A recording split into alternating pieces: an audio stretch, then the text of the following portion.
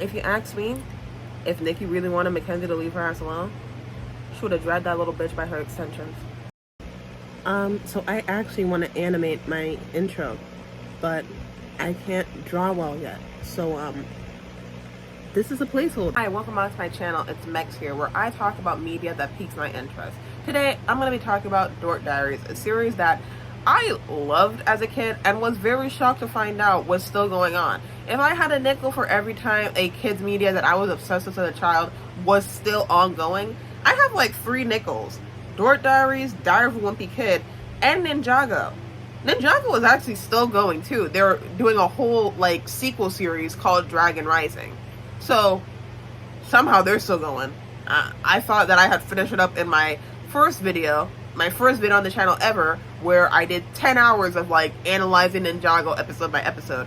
I might redo it, but like cut it into pieces, because I'm never going through the horrors of editing a 10-hour video ever again.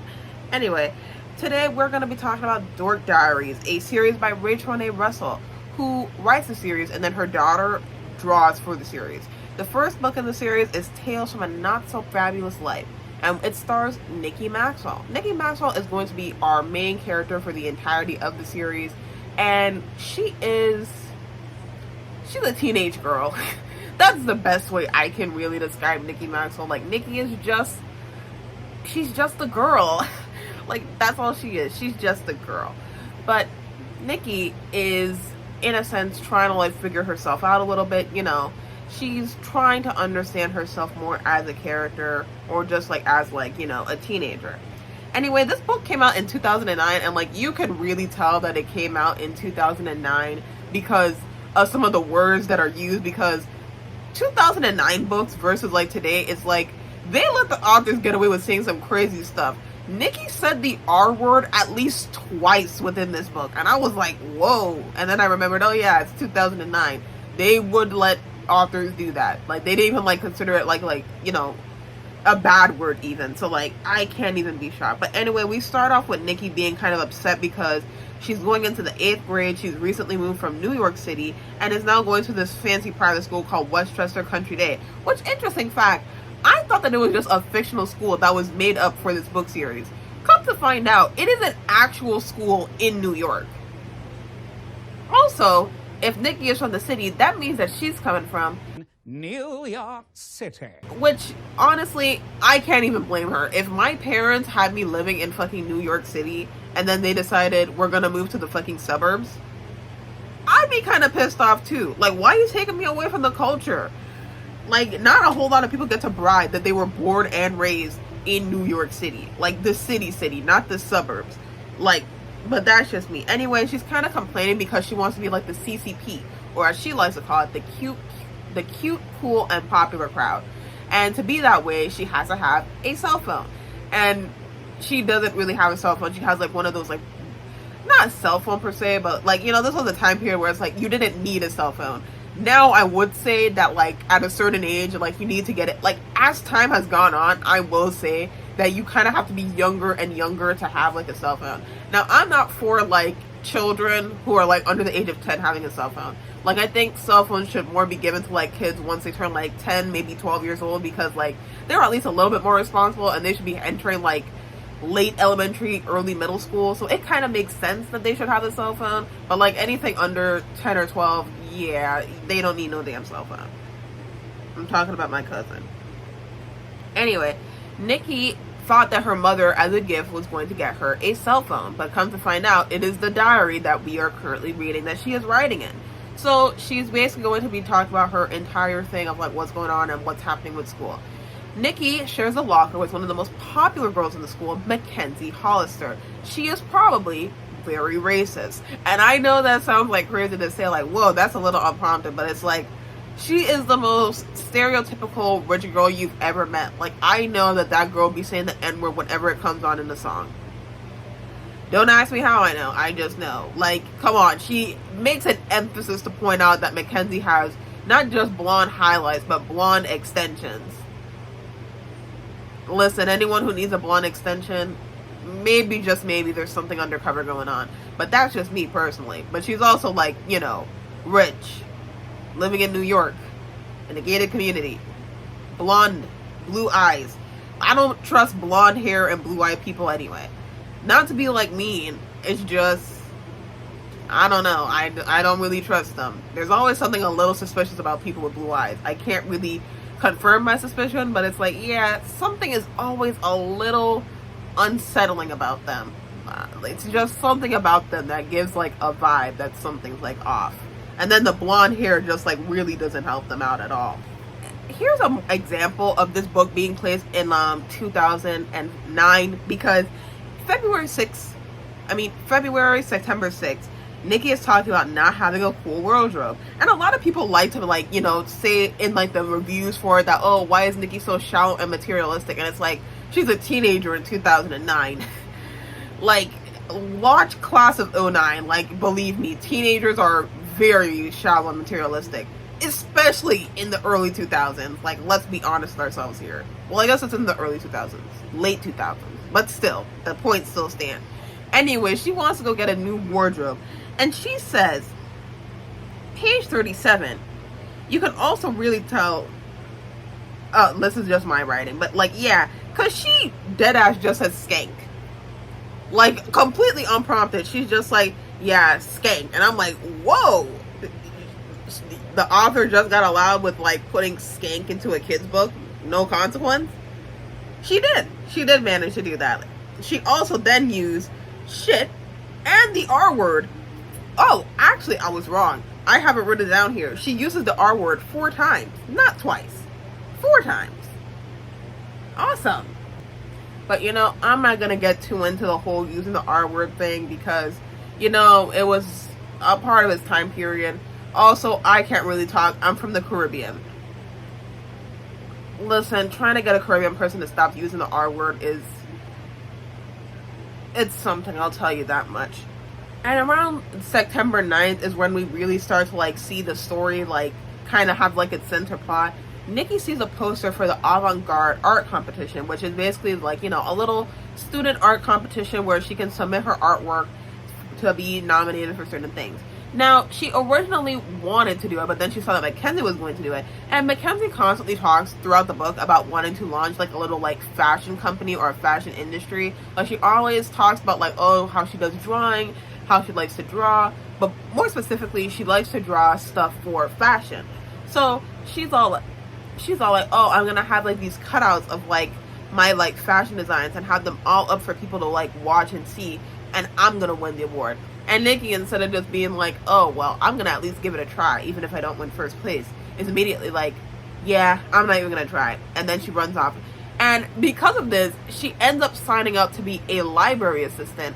And she was all upset about that because it was like, oh, damn it. But thankfully, this is really helpful because once she gets the library assistant job, she meets her best friends that will be with her throughout the series, Chloe and Zoe. And I won't even lie to you, I kind of didn't know that Zoe was supposed to be black because the art style of the book is like very black and white, like kind of like Diary of a Wimpy Kid, like it's a black and white art style. So, and also there's not like there was a lot of like facial diversity so that I could really like tell that Zoe was like black. However, what should have gave me like a pretty big indicator is that, and it's stupid now, I knew that Chloe had to be at least Hispanic in some sense because her name is Chloe Garcia. So I was like, oh yeah, she's like some sort of Hispanic, Puerto Rican, Latino. She gotta be some type of Latino. However, when it came to Zoe, I did not make that connection that she was black. Even though Zoe's name is Zoesha. And it's spelled Zoeysha.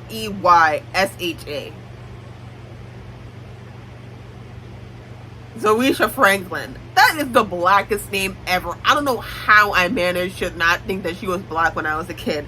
Like, Zoesha Franklin is actually kind of fucking insane. Anyway, Nikki is also talking about how Mackenzie is having a birthday party coming up in September. So that means Mackenzie's birthday is somewhere in September. She also talks about her crush, Brandon Roberts. And Brandon is an interesting guy. Like, I always have my questions about, like, Brandon, but like no one really like he gets like a bit of spotlight throughout the books, but like not a lot where I would say, oh, we get to learn more about him. Like all we really get to know about him is very like surface level, and even then it's kind of up in speculation about how much of it is like really true. I think what even makes it crazier about like Zoe's last name, or at least Zoe's name, I mean, her middle name is Ebony. Zoisha Ebony. She was literally spelling it out for us. I can't believe, I'll give myself, I'll give myself a little wiggle room, okay? When this book released, I was like 5 years old. When I started reading the book series, I was about like 10 or 11 years old. In fact, I'm pretty sure I could find a photo of me holding the 10th book when I was like, it was like, what, 2015? So I would have been like, how old would I have been? Like 12? No, I would have been 11. I would have been 11 years old. I'm sure I can find the image somewhere. But anyway, Nikki is in math class while Mackenzie is handing out invitations for her birthday party. And she hands an invitation to Nikki, and Nikki thinks, oh, Mackenzie is trying to be nice. Maybe we just got off on the wrong foot. But then Mackenzie calls her like a fucking baboon and is like, no, I'm telling you to give it to my friend Jessica who sits behind you, you dumb fuck. And, Nikki is all upset because she had already started to she started to open up the invitation, and Jessica was like, you stupid fucking bitch. And snatches it out of her fucking hand, basically, and it's like, it's real fucking crazy. But anyway, Nikki is still a bit of a slump about like everything that's going on, and one day her mother pays her to like, every so often the book is gonna have like an entry that's like a few pages longer than the other entries, and in this one, Nikki's mom asks her to take her sister to the movies. Now, Brianna, if she were my sibling, I would have punted her. Listen, y'all are gonna say that's mean of me to do, but I would have punted that little fucking kid. That kid would drive me fucking insane. Like, Brianna is one of those kids that I think makes parents wish that they didn't have children. Like, you know how there are some kids that you see them and it's like, oh, they're so sweet. It makes you want to have kids. Brianna's the type of kid that is just free birth control. Like, the girl doesn't listen. She is hard-headed. Like, she is, like, hard-headed. Like, some serious hard-headedness. Now, Nikki takes her to the movies, and this is for a movie that Brianna wants to see, okay? So Brianna, and I can't make this shit up, is screaming throughout the movie because Nikki made up a little lie that supposedly the Tooth Fairy is a really scary monster that will take your teeth from out your mouth. Like, not just from under your pillow, out your mouth. So she had Brianna convinced about this. And Brianna, being a 6-year-old, legitimately believes her older sister and is hiding her fucking teeth in the backyard. She literally dug up her mother's flower garden to hide her teeth in there so that the Tooth Fairy couldn't get them. And somehow, Nikki's parents have not figured this out. Even Nikki says, like, I don't know how my parents haven't figured it out yet, but if they do, I'm gonna be in serious trouble. Like, you didn't question why your child dug up your flower garden to put their teeth in there? Like, I feel like that's something that you have to question as a parent. Like, I could get into a whole other side tangent about how I feel like Nikki's parents are, like, a bit negligent. Like, they aren't doing, like, their parental responsibilities correctly sometimes. Because why wouldn't you ask your child why she would do that? Like, that's really weird for a kid to do. Like, even, like, as random as children can be, why the fuck would your kid decide to dig up your flower garden to specifically bury their teeth in? Like, not even like a random object like a toy or something, like their teeth. You're not going to answer that question anyway. Because of this, it has given Brianna a phobia of fairies. And so, she took her sister to watch a movie that is literally called Princess Sugar Plum. As in the Sugar Plum Fairies. That kid was going crazy in the fucking movie theater. Spilling popcorn everywhere. Everyone was upset. And, like, Nikki is trying to calm her down and be like, hey, it's a movie. Like, they can't get you. Like, they can't get near you or anything like that. But, Brianna's not hearing it. Anyway, Nikki is expecting her mother to pick them up. But her dad actually comes to pick her up. And it's like, listen, kid, your mom got really busy with something, so I'm here to pick you up. Now, you're probably thinking to yourself, well, what's so wrong about her dad picking her up? You see, Nikki's dad, the reason that Nikki is even able to go to this, like, very private, this very fancy private school where people that are going there are more, like, rich. For example, Chloe's parents own a tech company. both of her parents are like computer engineers. Like they do technology, and they're doing technology in 2009. So they're making some serious fucking bank. Zoe's family, her parents are divorced, but her mother is an attorney for the state, New York State, while her father is a music producer who has been said to have worked with very popular artists, and Zoe has even said so herself that she has met a lot of popular mainstream artists, which I'm kind of surprised hasn't given her like a little bit of clout either. Like, it's said that she's considered one of the more unpopular kids, and it's like, unpopular, but she literally meets celebrities on a day-to-day basis. She even says that she goes to like celebrity parties and stuff. So it's like, how the fuck has homegirl not gotten a bit of a popularity upgrade? So I ended up getting my notes a little confused. So I'm just going to continue with it, and just know that that diary entry happens a little later on. More specifically, it happens on the 28th. So I'm just going to continue it on, and then I'm going to go back to some stuff that happened earlier on. Anyway, so because her dad is picking her up, he is an exterminator, and because he's an exterminator, he decides that he's got to promote himself with his van. His van shows the Maxwell Bug Extermination Company. And you think to yourself, well, that's not too bad. What's so bad about that? The issue isn't precisely the fact that, you know, their last name is like plastered on like a truck to show that they're family business. No, it's more so the fact that like there's a giant plastic roach on top of the van. I guess her dad kind of thought it would be a fun idea. You know, like how there's the wiener car? I guess that was his inspiration, but with a cockroach. I don't know why you wouldn't pick like an ant or something. Like, I feel like there were a lot of other insects that you could have picked that weren't like the most disgusting and hard to get rid of ones known to fucking man. But hey, that's just me personally. Anyway, he has to do an emergency extermination thing because the lady was hosting a party at her house.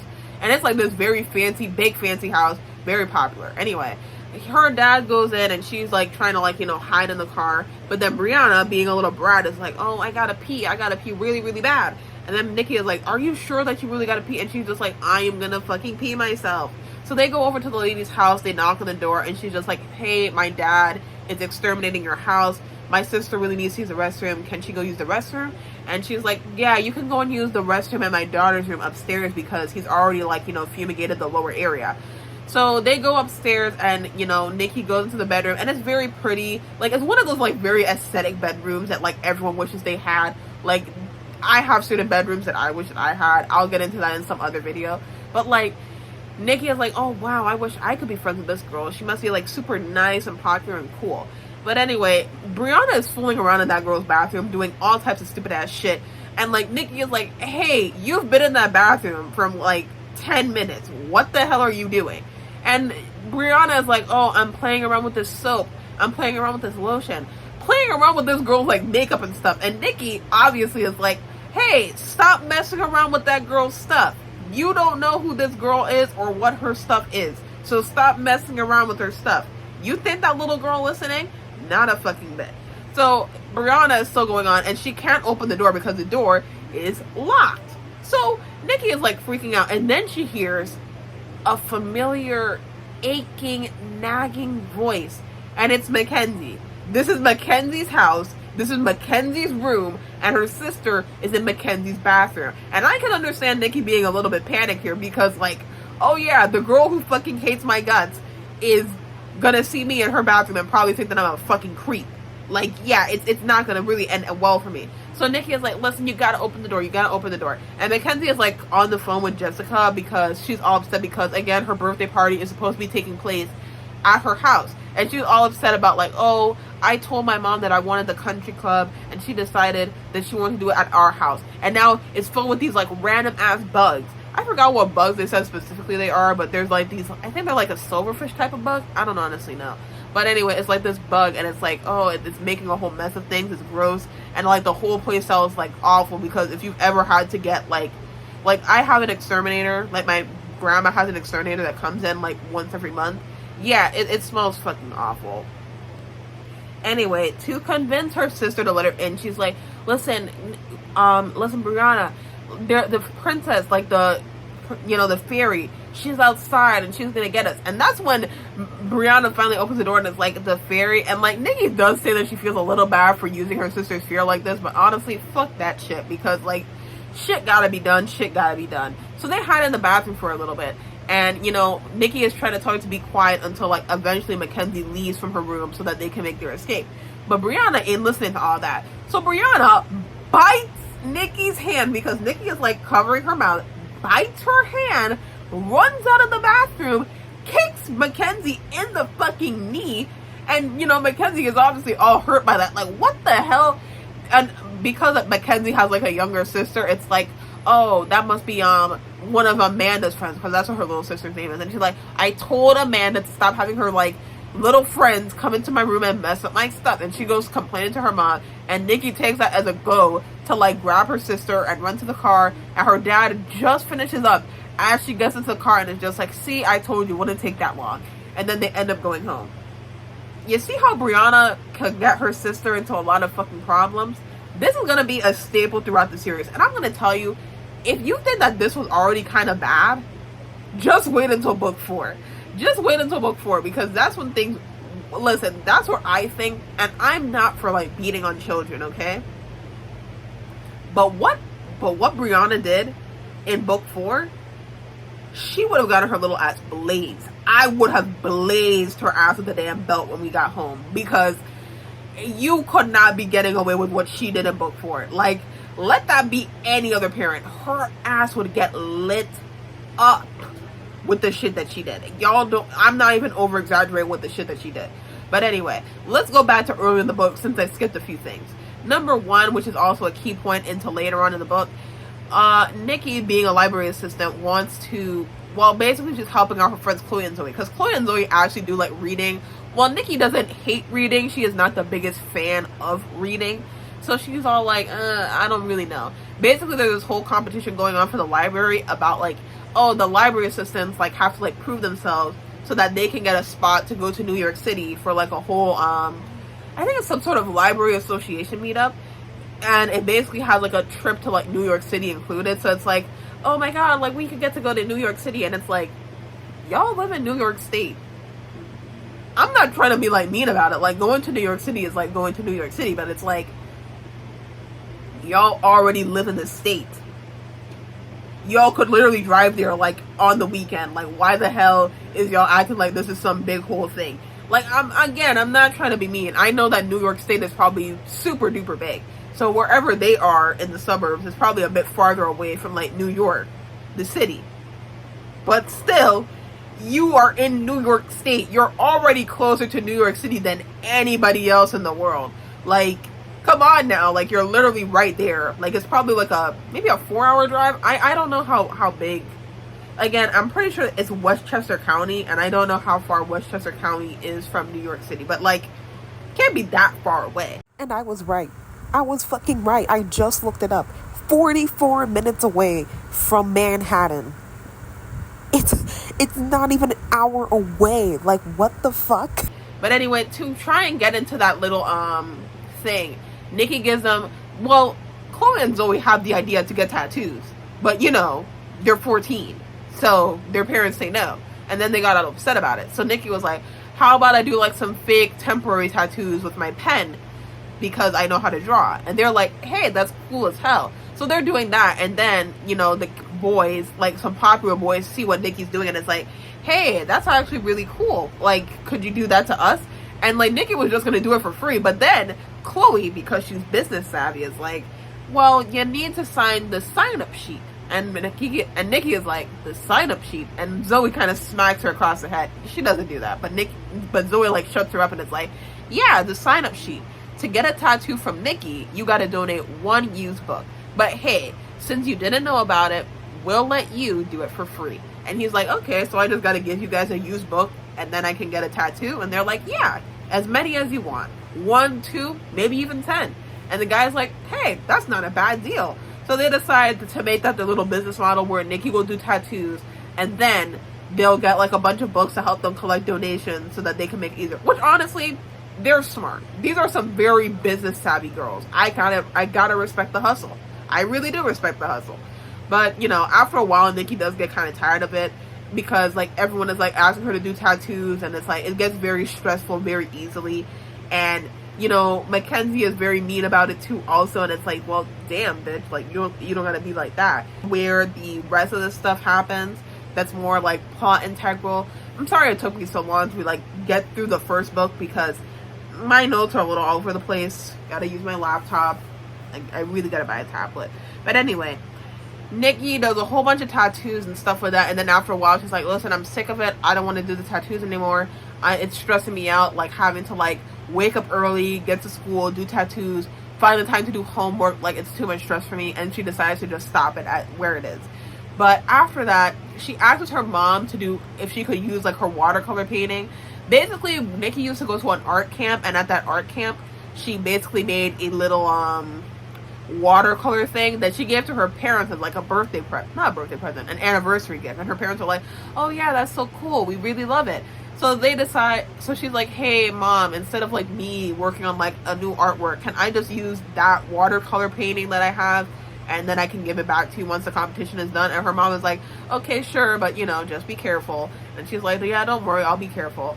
And this is where things get a little crazy, because on the day of the avant-garde art competition, Nikki ends up waking up late. Here's my thing though. Her mother is basically kind of like, oh, well, like, I'm not saying that your kid shouldn't be independent, but it's like, if you know that you drop your kid off to school, why didn't you wake up your kid? Again, that's where I'm getting on this thing where, like, Nikki's parents can be a bit negligent, because it's like, on the one hand, I get it. You don't want to be running behind your kid to, like, get them ready for school. But at the same time, like, when I was going to school, yeah, I had an alarm that went off, but, like, my mom would still, like, peek into my bedroom and be like, hey, are you ready? You gotta be ready to go. Are you awake? You need to wake up. You gotta go. Get in the shower.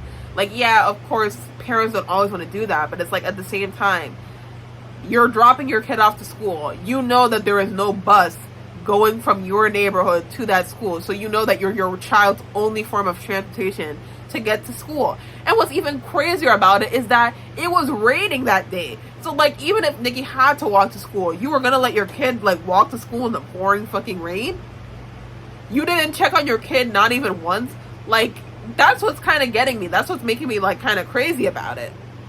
But, you know, I guess that's just how her mom rolls. Anyway, Nikki wakes up late, and she almost gets left behind, but thankfully her dad is still there. And she wasn't even able to, like, dress properly. That's how late this girl was. Which, again, if she, like, she even said so herself, she was like, oh my god, school starts in, like, 20 minutes.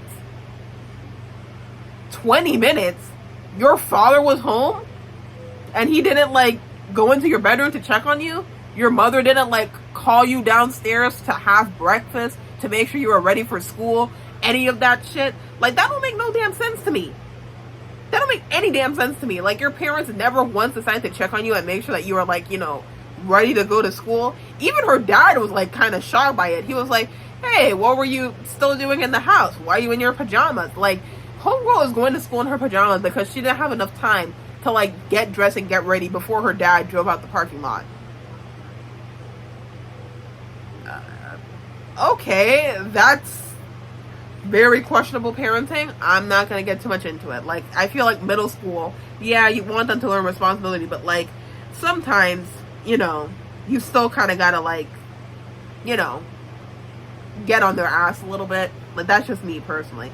Anyway, as they're there, you know, she gets out the car. She's like, thanks, Dad, for the ride. And he's like, yeah, no problem. Enjoy the school day. And Nikki does something stupid, but it's like, on the one hand, it's one of those things where it's like, is it stupid? Yeah. But could you see someone making that type of mistake? Absolutely, I could. She puts the painting down on the sidewalk in front of her father's car. And then Mackenzie is there. Again, remember, it's pouring rain. Mackenzie is there. She's like, oh, is that an ugly roach? And then she's like, wait a second. Maxwell Bug Exterminations, you're that Maxwell? Your dad is an exterminator? And she's like making fun of Nikki. And instead of Nikki, like, not paying attention to her, she ends up, like, you know, like, trying to snap back at her and stuff like that, until she, like, fucking realizes, oh shit, my painting. And then she looks back and sees her dad, like, rev up the engine. and he ends up, you know, driving and breaks the painting. It's all broken. And she's just like, oh no, my submission, my painting. And, you know, Mackenzie is like, oh, was that what you were going to submit? That pathetic watercolor painting?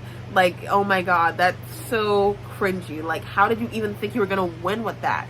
And, you know, Nikki is like utterly devastated, and she's just sitting on the curb in the pouring rain. Nikki, I know you're upset, but like, please get off that dirty ass ground. Please get off that dirty ass ground. But thankfully she feels like something like covering her, like there's no more rain. And then it's, you know, Brandon, he has an umbrella, and he's like, hey, you're kind of sitting on the wet curb in the rain.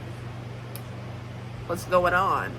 And she's just like, I don't know, man. Everything is just, my arts project got ruined. I don't really know what's going on. And like, Brandon is like trying to comfort her, but it like doesn't really work out well as best as we think it's gonna work out. But anyway, because of all this and everything that's happening, like, Nikki is so tired of it that she's like, I think I just want to, like, you know, not finish school here and go to school somewhere else. And she like talks to her parents about it, and her parents are like, I mean, if you're really sure about it, because, you know, it's the beginning of the semester, so it's like the best time to, like, you know, decide that you want to leave school. I mean, not advocating for it, but it's like, if you're supposed to, like, if you want to change schools, yeah, first of the month is like the best time. Even in college, please, if you do not like the teacher for your course or the subject, make sure you do it within the first 2 weeks of the semester. Anything after that, you're fucked. You are gonna have to buckle yourself in and just get through it. But yeah, after all of that, she goes to like clear out her locker, and then she like sees the avant-garde thing. She didn't think that she won because, you know, she thought, oh, I basically have like no art project because that was my only art project. Then she sees who won the award, because she was hearing throughout the school like, oh, Mackenzie didn't win. I think Mackenzie won like second place, I think. So she was like, oh, I wonder who won first place, and how she feels bad for whoever won first place because Mackenzie is a fucking, you know, attention whore. Then you find out it was her. So what happened is that Brandon decided to be the nice, charitable soul that he is. He is really into photography. So he took photos of every single student's like tattoos. Well, not every single student. They picked 20 students who had like the best tattoos, at least from what they thought. And they basically put it into a little collage format. They call it the student body. And it's this whole interesting little project. And like Nikki is all like, oh my god, I can't believe this. And after seeing this and seeing that she won, she was like, hell yeah. And decided that she's still going to stay at Westchester. And her parents are like, are you sure? Because we're literally about to sign this fucking paperwork. Like, you're coming to this revelation a little bit late. But, you know, she's like, yeah, I'm absolutely sure. And then the lady is like, all right, tears up the fucking papers, and they go out and leave. And it's a nice little conclusion, I won't lie. And if you were to ask me, at the end of this video, I am going to, like, kind of tier rank what I think is, like, the better ones comparing. But basically, I think that it's a decent enough book. I won't lie, it's not my favorite in the series. I will say it's a good book to start off with. Like, yeah, it's a good starting point to, like, understand characters and stuff like that. But, like, it's not exactly one of my favorite ones. Like, I don't really like it at all. If I had to rate it out of 5 stars, I'd give it at least a 2.9. Second book in the series, we're going to get a little more organized on this part. So Nikki has won the avant-garde art competition, and they have like a little banquet feast for it. And she's all excited because like the competition awards you like $500 if you win first place, and you know, she got the $500. And she's like so excited. She's like, oh my god, I have $500. I can't wait to do this, that, and the other. And it's like, it's 2010, so like, you know, $500 could really stretch out for a very long time. But like, it's interesting because when she's talking about the avant-garde stuff, she's talking about how like, I can't wait to be an illustrator, and then I can just like sit in my bed all day and just draw all the time. That poor girl doesn't know a thing about AI art. Not a damn thing. Honestly, I wish I could be her. Anyway, at the banquet, she sees Brandon again because Brandon is supposed to be taking photos for like the school newspaper, and like, you know, that's her like crush. So she gets all like bashful and blushful, and she's just like, have you tried the wingdings? Do you like the wingdings? And he's like, the wingdings? And he's just like confused by this, and she keeps talking about the wingdings, and he's just like nodding, like really confused, and she's just like, and then she points at like the wings, and he's like, oh, the wings, that's what you're talking about. And I was like, what the fuck else would she be talking about, Brandon? And I did some research. It was a typeface. Wingdings can refer to either the typeface or the food. So I guess because he's a photographer and he also works for the school newspaper and seems to like very much be into like technology and stuff, I honestly think the guy was like thinking that she was talking about the fucking typeface and was like really confused as to like why she brought it up, and was like, why the fuck is she talking about a typeface right now? Like, what the hell?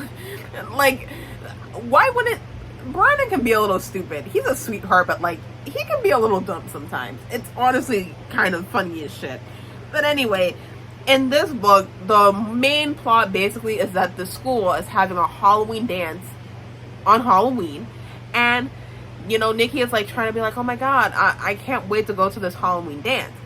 Now, Nikki, something that we're going to learn about Nikki later on is that a lot of the problems that Nikki faces throughout the series could be helped if she would just communicate with people, because a lot of the things that happen in this book could have easily have been solved if you just communicated, because that's not what she did at all.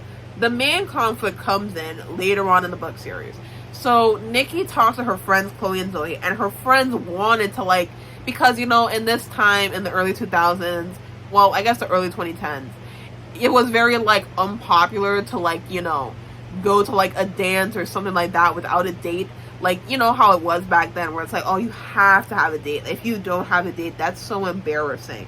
But it's like, you know, now it's like, you're in middle school, what the fuck do you need a date for? But like, that's how they're kind of thinking. And so Chloe and Zoe kind of want to be like, oh, we should like tell them that like our dates are like the band members. And Nikki, you know, says that's a stupid idea because we don't know who the band is, and if we end up like saying that that's our band members, then the next thing you know, someone's gonna think that they're pedophiles. That's not what she says, but it's like, you can make that assumption. Like, yeah, if they have like adults on stage, then like, yeah, someone's gonna have to get them charged. But anyway, Nikki is able to convince them like, hey, let's just go as like a group of friends, because why the hell not? And then they're like, hell yeah. And so they start thinking about like what their costumes were gonna be.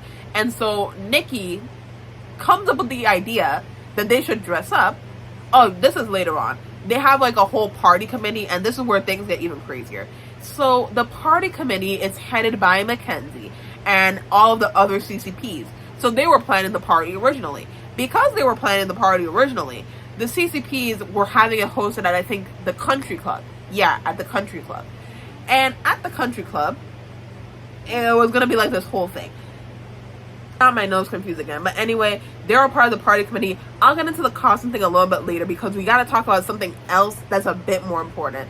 You know how Mackenzie was going to have her birthday party last month? Well, because of the whole bug situation, she decided, well, her parents finally decided to let her have her party at the country club.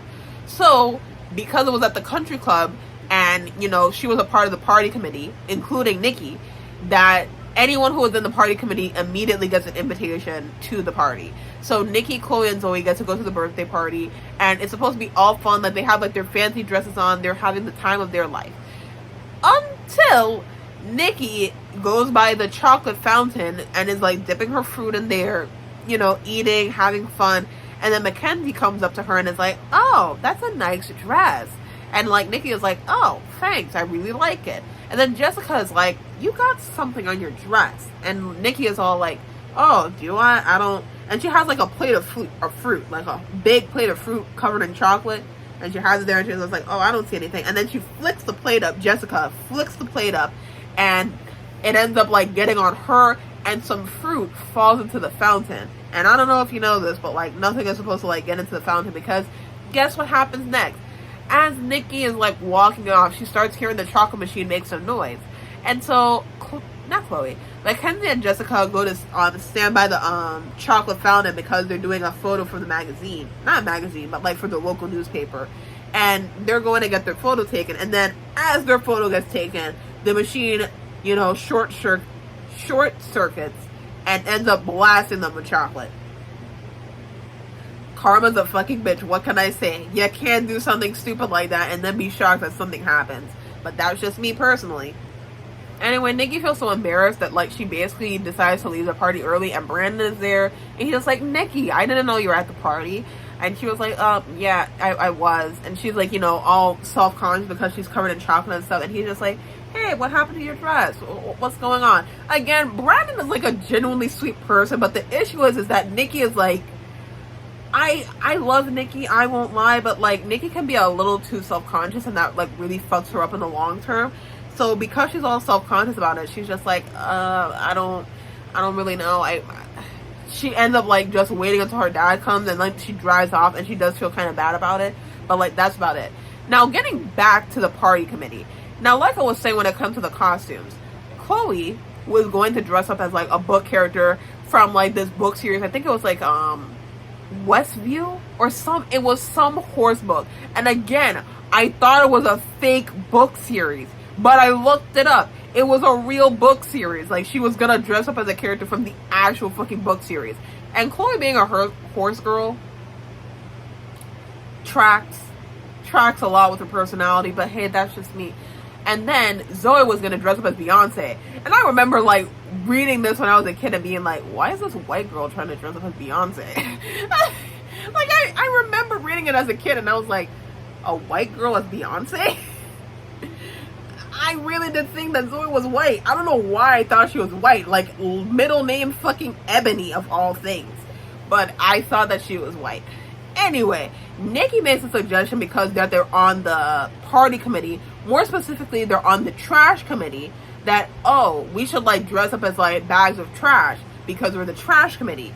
And, Chloe and Zoe are like, no, Nikki. Keep that white nonsense to yourself. They don't say that, but like they were definitely thinking it a little bit like, that is the whitest shit I've ever heard. Like that. But like, I get it. It was supposed to be a bit dorky and creative, but like they weren't like fucking with it. So she was like, okay, we won't do that.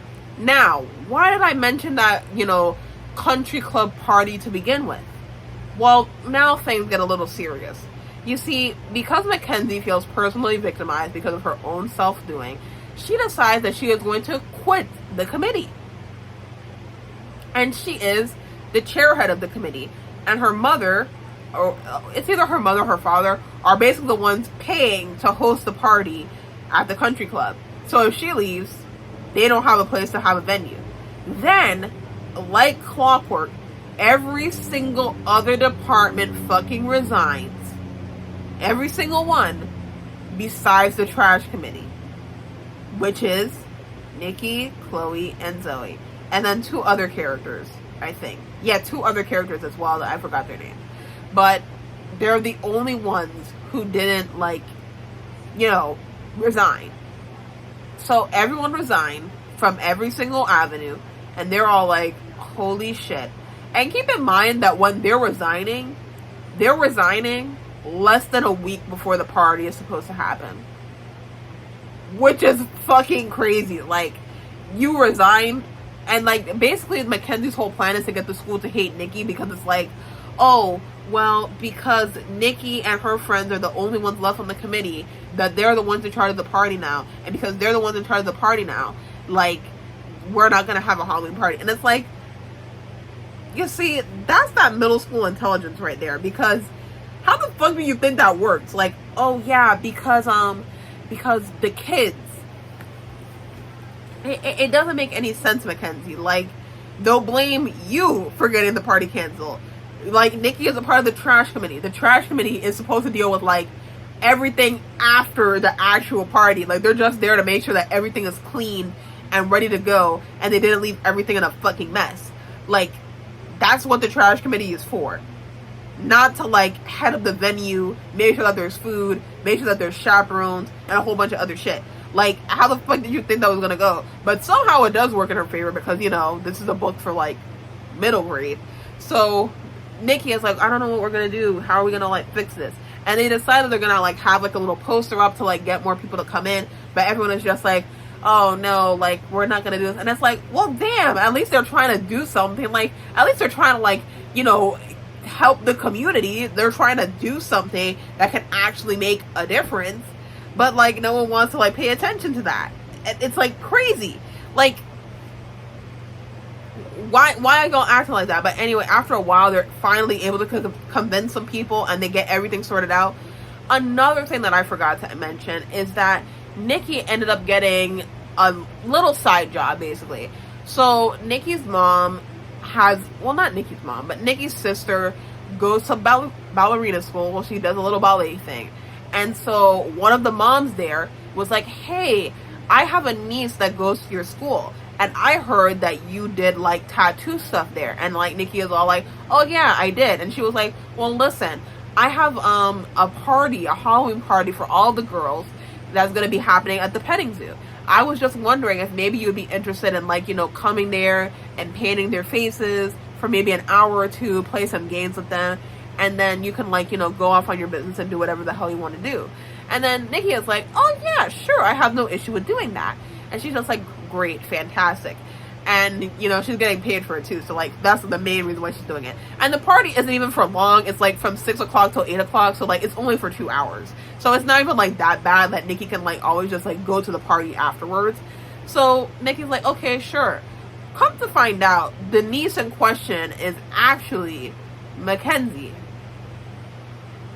And she had Mackenzie pick out the outfit that Nikki has to wear. And it's this fucking used mouse costume that smells fucking egregious. Which is like, well, damn, bitch, you ain't gotta be like that. Like, you could have had her dressed up as a clown or something. But hey, that's just me. But anyway, now Nikki has, like, 2 obligations. But it gets even worse. Because Brandon asks her out on a date. He's like, hey, Nikki, I think that it's really cool that you, like, were able to get this party started again after everything that's going on, you know? You're a real, like, you're just so real. And he's like, you want to go to the dance with me? And she's like, hell yeah. And she's like, absolutely, I want to go to dance with you. And her mother finds a costume for her from her old theater days from when she was in college. And it's a Romeo and Juliet costume. It's Juliet. It's a purple gown. And she's like, oh my god, this is so pretty. I can't wait to wear this in the Halloween costume. Then, just before then, her friends ask her to go to their secret hideout, which is the janitor's closet, which they're not supposed to be in. But they go to the janitor's closet, and she sees that her friends got trash bags for them. And they're like, listen, after everything you've done, what you've managed to accomplish, we're going to do your costume idea. We think that it's going to be a great idea. Like, we're going to have our fun, have so much fun being, like, bags of trash. And Nikki, instead of, like, you know, setting a boundary and being like, listen, guys, I really appreciate this, but, like, Brandon just asked me out on a date, and then I also have this other thing that I have to attend to. Because keep in mind, Nikki was able to, like, also find there's a haunted house at the petting zoo as well, so they were able to schedule the haunted house for their Halloween party. So Nikki is all like, oh my god, I now have to, like, find the time to manage being on a date with Brandon, hang out with my friends, and also doing a party. And it's like, I honestly don't even think that's that unmanageable. Like, if Nikki would just, like, communicate to her friends and be like, listen, guys, I understand where it's coming from, but, like, even then, I understand where she's coming from with the Juliet costume, but at the same time, you could just say, listen, guys, what if I, like, stay in the trash costume for a little bit, but when I go to hang out with Brandon, I'm in my Juliet costume. And they're like, because I'm sure they would understand to an extent, like, oh yeah, that's your date, you don't want to, like, you know, be dressed up as a bag of trash. But even then, I don't think Brandon would be that, you know, disgusted by that. The dude's a fucking nerd. I'm sorry, but it's like, he's just, the only reason he's as popular as he is because he's attractive. If he had on, like, some glasses like I do, I bet you people would be like, he's a dork. But because he got that 20/20 vision, everyone is like, oh my god, he's, like, so popular and cool. He's a dork. He's into photography like that. He's a fucking dork. I'm sorry, but, like, he's a dork. Let's be honest with ourselves. Anyway, Nikki is now in, like, this whole situation where she has to juggle the party for the kids, wearing a rat costume, hang out with her friends in a trash costume, and then also hang out with her crush. Again, a situation that could easily be solved by just communicating. Like, she could literally just tell her friends, hey, I'm not going to be at the party until like at least 8 o'clock because I got to deal with like the kids. And then after that, I'll be with you guys. Simple. But that's not what she did, is it? No, what Nikki does is she goes to the, she finds like this bathroom that's like a perfect place between like a decent distance from like the petting zoo and the haunted house. So what's her solution? She goes to the party first. She plays around with the kids, paints their faces. Then when it's time for them to eat pizza, she rushes back into the bathroom and then puts on her trash bag costume and hangs out with her friends Chloe and Zoe. Then after a few minutes, she goes back to the bathroom, changes into her rat costume, goes back over and starts playing some more games with the girls until it's dessert time. Then after that, she goes right back over to the party, dresses up in her Juliet costume, and then goes over to hang out with Brandon. Then, because again, I don't know if y'all know this, Zoe and Chloe are friends with Brandon. They're friends. They know each other. Like, it's not even like a whole thing where it's like, oh, Brandon doesn't know Chloe and Zoe. Like, no, they know each other really well. Like, they worked on a whole ass project to help Nikki out. So they know each other pretty decently. So, of course they're gonna hang out with each other. Of course Brandon is gonna be like, well, hey, why don't we just like sit by your friends? Like, I fuck with them too. You know, in another timeline, Brandon might be a little gay. But hey, let me be quiet. But he's like, hey, let's hang out with your friends. Like, why don't we go and hang out with your friends? And she's just like, oh, no, because no. And he's just like, well, why not? You know, they're your friends. You know, I like Chloe and Zoe. We're cool. We hang out. She's like, no. And then she runs off because she has to go to the kids again. This is where things get complicated. One of the kids there is Brianna, but because of the rat costume, Brianna obviously can't see that the rat is actually her sister. So Brianna is all upset because, you know, the night is over and, you know, Nikki is like getting ready to leave. And so Brianna's all upset. She's like, no, Mr. Rat, I don't want you to leave. You were so cool and fun. I want to hang out with you forever and ever. And then Nikki is like, oh, no, we can't do that. We can't do that at all. And so she's like, no, we gotta. So Nikki comes up with the idea to be like, well, listen, here's what we'll do. I'm going to let you guys close your eyes and imagine your biggest, brightest wish. And whatever you wish for will definitely come true. And then Brianna is like, I'm going to wish that I can go and hang out with you at Disneyland, because that's where Nikki said that she lives, in Disneyland.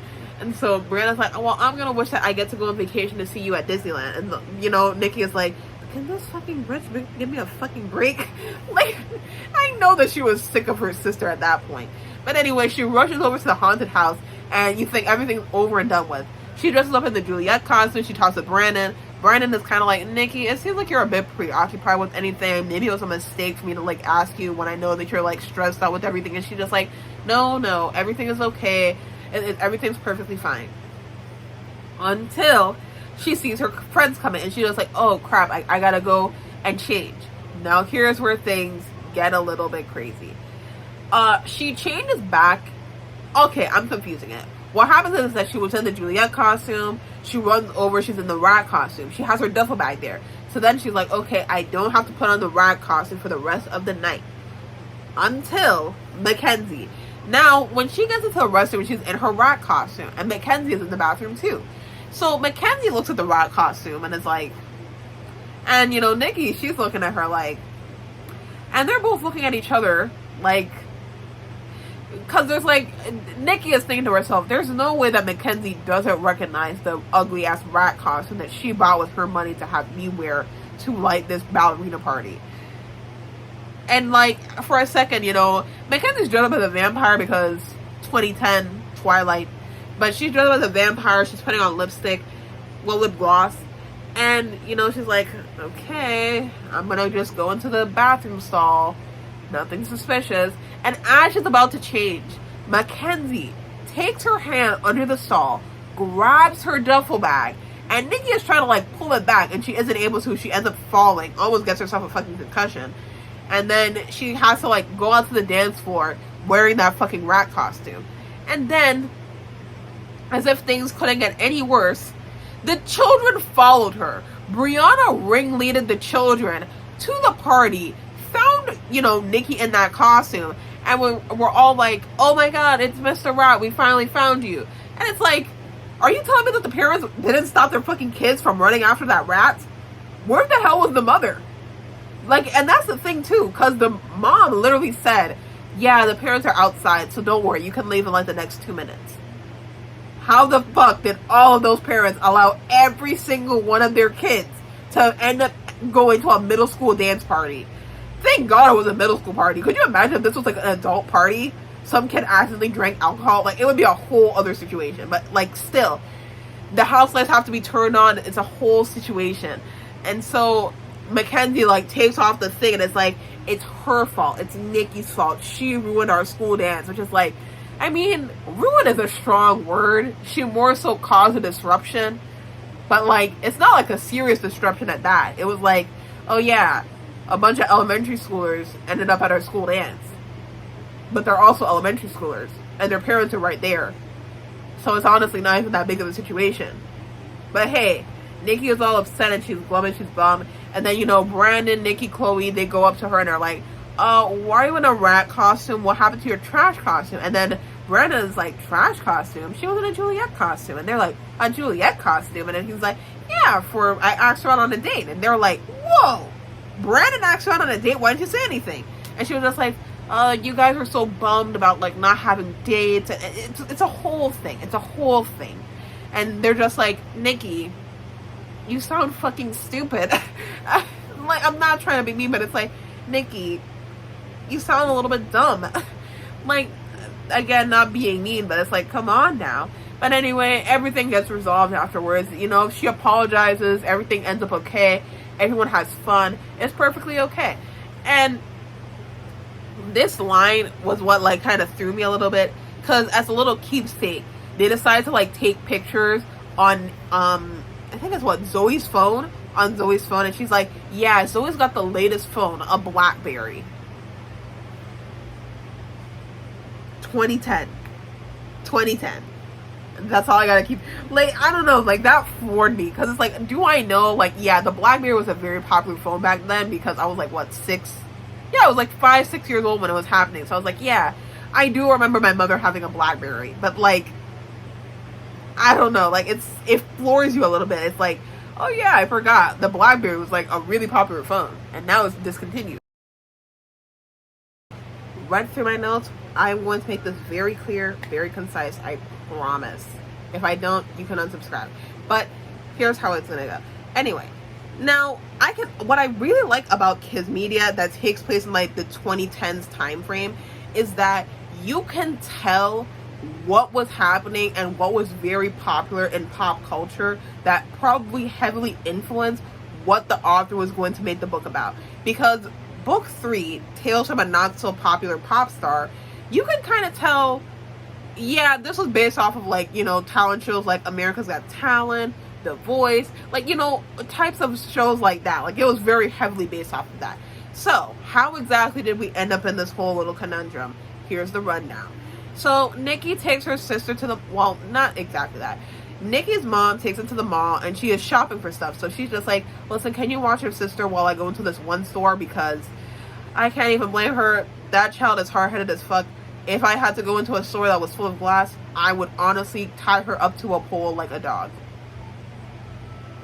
I know that sounds cool, but like, once we get into book 4, you'll understand why I got that sentiment, because that little girl be doing some crazy ass shit. But anyway, Nikki is there, she's chilling out, she's writing in her diary, and then she looks over to see Brianna digging in the fucking water fountain for coins. And she's like, hey, you can't just be like, doing that. And she's just like, yeah, but look at how much like money I made. And she's just like, well, damn. And then she's all like, I'm hungry, so why don't we go and get pizza? And like, on the one hand, I understand it, but on the other hand, it's like, that's still questionable. I'm kind of surprised the security guard didn't like drag her little butt out there faster. But hey, that's just me. Anyway, Nikki is able to go to the little their Chuck E. Cheese equivalent. I think it's called like what? Squeezy Cheesies. Yeah, Squeezy Cheesies. So they go to Squeezy Cheesies and they eat pizza, they have some fun. It's very simple and to the point. The total comes up to about like I think $20. and you know, all of the like coins that like, you know, I think she mostly got quarters. Yeah, mostly quarters. So all the quarters that like Brianna has, she has in her like little pockets, and she's just like, I want to sing the Squeezy Cheesy song. And like Nikki is like, hell to the fuck no, I'm not getting on that damn stage. And Brianna's like, if you don't sing the Squeezy Cheesy song with me, then I'm not paying. And then Nikki is like, oh fuck, that's not good. So she decides to suck it up and goes on the stage to do the Squeezy Cheesy dance and song. And Nikki has actually said throughout the series to be like a pretty good singer. Like there is no like debate about like, oh, she's a bad singer. Like everyone is like oh yeah, you're a really good singer. Like even in like the later books, there's like a professional singing coach that like talks to her, and even the singing coach is like, you actually have like really good pitch. So it's like she's actually a pretty decent singer. So she wasn't singing badly. It was just embarrassing because like she's singing a Squeezy Cheesy song. Like, you know, it's like saying the Chuck E. Cheese theme song where it's like, where a kid can be a kid. You know, I live in the Caribbean. I live in a U.S. territory. But like, I always wanted to have a fucking Chuck E. Cheese birthday party. Like, I used to see the commercial on TV and be like, oh my god, I want a Chuck E. Cheese birthday party so bad. But we don't have Chuck E. Cheese here.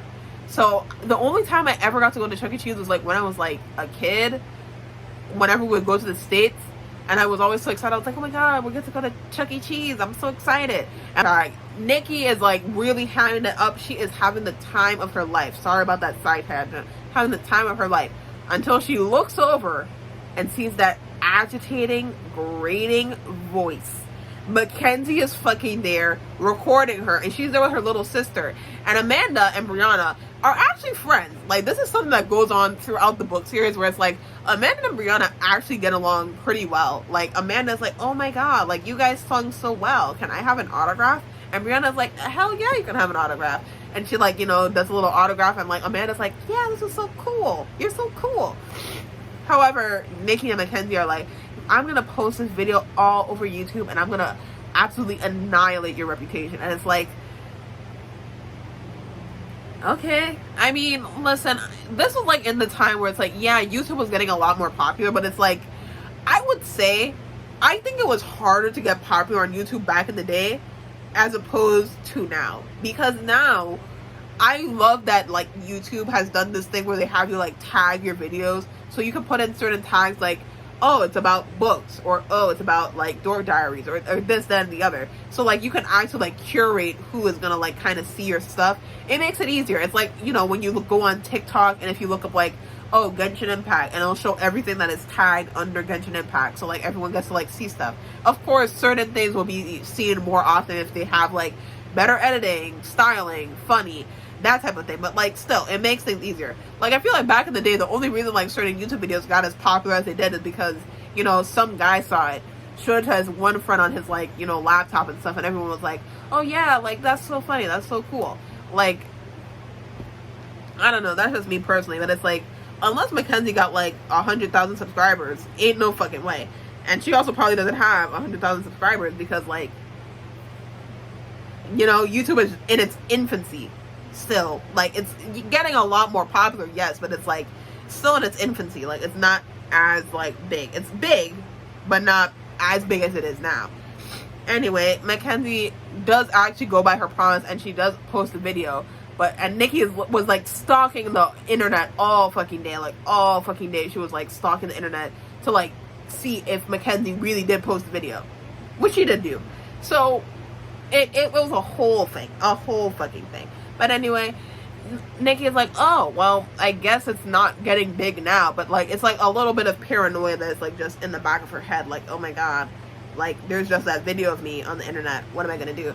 And you know, if Nikki had some balls to her, she would have immediately reported Mackenzie. Because like, you could straight up say, hey, I didn't want you posting that video of me. Go ahead and take it down. Like, if that was me personally, if someone posted a video of me on their social media and I didn't know about it until later on, best believe that I'm getting legal action. Call me whatever you want, but I will take legal action. Anyway, back at school, we come to find out that there is a whole talent show going on, and you know, it has a bunch of stuff. You know, the main thing is that there's this producer named Trevor Chase, and he has a TV show called 15 Minutes of Fame, where he basically takes people It's a very, America's Got Talent, The Voice type of situation, basically. So he's like having this whole like thing going on because he used to attend that school. So he's like, okay, I'm gonna hold a little competition, so whoever wins gets to be on my TV show. And like, I think in the fall is when it's supposed to be. So anyway, Mackenzie has like this whole dancing group that she wants to do, and she actually asks Nikki if Chloe and Zoe want to join. And I always found it interesting how like Mackenzie has a tendency to like, she's still mean to them, but I think she's nicer to Chloe and Zoe compared to Nikki. And I think the main reason why is because, not just because of like a jealousy thing when it comes to Nikki, like Nikki is like getting Brandon and she's like winning stuff and she's like, having a really fun life. Like, no. I think the main reason is because Chloe and Zoe are in the same tax bracket. And I know what you're thinking to yourself, oh, but like, no, I actually do mean this. Because in book 5, we find out that, Zoe's house, I think it's Zoe's house, isn't it? Yeah, it's Zoe's house. When they were at Zoe's house, I won't say what's going to happen until we get into book 5, but they were at Zoe's house and like they're talking about Mackenzie, and like Zoe is like, oh yeah, Mackenzie lives like a few blocks down. So so Zoe lives in the same neighborhood as Mackenzie. Meaning they're in very similar tax brackets, which makes sense again because her mother is a state attorney and her father is a fucking music producer. So yeah, they do have, she got money. She got a lot of fucking money. But regardless of all that, I think that's why she treats them so much better because like, yeah, they're in similar tax brackets. Like anytime we see like a drawing of like Chloe's home or like like whenever we see Chloe or Zoe's home, like they have like really good house, like really pretty houses, like very expensive houses. And Nikki's house, I won't say it's not expensive, but it's like, it's the type of house you would expect someone who's in a, like, let's say slightly middle class, like a little upper middle class, possibly more still middle class, but like a little on the upper side. Again, we don't know what her mom does, but I'm assuming she has a college education, so she probably has some job that makes a decent amount of money. But hey, that's just me. Anyway, getting back into it, Nikki is like, okay, I guess I'll tell them. She doesn't really tell them that. But anyway, after all of that happens, she then decides, oh, we're gonna like, her friends are talking about the talent show, Chloe and Zoe are talking about the talent show, and they're just like, oh, why don't we do this? Why don't we do that? Why don't we do this? And Nikki kind of shuts them down like really harshly. Even I have to admit that like Nikki was a bit too harsh in her way of shutting them down. And the girls are like, oh, okay. And that kind of just makes things a little bit more awkward. Anyway, the school has been having a very serious bug problem. And so the principal calls, Nikki's father because that's the school's exterminator. Anyway, but Nikki kind of doesn't want it to be like a thing where it's like, oh, they're going to have my dad come in and then people are going to see the Maxwell bug truck and then it's going to be a whole thing. Which is like, Nikki, it's chemicals. Harsh pesticides and chemicals. Like, they're not going to have him spray the school when there are students there. They're going to wait until the students are gone. So you really wouldn't have to worry about like anyone seeing your dad. Also, Maxwell is such a common name. Like, yeah, sure, Nikki Maxwell, but it's like, Maxwell is like a very common name. Not just as a last name, but as a first name. Like, there's a lot of people named Maxwell. So it's like, even the reason she's like kind of like worried is like a little nonsensical. Because it's like, so many people are named Maxwell. You live in fucking New York. I know that there's probably at least 1,000 Maxwells in your fucking neighborhood that have no relation to you. But that's just me personally. Anyway, she decides to lie and say, oh, my dad is actually like sick because of a surgery, so he won't be able to do anything, so you might as well call another exterminator. And so the guy is just like, oh, okay, I hope that your father gets better. And is like, he hands up the phone. And you think it's all done then, but it's not, because this is a middle grade book. So Nikki one day forgets her homework. Again, like I said, there's been a serious bug problem throughout the school. So she goes to her homework to get she goes to her locker to get her homework. And as she's doing that, she hears crickets. And she hears them very close by. So close that she's pretty sure they're in the locker right next to her. The locker that belongs to Mackenzie. So she looks into Mackenzie's locker. She like is trying to like see, and she sees a jar, but she's not sure what's inside the jar. So she takes her ruler to try and like get it closer to the light. But unfortunately, it ends up like dropping the jar, and we don't really know what happens until later on when they go into the cafeteria and there are crickets crawling out of Mackenzie's bag, which is insinuating, not just insinuating, but outright telling us Mackenzie is purposefully planting bugs around the school to have the exterminator called. Why would she do that? I don't really know. I guess it's because, she wants, like, people at her school to, like, see Nikki's dad there. And it's like, I mean, again, even if he does go to the school during operating hours, which I highly doubt, because even when I was going to school, the exterminators wouldn't come until, like, after school was over. Like, I legitimately remember, like, going out of the school hall, like, getting out of the gate, and, like, seeing, you know, the guys go in with their, like, you know, the tanks and everything once school was over. So it's like, it's a school over thing, not, like, I don't know why Mackenzie be, like, it's giving loser behavior. But just so you know, this is, like, the tamest that Mackenzie has ever been in, like, her bullying towards Nikki. Once we get past book 4, it just starts to, like, creep into, like, legal territory, because, like, some of the stuff that Mackenzie was doing to, like, bully and just make Nikki's life harder is, like, crimes.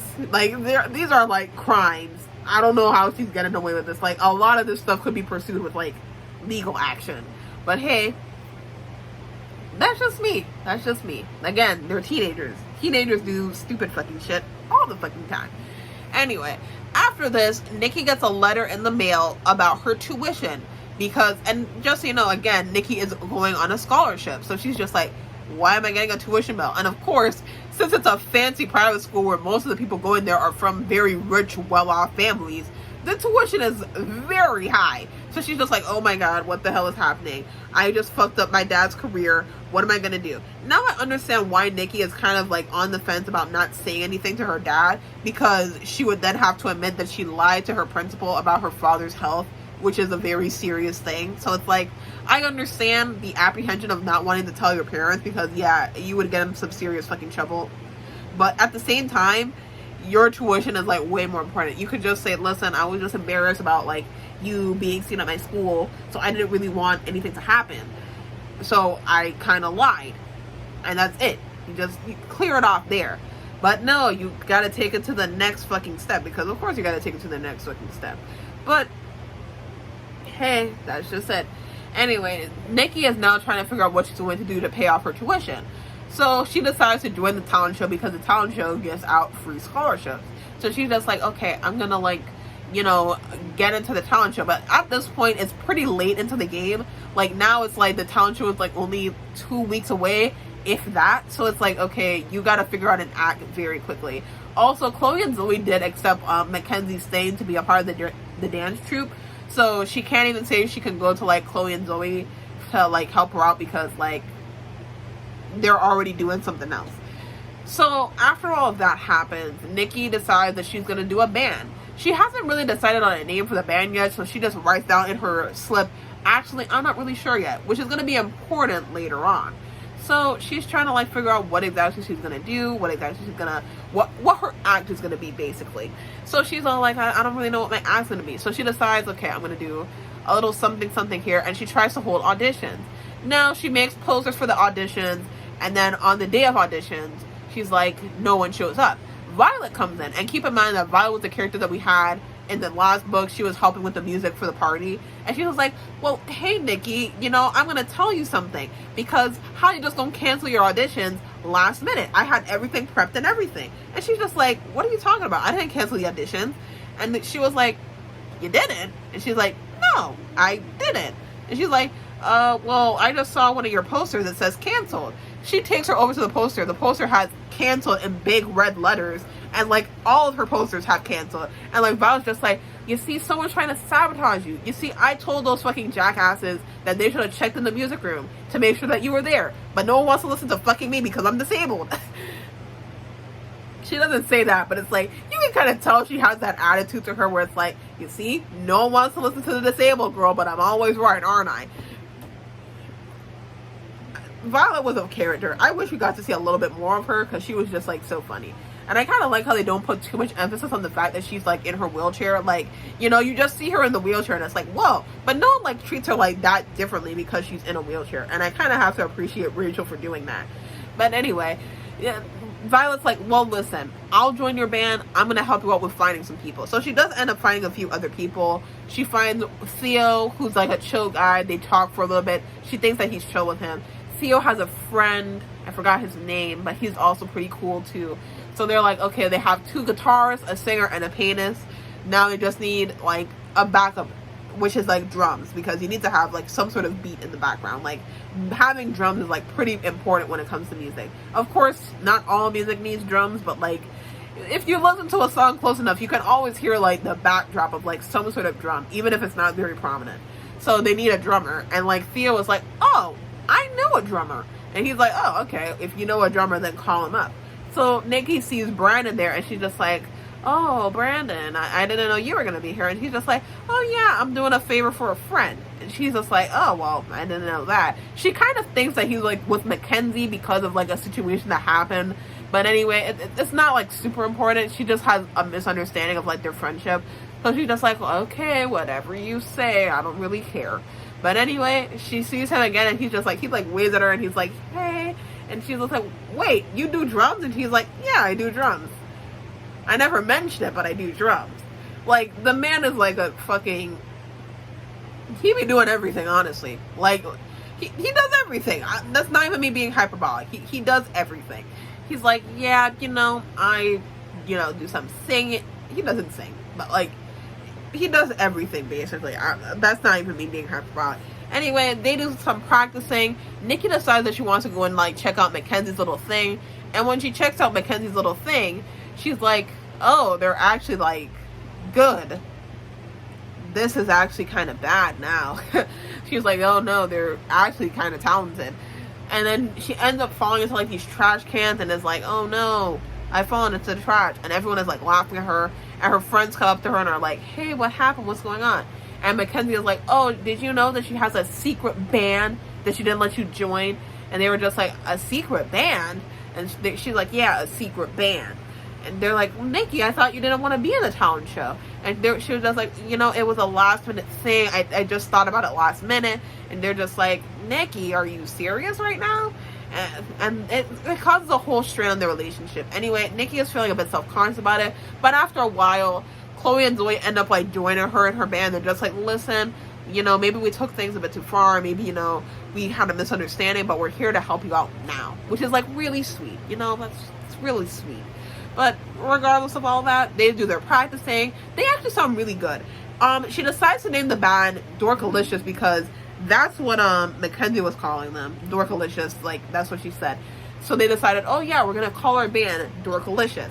But my thing is, someone needs to do a someone who's in linguistics, do a research paper on why we were so obsessed with putting licious at the end of every single word in the 2010s. I'm so serious. Like, so many times we put like, it was like bootylicious, pinkalicious, purplelicious. Like, we were just putting licious on every single fucking word for no fucking reason. Like, why the fuck were we doing that shit genuinely? But not getting into any of that right now. So they do a practice run after Thanksgiving, and the lady who's in charge, the head manager, she's just like, hey, what's the name of your band? And she's just like, Dorkalicious. And she's like, it's not on the sign-up sheet. And they're like, what do you mean it's not on the sign-up sheet? And she's like, it's not on the sign-up sheet. She gives them the sign-up sheet, and it shows the name. Actually, I'm not really sure yet. And she's like, oh my god, I put that as the name instead of our band's name. And they were just like, Nikki, are you serious? And it's like, yeah, I just didn't think of a name back then. And it's like, even then, even as a stage manager, it's like, come on, you just have to change the fucking name. Why are you acting like such a bitch over this? Like, I'm sorry to be that person, but it's like, there was no need to be acting that bitchy for a fucking middle school talent show. Like, there's literally no reason to be acting like that. Like, you could literally just say, oh, well, I guess we can just, like, change your name.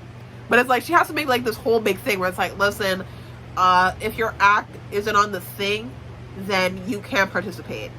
Get the fuck out.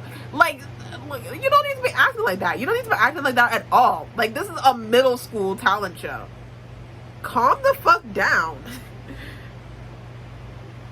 But that's just me. That's just me. Like, you don't gotta be acting that type of way. But hey, anyway, they're all bummed and depressed, and Nikki's even more bummed and depressed because it's like, oh, I'm gonna lose my fucking scholarship.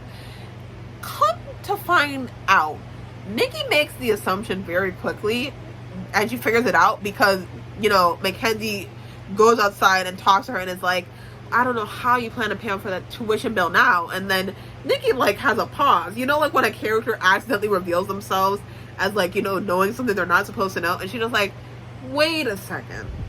How do you know about my tuition bill? And then Mackenzie is like, and she's like, you send the tuition bill. Because an important thing that we need to know, Mackenzie has a friend named Jessica who works as an assistant in the office. So high probability she sent out a fake, which is a very serious thing. Please, Nikki, I need you to go to your parents and show them that tuition letter and have them bring that shit up with the school. Someone needs to get in trouble for that shit, because ain't no fucking way we about to let someone get away with that shit. Like, no. Finally, Nikki is like, you know what? I have a solution. I know what needs to be done. And she basically just changes her band name to actually, I'm not really sure yet, which is like, okay. Again, you see how I said that stage manager didn't need to be acting like she didn't have to act like that at all. But I'm not getting too into that. They do their little performance. It's all fun and games. And like, whenever I heard the song that they made, because they made up their own original song. Like, these kids are fucking musical prodigies, because like, how the hell do you manage to, like, not just write a song, but also produce it? Like, I don't know if y'all have ever seen sheet music before, but, like, yeah, anyone who can write something for sheet music is a genius in my book, because I'd be struggling to even read it. If you don't know, I know how to play clarinet. Get your fucking Squidward jokes out now, okay? I already know you're gonna start. But anyway, yeah, I know how to play clarinet. I know how to read sheet music to an extent. I'm, like, intermediate. But, like, yeah, anyone who can, like, make their own score, very impressive to me. But regardless of all that, Nikki and her friends don't end up winning. Mackenzie actually ends up winning. And, but, this is where things get, you know, a little crazy. Trevor Chase goes over to the band individually, and he's just like, hey, you guys are actually really polished. I actually want to do something else with you guys. So, I'm going to have your numbers, and I'm going to hit you up sometime in the year and ask you about some stuff. And they're like, oh my god, Trevor Chase wants to, like, actually work with us. And it's like, it's all this cool thing. However, every time I, like, not listen to the song, because there's no official song out, but every time I saw the lyrics for the song, I kept thinking to myself, it has to either sound like an MLP song or a fucking Living Tombstone song. And not, like, in his later work, I mean his earlier work, which were, like, they weren't bad, but it's like, yeah, you could kind of tell that this guy was just fucking around on YouTube. Like, that's how I think that their song sounds. Like, it's not bad. It's not necessarily good. But it's in between. That's how I always saw their little song as being. But, like, you know, kids like that type of thing. Anyway, I keep saying Mackenzie. Anyway, Nikki is, like, sitting next to Brandon. They're being all romantic. And then her sister, like, comes in and, like, disrupts everything. And it's all like, oh my god, like, you know, don't go kissing my sister, you know. And then she, like, sticks her hand in. Because I forgot to mention, Brianna has this little hand puppet called Miss Penelope that, like, you know, is responsible for, like, any bad thing that she does. Anytime she does something bad, it's like, oh, it's not my fault. It's Miss Penelope. Well, Miss Penelope gonna get her ass lit. But yeah, after that, the book ends and we can go into book 4, where shit starts to get illegal. You know exactly what song I want to put here. And you know exactly why I can't put it here. So, book 4, I actually really like book 4. And it's like, I can also tell, like, it wasn't supposed to be like a more Christmas book. Absolutely, it was definitely like a Christmas book. But at the same time, I also feel like it was supposed to be a bit of a Frozen thing. Like, it just kind of released around the same time as Frozen. So it's like, there could have been some Frozen influences, especially because we dead ass hear Chloe talk about a book called The Ice Princess. So it's like, girl, we know. But anyway, regardless of all that, how many times am I gonna say regardless in this fucking video? Anyway, so we started off with Nikki taking a shower. She's all excited after everything that happened the other day. And while taking her shower, Brianna knocks on the door and is like, hey, I want to get into the bathroom because I have my doll in there. And Nikki is like, well, I'm taking a shower, so you'll just have to wait until I'm done. So after a while, Brianna comes back and she's just like, hey, someone's on the phone for you. And she's just like, I know there's no one on the phone. I know that you're just lying, so quit it. Anyway, Brianna answers the phone and she's just like, yeah, she doesn't want to talk to you because you have cooties. And she's just like, no, that can't be who I think it is. So she rushes out the bathroom, grabs the phone, and it's like, oh, hi, Brandon. And he's just like, hey, your sister is like something else. And she was like, yeah, she's something.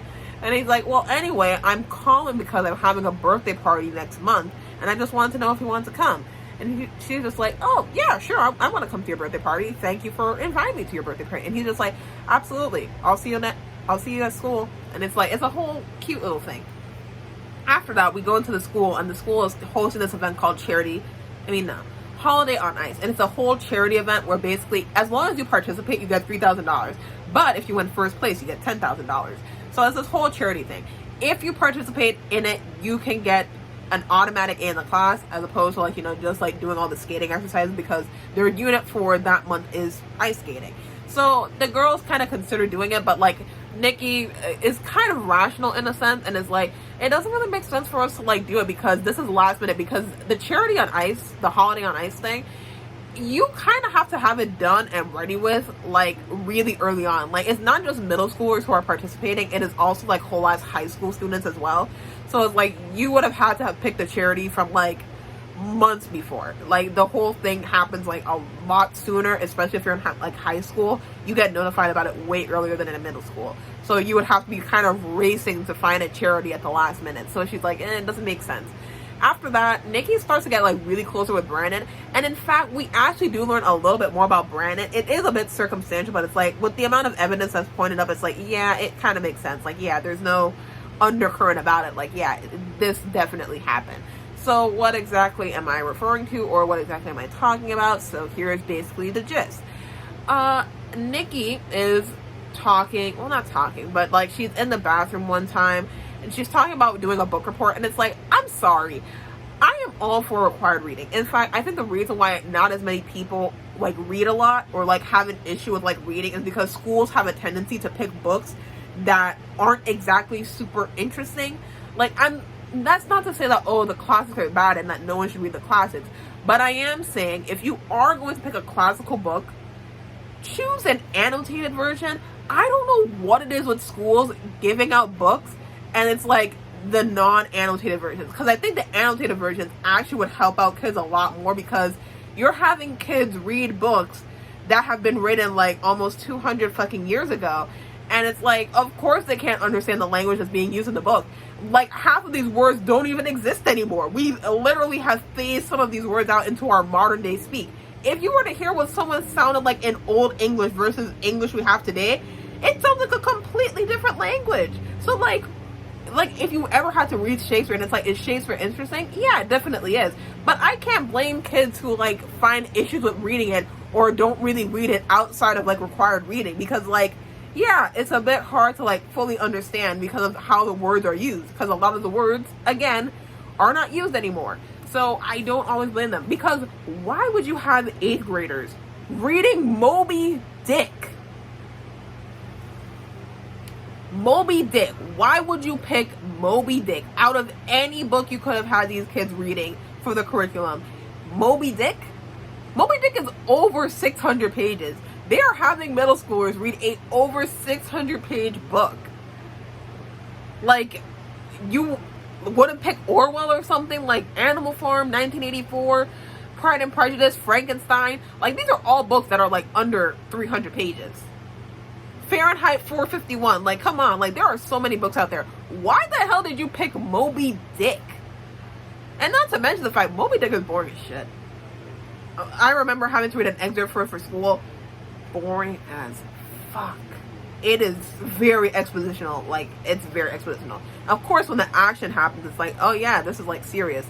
But it's also based on history too. Like, it does have a lot of history about like whaling and the history of whaling and how popular whaling is, and it is actually based off an actual thing that did happen in whaling history. So it's like you basically kind of have the kids reading a history book, a fictionalized history book, but a history book in a sense. So it doesn't make much sense to me. But anyway, Nikki is in the bathroom and she hears Mackenzie and Jessica talking, and Mackenzie is basically talking about how Brandon's parents are French diplomats. Yeah, either French diplomats or French royalty. And she's like, yeah, and he's so rich, like he has so much money. Like his parents are like, you know, French diplomats. And you know, Nikki is like, I mean, that'd be kind of cool, but I don't think so. But then again, they also say that Brandon is like fluent in French. So it's like, maybe there's some truth in that. Like maybe his parents did do something that involved French, or maybe his family is part French, because yeah, Nikki does straight up say, oh yeah, he has like an A in French and he's actually quite fluent in French. So I guess Brandon has some sort of French lineage. Look at him being a nice French guy. You never think you'd see the day. But anyway, Brandon invites her to come over to the shelter that he volunteers for, because he volunteers at an animal shelter. And in fact, he really wants to, like, you know, become a veterinarian. He wants to become a veterinarian. And he's like, oh yeah, I love animals. I think they're so like sweet and cute, and I just love animals. So they're like there, and he's like taking photos to help them get adopted. And you know, Nikki's like, oh my god, I didn't know you have such like this sweet and sensitive side to you. And he's just like, yeah, you know, I like to take care of animals. I like to take care of a lot of things, and that's where I'm gonna stop, because these are middle schoolers. But anyway, he's all like, oh yeah, I take care, I help with the animals, I volunteer all the time, I help on the website, I do all this stuff for them. And you know, I can't say Mackenzie, Nikki is like, you know, smitten. She's smitten head over heels with him. And then as the book continues, something bad happens. What's the bad thing? The owner of Fuzzy Friends, Betty, her husband helps her with like working the shop as well, because you know, it's their own local pet shop, so they're kind of doing it by themselves. And he ended up falling while, you know, revitalizing their, like he was helping renovate the kitchen, and she was like, oh yeah, he fell and he broke his arm. Now, including the medical bills, because America, and the fact that, you know, they're older people, they would have to hire someone to help them with work, because you know, Betty can't just like take care of a bunch of animals by herself, like she's pretty old. So she was like, yeah, he's saying that they might have to sell the place, that they're trying to get rid of as many animals as they can. And he's just like, no, you can't get rid of the pet shop. Like, what about all those animals? And he's just like, I don't know. He's really upset about it. And she's just like, well, wait a minute. What about the Holiday on Ice show? What if I participate in the show and then you guys can get your money? And she's just like, really, Nikki, you would do that? And she was just like, absolutely, I would. And she was like, oh my God, thank you so much. And like, he's very thankful. He's very happy about it. She even goes over to Betty to talk to her about it, and she's just like, oh my God, Nikki, you're my guardian angel. Like, I really needed this help. And then she was like, you know, another girl actually called me up about, you know, ice skating for Fuzzy Friends. But you know what? I sense a good spirit for you. So I'm going to have you do it. You are sweet. Like, she was gushing mad hard. And then she ends up giving like this little backstory, and she's just like, you know, my grandson also volunteers here, and I just don't really know what to do, because if we have to sell the place, then we can't really live in New York anymore. We would have to move down to Miami, like somewhere in Florida, because it's a bit more affordable for them. And she's just like, yeah, and I don't really want to like take him away from that. He's been through so much. You know, his parents passed away a while ago. I know it's very stressful for him right now. And Nikki's just like, oh my God, I can't believe that. I feel so bad for him. Well, guess what? The grandson is in fact in the backyard playing with the puppies. Guess who the grandson is? That's right, Brandon. His parents are fucking dead. And if you think to yourself, are we ever going to get any more exposition as to how like his parents died, or how exactly he handles with the trauma of his parents being dead? No. I really could tell you that, because I read the entire series. Nothing else is ever said about like his parents or how exactly they passed. No, nothing of the sort. We learned nothing else about his parents after that.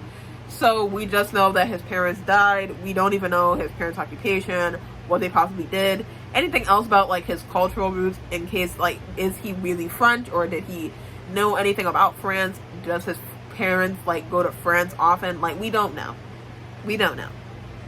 Maybe, but it's not like Nikki says that, oh, his grandmother had like a French accent or something, so it's like, it's hard to really say. Nikki decides that, yeah, she's gonna do the charity on ice thing.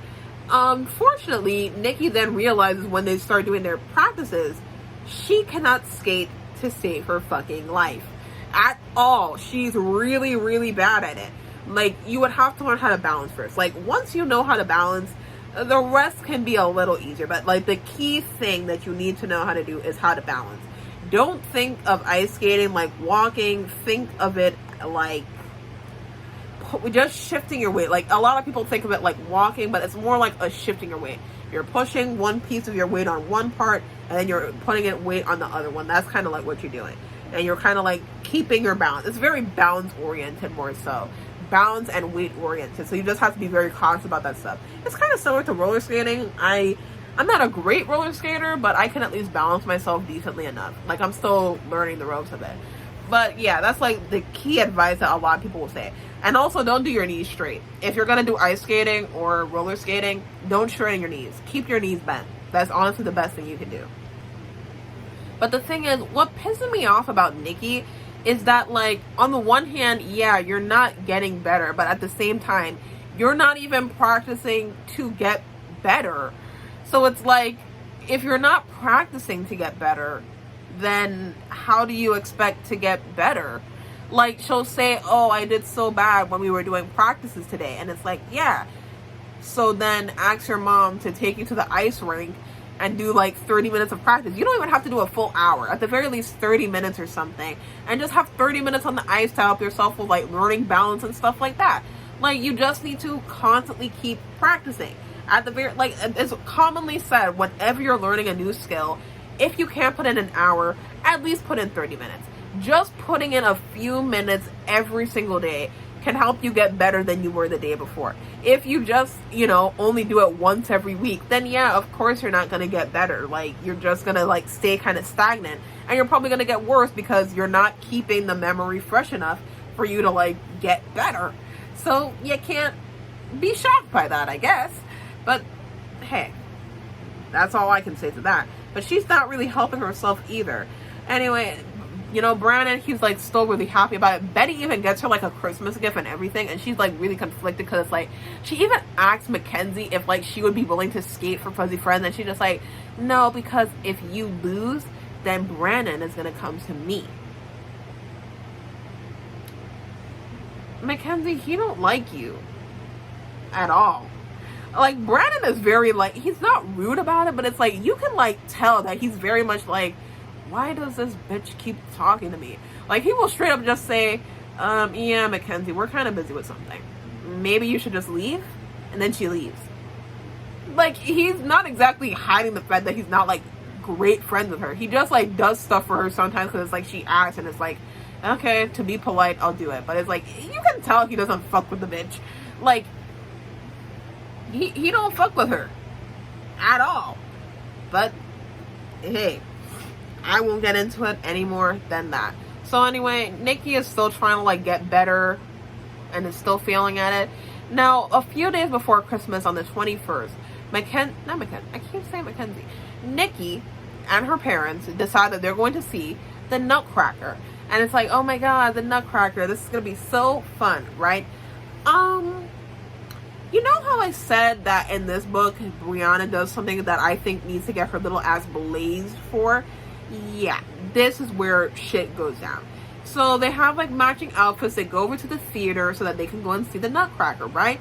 Nothing too out there, nothing too crazy.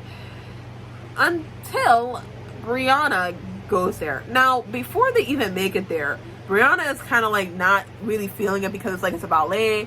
And she's like, oh, I don't want to go. I'm gonna have to be quiet. And then, they try to like make it appeasing to her as like a child. So they're like, oh, but what about the land of sweets? And like Brianna was all like, the land of sweets. And it's like, yeah, the land of sweets. At some point, there's gonna be a land that's full of cakes and sugars and cookies and all kinds of sweet treats.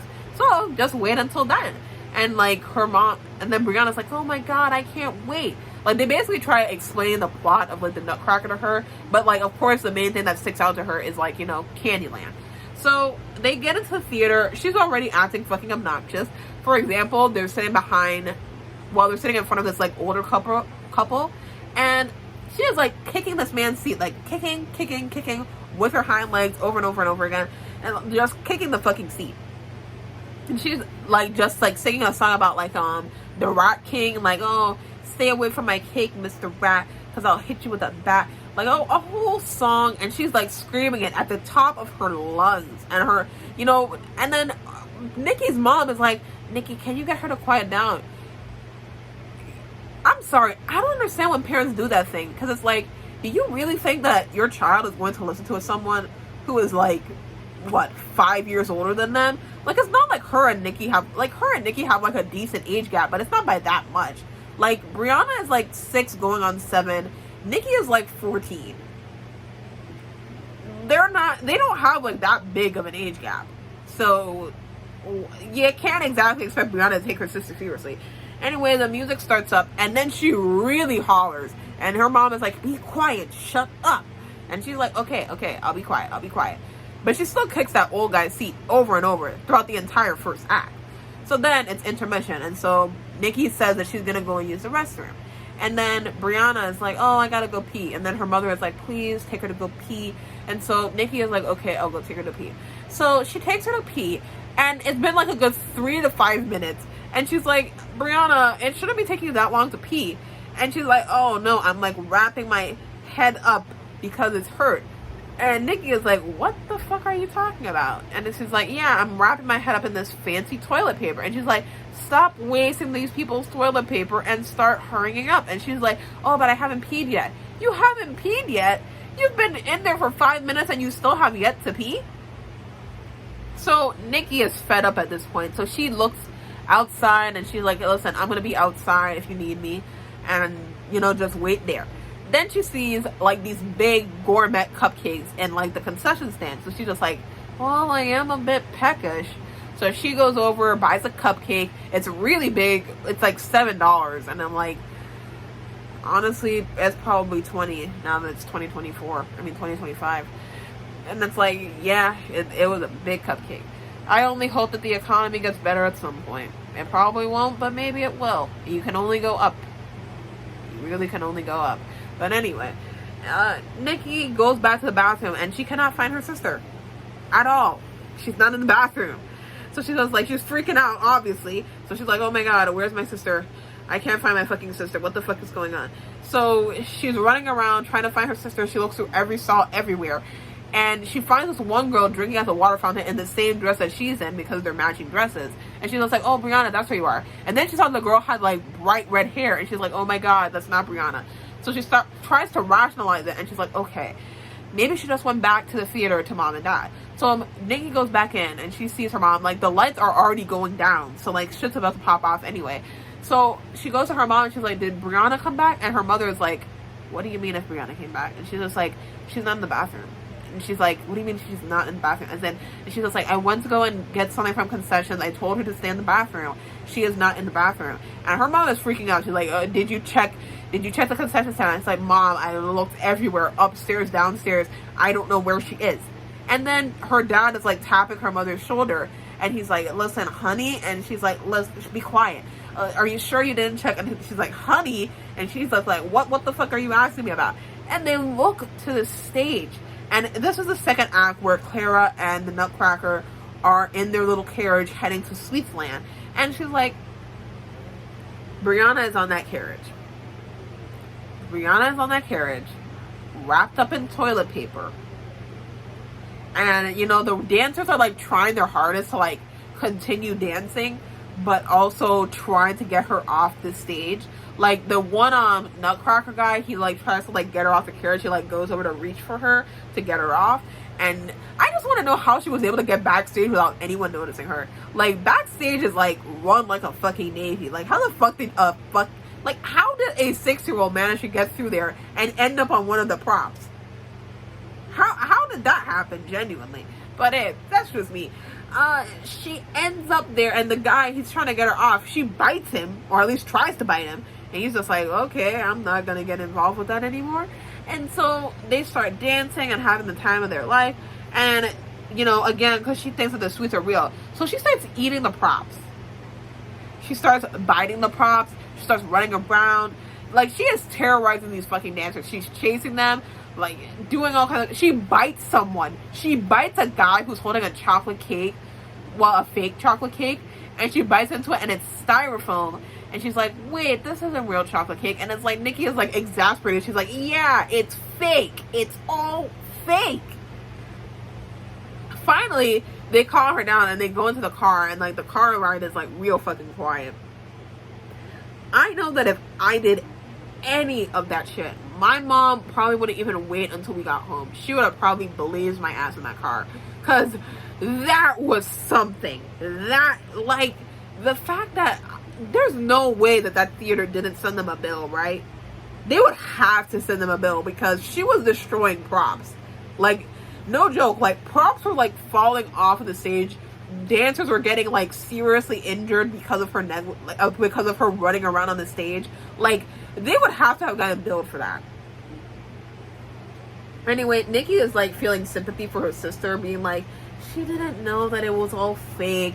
You know, she's just a kid. She didn't realize what she was doing. And it's like, no, Nikki. Nikki, stop that. You know, just quit it.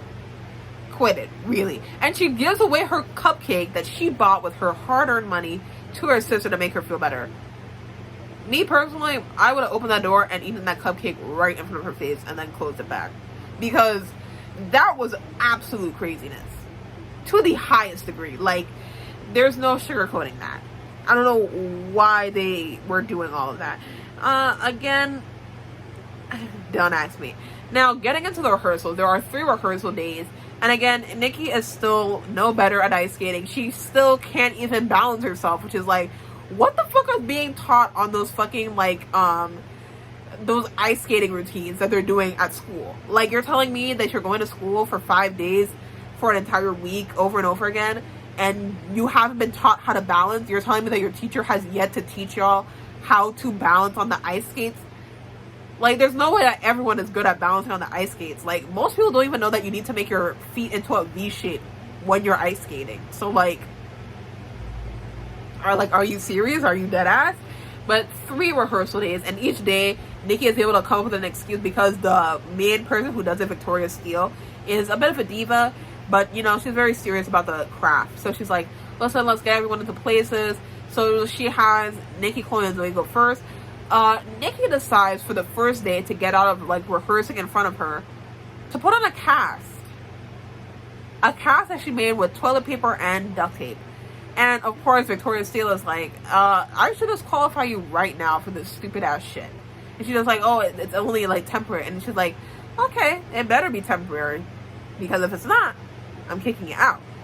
I personally would have already kicked out Nikki. Don't mess with my time like that.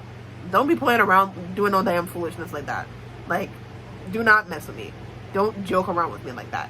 But the second day, Brandon sees how anxious Nikki is and is like, listen, it's gonna be okay. You don't have to win. You just have to skate. And she's just like, I know, but I don't want to disappoint you. So Brandon does her a favor and, like, he distracts Victoria Steele while they do their little routine. You know, he takes photos of her, is all polite and very cordial and stuff like that. And he sees how bad Nikki is, and he's like, you can, like, see from the artwork, he's like, oh, damn, this bitch is bad. And then on the third day, she has to babysit Brianna, and Brianna, well, not exactly, but basically the city wanted to award Victoria Steele, like, these flowers, so she tells her sister Brianna, hey, give these flowers to Victoria, and, like, she does that, and, like, you know, the press is eating that shit up, like, oh my god, a little girl just handed her roses. So that manages to distract her as well. And now on the 31st, New Year's Eve, is where shit hits the fan. Because now is when you know how I said that this is a book where Mackenzie's bullying starts to get a little bit illegal? Yeah, this is where shit starts to get illegal. Okay, so here's how it goes. Now, on the 31st, where the competition is held, they go in and they're supposed to be dressed up as sugar plum fairies. They did their little costume designs, they got dressed up, and they're like, oh my god, they look so pretty. Like, they did a little test run of their costumes. So they put the costumes back, and then they get their makeup done. Then they go to get their costumes again, and they come to find out that their costumes have been replaced with clown costumes. And, you know, everyone is trying to figure out, like, how the hell did that happen? How did sugar plum fairy costumes get replaced with clown costumes? And it turns out that there might have been a mix-up, and that the sugar plum costumes might have been sent on the wrong truck, and so now they're being headed back to, like, the place where they're renting them from, and so the girls might just have to, like, you know, suck it up and do clown makeup. So then they get replaced, and they're like, okay, we'll figure it out, we'll do something, we'll just, like, do it with the clown makeup, with the clown costumes and everything. So they get their makeup redone so that they can look like clowns, and they have their suits on and everything. And then they get a note, and it says, oh, we found your costumes in this, like, supply unit. And they were like, oh, okay, awesome, let's go to the supply unit. So they go downstairs to that supply unit, and they go inside, and they get locked in there. And it's very scary. I can't even blame them for, like, being a little bit scared, because it's like, yeah, it's scary being locked in a closet, and, like, the competition is about to happen, so they're, like, trying to figure out what to do. Nikki doesn't have her phone. Zoe doesn't have her phone. Chloe does have her phone, but her phone is about to die, so she's just like, listen, we can probably make about 3 calls, so who should we call first? And, you know, they kind of debate on whether or not to call 911, but it's like they don't want to cause, like, a scene, because it's like they just need someone to unlock the door. So they tried calling each and every one of their parents, but every single one of their parents has already put their phone off because, you know, it's about to, like, start the show. So then Nikki comes with a suggestion, because earlier Brianna was in the dressing room and she was asking Nikki for her new phone. Oh, I forgot to mention, on Christmas Nikki got a phone. But anyway, Nikki begging Nikki for her new phone. So Nikki is like, no, you can't get my phone. So she's just like, wait, I think Brianna might have taken my phone. Call my phone.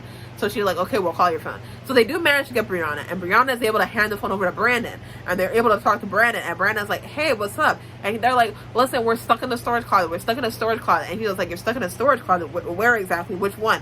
And before they're able to say it, you know, the phone cuts out because it died. But thankfully he was able to hear the storage closet thing and was able to hear D. So I guess he, like, was able to figure out, okay, I'll just, like, guess which one, and manages to get the right one. So then they finally make it. They do their little routine as clowns instead, and they actually have, like, a really fun idea. So they go in, they, you know, do their little routine, they skate around. Nikki actually starts to get better, but here's the thing. Because they're dressed up as clowns, people think it's a comedy act. So, like, you have the dance of the sugar plum fairies playing in the background while these girls are dressed as clowns and, like, skating about and, like, you know, getting their, you know, Nikki is falling on her ass over and over again. So everyone is like, oh, it's a comedy act. Like, this is fun. Everyone's having the time. They're laughing. They think it's fun. And then at the end of their routine, Nikki starts to get a little bit more better, and Brianna pops out of a gift box that was there on the ice. And, you know, they end up winning the competition. They get the $10,000. Brandon is so happy. It's a great happy ending. And now we're going to go into book 5, where Nikki commits a crime. So Nikki in this book starts it off, new year, new me, and decides the new her is going to commit a crime. So Chloe, Zoe, and Nikki have a sleepover at Zoe's house, and they're having fun, eating sugar, just, you know, being teenage girls. And so they were like, let's play Truth or Dare. And so they keep playing Truth or Dare, and at one point they're like, okay, I'll pick a dare. And so, you know, Zoe's like, okay, I dare you to TP Mackenzie's house. And, you know, they're like, whoa, that's kind of illegal, Zoe. But anyway, after a while, they kind of are like, wait, you know, Mackenzie keeps getting away with a bunch of stupid, crazy shit. Let's teach her a fucking lesson. So they decide, yeah, we are gonna go and get her. So they decide to TP her house. Like, they dress up and everything, which is like, my thing is, if you're gonna go and TP a person's house, at least cover your faces. Like, get some scarves, some hats, you know, put some makeup on. Like, Chloe had the right idea. She just had the wrong execution, because she puts on the makeup, but, like, she puts on makeup to make herself look like a bunny. How does that make sense, Chloe? How does that make any sense? But, you know, we're not going to get into that.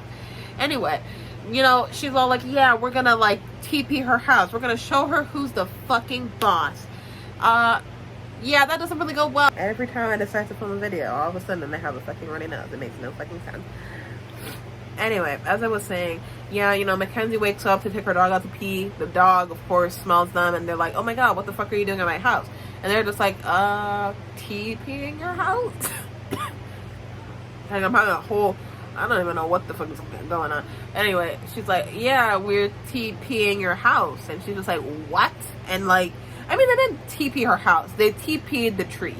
And honestly, you know, TP, it's a crime, yeah, but it's like one of those crimes where it's like, it's not the worst, and then you're also like rich, so it's not like you really got to do the work. You could just ask your butler or whatever to do it. But you know, Mackenzie's like, oh my god, you guys didn't do this. You're like too dorky for that.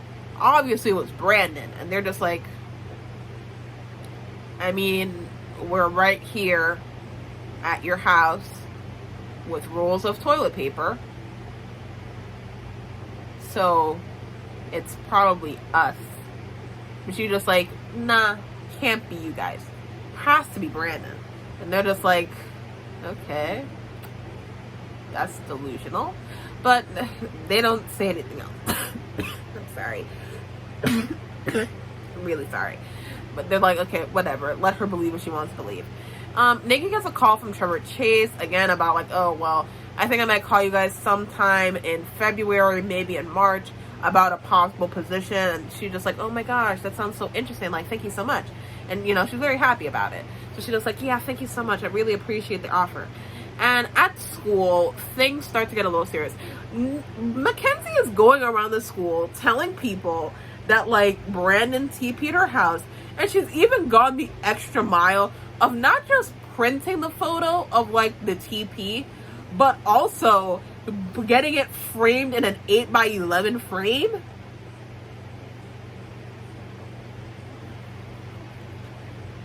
Why? I wonder how confused Brandon is right now. Like, there are probably a bunch of people going like, I heard you TP Mackenzie's house, man. And he's just like, what the fuck are you talking about? I was at home. What are you talking about? I didn't TP her house. But he was like, what are you talking about? You TP'd her house. She has like a photograph and everything. She's telling everyone that you TP'd her house. And he's just like, no. Like, I live with my grandparents. I don't even go out past 10. Like, what the hell? Like, you can, I don't know how to explain it, but like, Brandon does seem like the type of guy who was raised by his grandparents. You know that there are just like people that you can like tell, oh yeah, their grandparents definitely raised them. Like, it's not just like they talk weird. Like, no, like there's something intrinsic about the way that they act. That's like, yeah, that's something that that's something a grandparent would enforce in you, not like a regular parent. But I don't know how to explain it well enough, but like, that's where I'm getting at. When we get into book 6, I'll show you, because like, you can tell that what he was wearing to that dance, that was a suit from the fucking 70s. Like, nothing can convince me otherwise. That suit would have been fucking blue if this series was drawn in color. Anyway, he's all like, yeah, no. Of course, he never says anything, but he's like, yeah, I don't do any of that. But Mackenzie is like, well, listen, if you don't, like, get me an invitation to Brandon's birthday party, then I'm going to tell Principal Winston about, you know, you TPing the house. And it's like, girl, you've been telling the entire school that it was Brandon. So, what the fuck? Oh, like, what are we gonna do here? Like, you lied to the entire student body that some other guy did it. And now you're saying that, like, no one's believing you at this point. Like, some people are gonna start thinking that you TP'd your old house and are doing it for attention. Like, I'm sorry, but, like, that's how it's gonna come off. But, anyway, Nikki is like, damn, I wonder what can I do? Because, you know, she has, like, Mackenzie has, like, a gossip column. So she's like, oh, she could put it in her gossip column. So she's like, okay, I guess I gotta get on the newspaper. So she decides to ask Brandon, like, hey, are there any spots on the newspaper? And he's just like, oh yeah, I actually need a photo assistant. And she's just like, awesome. So she goes to the meeting for the newspaper, and she signs up to be a photo assistant.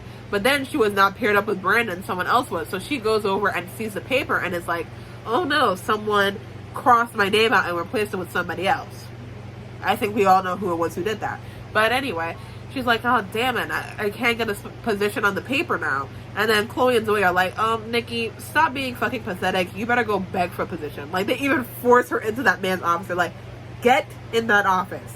And she's like, listen, I kind of want a position on the paper, and I know that, like, there's not any spots anymore, but I'm willing to do anything. And, you know, Mr. Zimmerman, who's, like, the guy who's in charge of the newspaper, he's like, you know what, Sparky? Because he calls her Sparky. He's like, you know what, Sparky? I see a lot of myself in you. I'm going to get you a position. Here's the thing. We're going to start a little advice column. I want you to be the head writer for it. You can come up with a little pseudonym. Let's call you Miss Know-It-All. That's what you're going to do. Answer advice letters and we'll put them in the paper. Simple as that. And she's just like, really? And he's like, really? That's a simple solution. And you say to yourself, okay, that's cool, that's awesome. At first it doesn't do well, but of course as time goes on it gets better and better. And, you know, she gets like a whole bunch of different letters. We get one from this girl named Marcy, who becomes a bit more of a, like, she comes up every so often. She's not like a main character or anything, or is in like the main cast, but she appears every so often throughout like the books, or is mentioned throughout the books. So like she's like there enough where it's like, yeah, she's pretty important. She talks about like missing Idaho and how it's been a big move for her, and she's just like, I understand where you're coming from. We get a letter from Brandon, and he's specifically talking about Nikki. Like, he's like, yeah, I like her, she's so sweet and adorable, I really like her, but I don't really know how to talk to her. Like, I'm keeping secrets from her, probably about his parents. And she's just like, well, you know, you gotta be honest. Every relationship starts with honesty. So he actually does go talk to Nikki, because he doesn't know that Nikki is Miss Know-It-All. And I can only imagine his shock. Like, could you imagine they're in high school and he's just like, you know, before we became boyfriend and girlfriend, I kind of sent a letter to Miss Know-It-All in middle school. And she's just like, really? I probably, you know, wrote back to that letter. And he's just like, what do you mean you wrote back to that letter? And she's like, oh, because I was Miss Know-It-All. I can just see the terror on his face if she said that. I can already see it.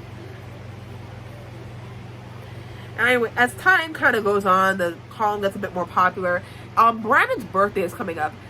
Interesting fact, Brandon's birthday is January 31st, meaning he's an Aquarius like me. Another interesting fact, he has the same birthday as my father. So that's interesting. She wants to get him a birthday gift. So she had like, I think she had like $100 or something close to like $100 to get him a good birthday gift. So she goes there, but her mom wants her to take her sister Brianna. That girl needs a little good cut tail. She needs a cut tail, that's what she needs. But hey, I'm not gonna. But, you know, Brianna, she's all upset. She's like, I want to go on the gumdrop train. And she's just like, we're not going on the fucking gumdrop train. I need to spend this money to get a gift for Brandon. And of course she starts like carrying on, acting a fool. So then they're like, okay, let's go on the gumdrop train. They spend almost $30 for all three of them to be on the train. Then after that, they decide to like go around shopping. So they did some window shopping in a makeup store, like, you know, probably Sephora or something. They're just makeup shopping. And then all of a sudden they turn and see Brianna playing with the makeup. So Nikki is like, oh my god, why would you like mess around with the makeup like that? And she's assuming that these are like testers, until she sees Brianna put them back in the box. Brianna opened about $60 worth of makeup.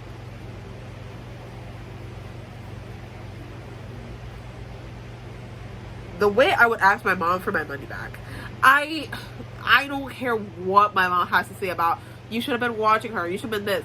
Listen, none of that shit would have happened if you didn't let me babysit her. I'm tired of this woman having her daughter constantly babysit her kid.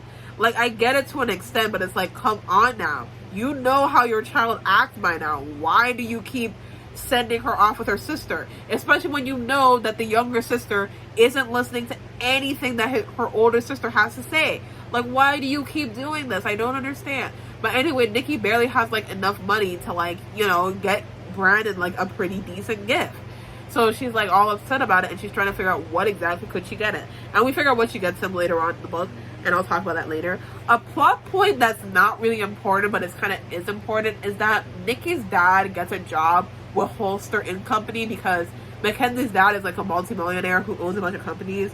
So her dad decides to be employed by him, but he's only employed with him for like 2 weeks. Like, it's just like a very quick business opportunity, and then after that he just leaves. He's like, oh yeah,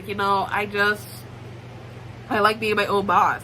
And it's said that there was a possible plot by Mackenzie that, like, oh, she was trying to get like her dad to hire like Maxwell, like Nikki's dad, and then like send him across the country, which is like, your daddy can't be listening to you that much. Like, come on now. Like, yeah, maybe he heard like a suggestion, like, oh yeah, there's this guy, he does exterminating for the school, he does a really good job, maybe you should consider getting him a job. But like, I don't think any guy's gonna let his daughter influence whether or not he's gonna send someone across the fucking country. Like, this isn't the fucking military. Like, what you gotta send a fucking Maxwell across the country for a fucking bug extermination? Like, they live in New York. Like, I don't think they need to be sending niggas across the country. Anyway, after all that, Nikki is answering more letters, doing more of this, doing more of that. And then Mackenzie reveals that, oh, she set up a meeting with the principal. And now, Nikki's panicking because I can't even blame her for panicking. I would be panicking too. But she's like, okay, we can figure this out. So they go there, and before they even get into the meeting, Mackenzie is like bombarded by Marcy. Like, Marcy comes in and she's just like, Mackenzie, I have some questions to ask. And she ends up asking Mackenzie, what do you have to say about the rumor that you locked Chloe, Zoe, and Nikki in a closet during the Holiday on Ice show? And Mackenzie is aghast because, like, wait, I thought I was the only one who knew about that. Yeah, so then, the principal, he opens the door and he's just like, all right, girls, what do you need me for? What's going on? And she's like, she makes up a whole cockamamie excuse about, like, oh, we should add more, like, apple desserts to the menu. And don't you think so, Nikki, Chloe, and Zoe? And they're just like, no. And they're just like, no, of course not. So he's just like, well, I'll see what I can do, but you didn't have to make this a meeting. Could have made this an email. But that's it, tick for tat. And if you're wondering how Marcy knew, it's because Nikki's sister Brianna was seeing Nikki make a newspaper and was like, I'm going to make my own newspaper. And decides that, oh, okay, I'm going to make my own little newspaper. And she's like putting in her own business, like her sister's business, on the paper, and is all like, yeah, extra, read all about it. Read about how my sister was locked in the closet. Crazy shit. Now, we get into Brandon's birthday party. Brandon's birthday party is being held at his friend Theo's birthday at his house. Because Theo's dad owns Squeezy Cheesy. Which means they have like millions upon millions of dollars. Like, when I tell you that people at Westchester are rich. Like, I think Nikki and Brandon are like the only ones there. Well, the only one in the main friend group that we see who are attending Westchester on a fucking scholarship. Because it seems like everyone else is just from like really rich families. Like, they're the only ones there with like scholarships. They're like, yeah, this is outside of our tax bracket, man. I can already see Brandon definitely be making those jokes too. He's like, Nikki, they saying shit that's out our tax bracket. Like, they really be out their tax bracket sometimes. Anyway, Nikki's dad is gonna pick her up because her mom is busy that night. So she's just like, hey, please write down the address for your dad because he's been directionally challenged. So Nikki is like, okay, I will. So Nikki decides, okay, I'm gonna write down the address, but I'm gonna write a fake address that's like a good 5 blocks down because I don't want anyone to like see me get into my dad's car. And which is like, okay, I guess, but that's just me. So she writes a fake address that's supposed to be like 5 blocks down. So once she does that, she goes to the party. It's fun, it's chill, they're having the time of their life until it's time for her to go. So she's like getting ready to leave. Come to find out, there's no address on that street that matches. So now he's all like kind of confused because he's like, yeah, my daughter says that there should be an address. Like, he shows the letter to like, Theo's dad, and he's like, yeah, my daughter is saying like, hey, there's supposed to be like an address here, but I'm not seeing the address. And like, of course, Theo's dad is like, yeah, that's really strange. Maybe she made a mistake or something, because the only addresses here are like 120 and up. Like, there's no 115. So she's like, oh, I hope, my wife's gonna be real mad. Can I use your phone to call my daughter? And he's like, yeah, sure, you can call your daughter. So he calls Nikki and he's just like, Nikki, where are you? I don't know where you are. She's just like, oh, I'm right around the corner. And she like pretends that she's like looking out the window and is like, oh, Dad, I can see your car. Just drive down 5 blocks. And he's just like, oh, thank you. And he's like, thanks, man. My daughter, she just made a little mistake. Ends up leaving, goes down the hill, and then Brandon is there like, well, hey, are you leaving so soon? And she's just like, yeah, I gotta go. But I promise, we can talk later on. And he's just like, maybe we could go on like, a little date. And she's just like, oh, Brandon be taking, like, he really puts in the work. He's like, you want to go on a date? And she's like, maybe. And then she leaves. Like, she darts out that fucking house. And then he texts her later, and he's like, hey, just so you know, I really want to have a drive in your dad's Roachmobile. And she's like, how do you know? And she's like, how would I not know? Like, I literally saw you get out of his car when we were at school one time. Like, I literally saw you do that. And she's just like, oh, I didn't realize that. He's like, but yeah, I want to ride in that Roachmobile one day. And she's like, hell yeah, okay. And like, she's smiling and everything. Her dad's looking at her like, I need to have to talk soon. But he's, looking at her like, okay, I don't know what she's smiling about, but I gotta keep cautious. Anyway, that's where the book kind of ends, and we find out that what Nikki got him for his birthday is like this silly little burger hat from like this burger joint that's like really popular in the book series, and he really appreciates the hat and stuff. So let's get into let's get into Dork Diaries 6, where like, this is something straight off a fucking novella, honestly. Just imagine Cupid from Twice playing, okay? The type of bullying that Mackenzie does in this volume, while not exactly illegal, is definitely insidious. Like, there is like some this is evil shit to do to someone, like, genuinely. So we start this off with Nikki wanting to like text. Well, she was wanting to like go on a date with Brandon, because again, Brandon asked her out on a date. So she was waiting for a call from Brandon, and she waits for that call throughout the weekend, but never gets it. So one time, she's with Brianna. Brianna's like, oh, I'm doing a salon. You want to be in my salon? And like, Nikki is like, you know what? I got nothing better to do. So she's like, okay, I'll be in your little salon. She goes over, and Nikki is like reading a magazine, and the magazine has like a little thing that says how to know that a guy totally isn't into you. And she's all like, oh, well, that's interesting, I guess. So she decides, okay, I'll take it out and like read into it. And while looking at the list, she feels a yank, and then she hears a snip. Come to find out, Brianna cut her actual hair.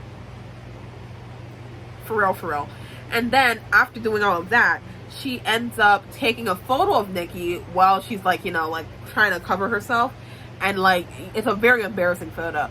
And, while trying to get the phone back from Brianna, she ends up sending the phone to everyone in her contacts by accident. So that means Chloe, Zoe, Theo, Violet, and Brandon. And so she's like, oh my god, what am I gonna do? And she doesn't know what to do. Brandon responds back instantly saying LOL, while Chloe and Zoe are like, funny, but like, what happened? And it's a whole thing. But she's just like, it's not like anyone is gonna do anything too crazy or anything. So she's like, okay, it's not too bad. So later on, when she goes back to school, they are currently marketing for the sweetheart dance, and it's the girls ask the guys. It's supposed to be happening on Valentine's Day, obviously. So she's like, okay, awesome, cool. I think I might want to like go. But she's not like 100% certain. She's very apprehensive about asking Brandon. She does see that Chloe and Zoe have crushes on Theo and Marcus, so she decides to buy gifts, buy the tickets as a gift for her friends. But unfortunately, by the time she gets there are no more tickets, so they can't really she can't really buy any more tickets. So they're like, damn it, I missed it. I got there too late. So she was like, she feels all bad about it, honestly. And while doing this, she gets a lot of texts throughout the series. Well, not the series, but throughout this book, she's going to be getting texts from Brandon. And it's always going to be a bit of a mixed signal. Brandon will send her a certain text saying a certain thing. And then, in real life, he'll be like, what are you talking about?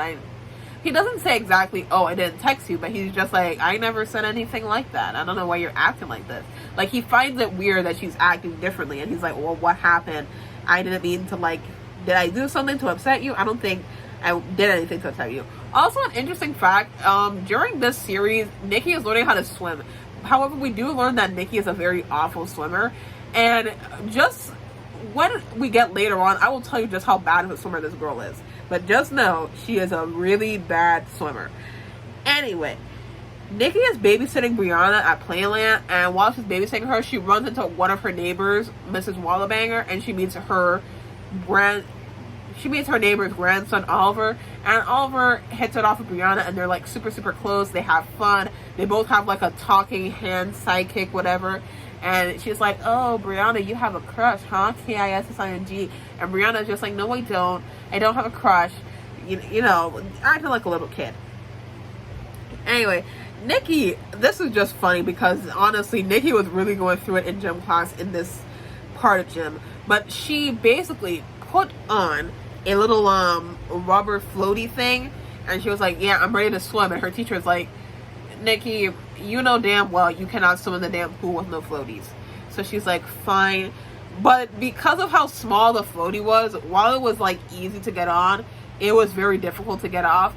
And like they have to go over and ask the one janitor, I think so, yeah, the janitor, to get something to cut it off because like it wouldn't come off. It was not funny, but it was also like fucking hysterical. Also on my birthday, because February 11th, on my birthday, nothing really happened besides the fact that like not Chloe, Brianna wanted like these Valentines from her favorite like kid cartoon series, and that was really it. I just wanted to include my birthday because why not? Comment down below if your birthday was mentioned in this book series. It probably was because it literally goes from September all the way until the last book was August. So yeah, it basically covers like all the fucking months. But anyway, Mackenzie is running for Sweetheart Princess, and Nikki tries to ask Brandon out again, but it doesn't exactly work. Again, she's very like apprehensive about asking Brandon, and Brandon is kind of like noticing her acting like weird, like she's being very standoffish a little bit, and he's just like, why are you acting like this? So Nikki makes a Valentine for Brandon to make it a little bit easier. However, she accidentally, you know, it slips out of her hand, and then her teacher finds it, and her teacher is like, you can get this back after class. Don't go around passing Valentines the day before Valentine's Day. Like, and you know, Brandon, he feels really bad about it. He's just like, you know, I'm sorry that you got in trouble. And after the situation, she gets a text from Brandon that says, hi, Mackenzie. And she was like, and he was like, oh, wrong number, sorry. So now Nikki is like, why the hell is he texting Mackenzie? And it sends her down a spiral. So on Valentine's Day, the day of the Sweetheart Dance, there was a snowstorm, and there was like 9 feet of snow. So they fucking canceled class because we have snow taller than a fucking human. Like, we can't be going to school right now. So they decide to hold a dance at the end of the month instead. So Nikki's neighbor brings her grandson again to have Brianna play with him, but Brianna starts avoiding him because of Nikki's teasing. So Nikki is all like, listen, let's just try and have some fun. But while they're having fun, the little boy ends up losing his little sock puppet. So he's all like, oh no, I can't find him. He's gone forever. And you know, Nikki is like, it's not that serious. She makes a little fake frizzy puppet to like pretend to be his sister. And he's like, yeah, don't worry, we'll find my brother soon. And Brianna's all like, well, how do you know that? Brianna, if you don't shut your ass up. Now, this is the one where it's like questionable. Nikki is like so bad at swimming, it's like legitimately concerning. So the gym teacher decides to do a training exercise on drowning safety and like how to help someone who is drowning, which is very important. I wish that more schools did teach swimming. Like, you would think that with me living in the Caribbean that like, you know, more people know how to swim. They don't. I think that's a very popular misconception. At least the island where I live on, a lot of people don't know how to properly swim. Not even my own mother knows how to properly. Like, she can swim, but she doesn't know like the proper form of swimming. Like, she could stay above water. She knows how to like tread water. But if I were to ask her to like do a free form, she would not know what I'm talking about. She wouldn't know how to do a breaststroke or anything like that. Like, she's not familiar with that type of stuff. She actually enrolled me in swimming classes because there was a whole incident, I think when I was like 4 years old, where a little boy was swimming. Well, not swimming, but he went into the water and he got dragged out too far. But because he didn't know how to swim, he couldn't swim back to the shore and he ended up drowning. It was a very unfortunate thing that happened. So after my mom had read that, she enrolled me in swimming classes so that I knew how to, like, you know, actively swim. So that's the only reason I know how to fully swim, because my mom enrolled me into classes. But I know a lot of, like, people that are on island who don't know how to properly swim, and it's like a really bad thing. I really do wish that our schools kind of did, like, enlist in, like, teaching people how to swim, not just in the Caribbean, but I think all over. Like, it's actually shocking how many people just don't know how to swim. And it's like, on the one hand, it's like, yeah, a lot of places are, like, landlocked, so it's like you're not exactly going to swim often unless you're actively going to a pool. But my thing is that it's still a good thing to learn. Like, you should know how to, like, just do, like, a basic free form. Like, you should just know how to, like, paddle like that. It's a very simple form anyone can learn how to do. So I feel like a lot more people need to learn how to swim. If you're, like, watching this and you don't know how to swim, I honestly do urge you to try and see if you can find, like, a community pool that does swimming classes, because it's a very important skill that I think more people need to know. So if you're watching this, take this as a sign to learn how to swim. Please learn how to swim, because me learning how to swim actually has saved me a few times when I was at the beach. So please learn how to swim. But anyway, Mackenzie is purposely playing dumb because she paired Mackenzie up with Nikki, and Mackenzie and Nikki, they don't like each other. So Nikki's supposed to be the one who's drowning, and Mackenzie is supposed to be the one that's saving her. So the teacher was like, Mackenzie, Nikki is drowning. What do you do? And Mackenzie is like, I don't know. She's like looking at her nails. She's like, I don't know what to do. And she's just like, listen, your buddy is drowning. And like Nikki is genuinely talking about how, like, she's having a hard time treading a bump of water and stuff like that. So she's like, you need to really help her out. Like, try and figure out, like, hey, what do? You need to know what to do. And she's just like, I don't know what to do. And she's just like, get in the fucking water. Like, this teacher starts screaming at her, like, get in the water. And Mackenzie is like, oh no, I just got my hair wet. I'm not getting in that water. And she's like, get in the water. She is drowning. You need to help her. And, you know, Nikki is like, oh my god, I'm gonna actually fucking drown. The teacher actually manages to rescue her. Everyone in the classroom is like laughing. And it's like, whoa, but this is like serious. Like, that girl almost drowned. Until you realize Nikki was swimming in 4 feet water. Nikki is a little above 5 feet.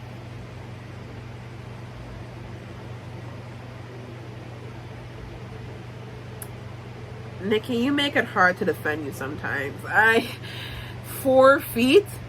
I could have at least been able to understand like 5 feet, or at least like 5 feet, because it's like maybe she's like 5'3" or something. So yeah, maybe it was a bit of a like tippy toe situation, but it's like 4 for anyone who's like, you know, I have an Australian friend, 1.2 meters.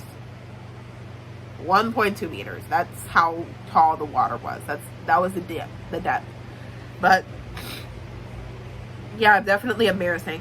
Nikki's picture, the embarrassing picture I talked about, gets posted across the school, and she's like, oh my god, how did that happen? Who posted my photo across the school? She doesn't, because again, the only people who would have that photo are Chloe and Zoe, who she knows wouldn't really do that. Violet, again, who wouldn't really do that. Theo and Marcus, not really also, because like they're not like that. I don't even know if she has their numbers. I think they're in a group chat together, so she has to have their numbers, but like, it's not like that. They're not close like that. So it's like, I can't really see that either. So the only other person who would be able to do that is Brandon. So she's all upset, obviously.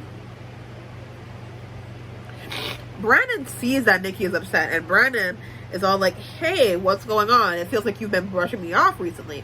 And they decide to just go on their date to Crazy Birder, and the date goes really well. And Nikki asks him out to the dance, and he's like, hell yeah, I want to go to the dance with you. And it's all sweet and kind, right?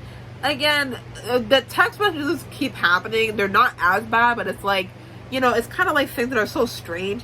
And when you read them, you kind of realize, yeah, that doesn't really seem like the type of text that Brandon would send. But, you know, Nikki doesn't really be texting Brandon like that often, so it's like, she probably doesn't really know his texting style anyway. So Nikki is struggling to find a dress, and it's not until later on does her like grandmother like help her out and get a dress for her. It's really pretty. Now, here's where things get a little trifling. Nikki gets a text from Brandon, and Brandon says in the text, and this is trifling, he says, "Hey, good luck on finding a dress that actually makes you look pretty." And then that's it.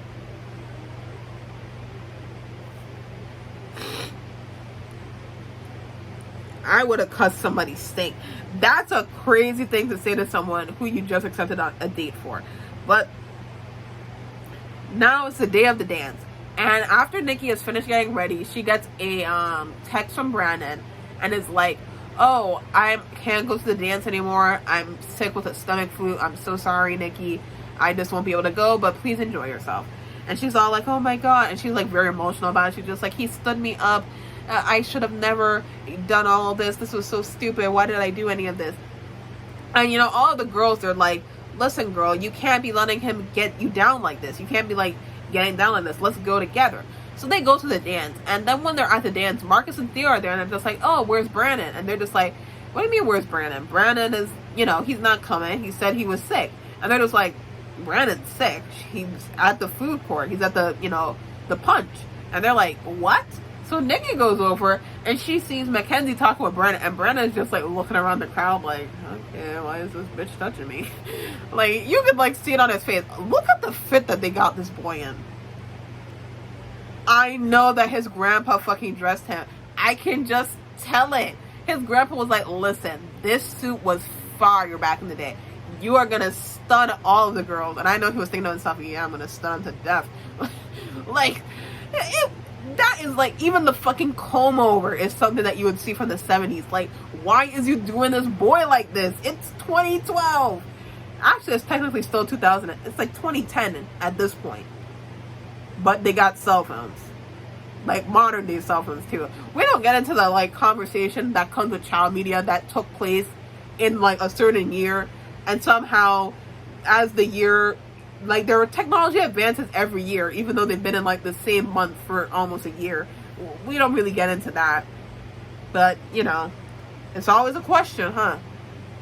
Anyway, Nikki runs into the bathroom. She's like, "He lied to me. He's on here with Mackenzie. I don't even know what to do anymore. Like, I don't know if he likes me anymore." And so Brandon, he's knocking on the woman's restroom. He's like, "Listen, Nikki, open up. We gotta talk. I need to talk to you." And they're just like, "No, Brandon, you've done enough. We don't want to talk to you anymore." And he's just like, "You know what? Fuck it." And he decides to go into that girl's bathroom. And he's like, "Huh. It's kind of just like a guy's restroom, honestly. Kind of thought it would be different." But anyway, he's like, "Yeah, listen, Nikki, we gotta talk." And she's just like, "Did you really just walk into the girl's bathroom?" And he's just like, "It's a fucking bathroom. There are stalls. I can't see any pussy." No, like, he doesn't say that, but it's like, I'm sure the thought came into his mind, like, there's stalls everywhere. I can't see nothing. Like, he's like, "Yeah, I came in here because I'm trying to figure something out. Like, you're acting all weird." And she's just like, "I'm acting weird. You're acting weird. You out here saying that, oh, you're sick and you can't help me and you can't come to the dance. And here you are at the dance perfectly healthy. And you just sent me a text saying that a booger reminded me of you." And he's like, "Nikki, how would I have texted you if I'm talking to you right now?" And then Nikki's like, "Oh." And then he's like, "Nikki, I lost my phone." And, you know, Nikki is all like, "What?" He's like, "Yeah, ever since my birthday, I haven't had my phone. I can't find it. We're pretty sure that, like, Theo's brother might have taken my phone by accident when he went back to college, but we're not 100% sure." Also, another thing that's said, Mackenzie went to Brandon's birthday party.